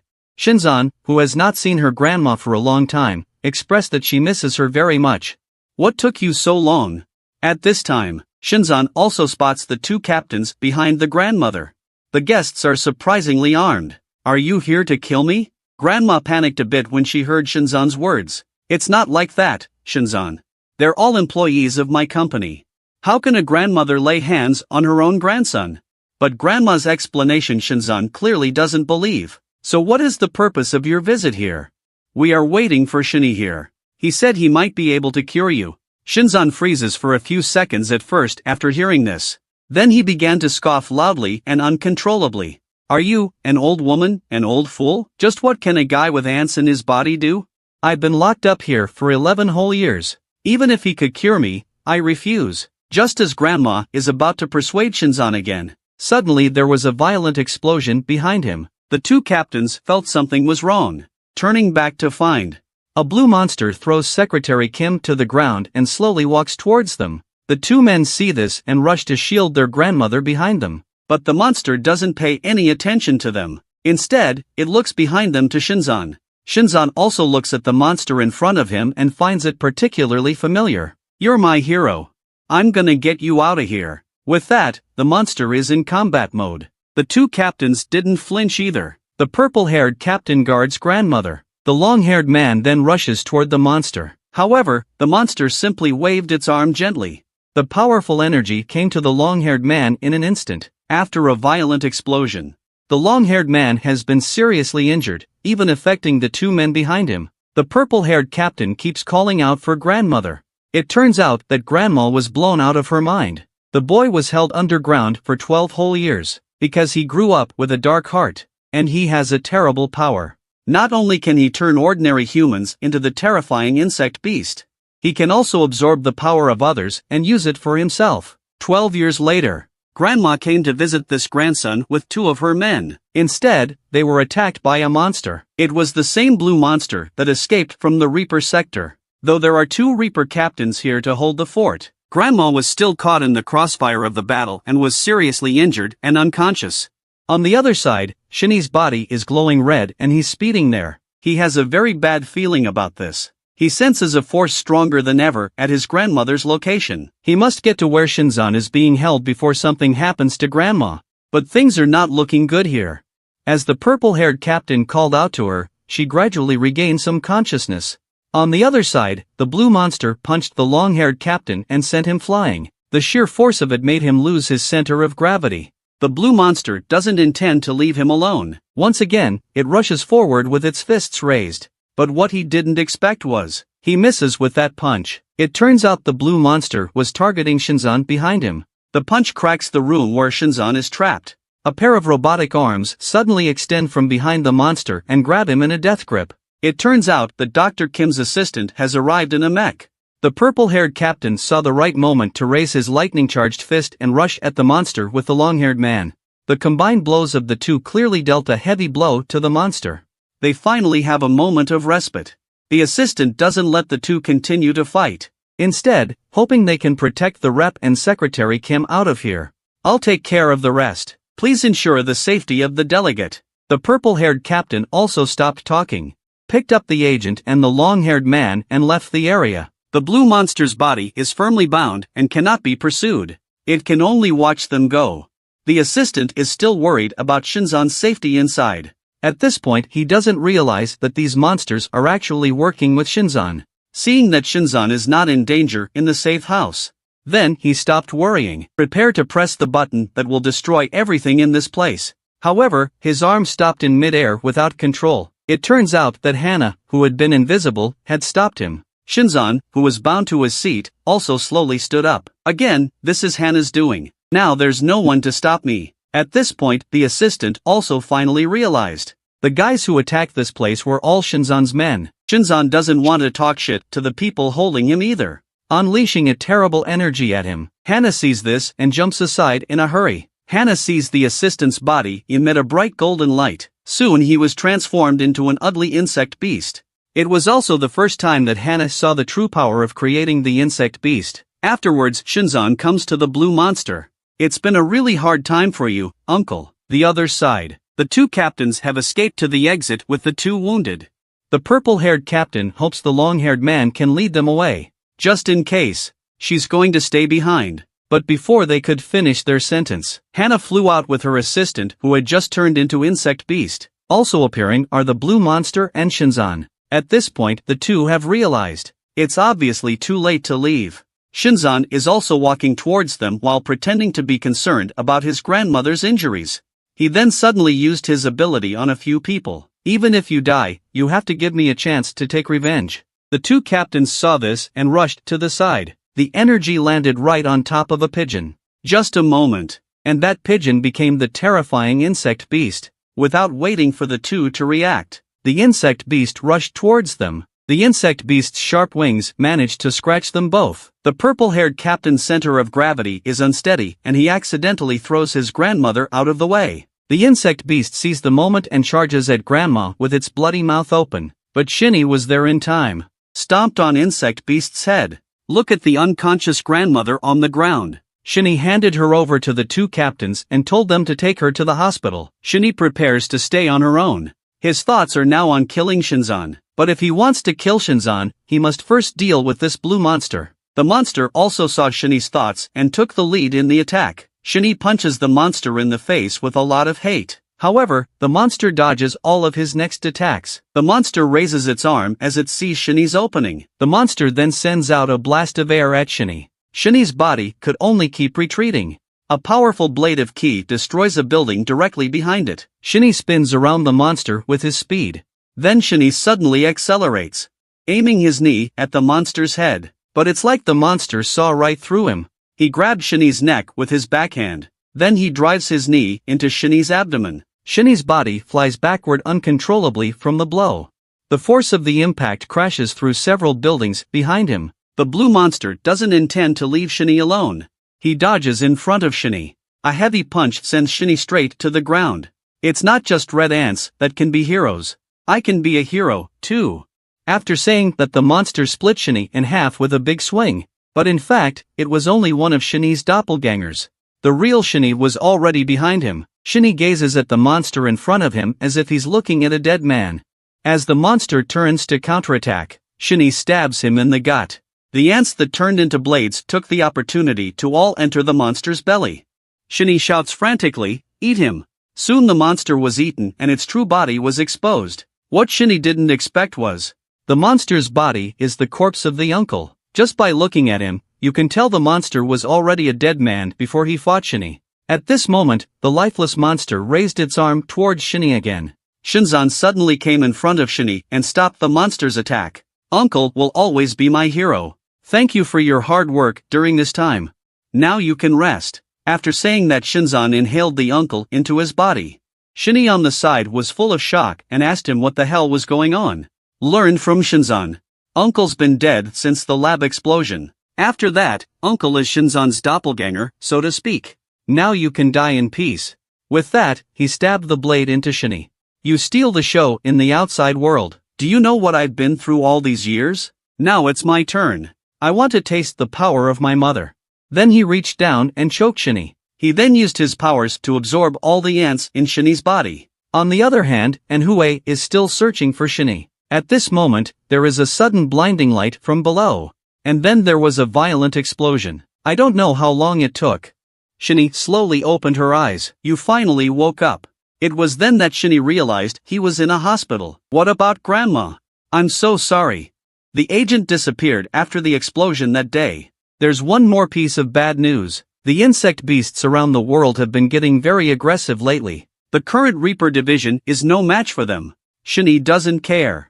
All he wants now is to get his grandmother back. But he can't feel a single ant's power right now. He has no choice but to ask the long-haired man for help, hoping to gain access to the Reaper Division's insect genes.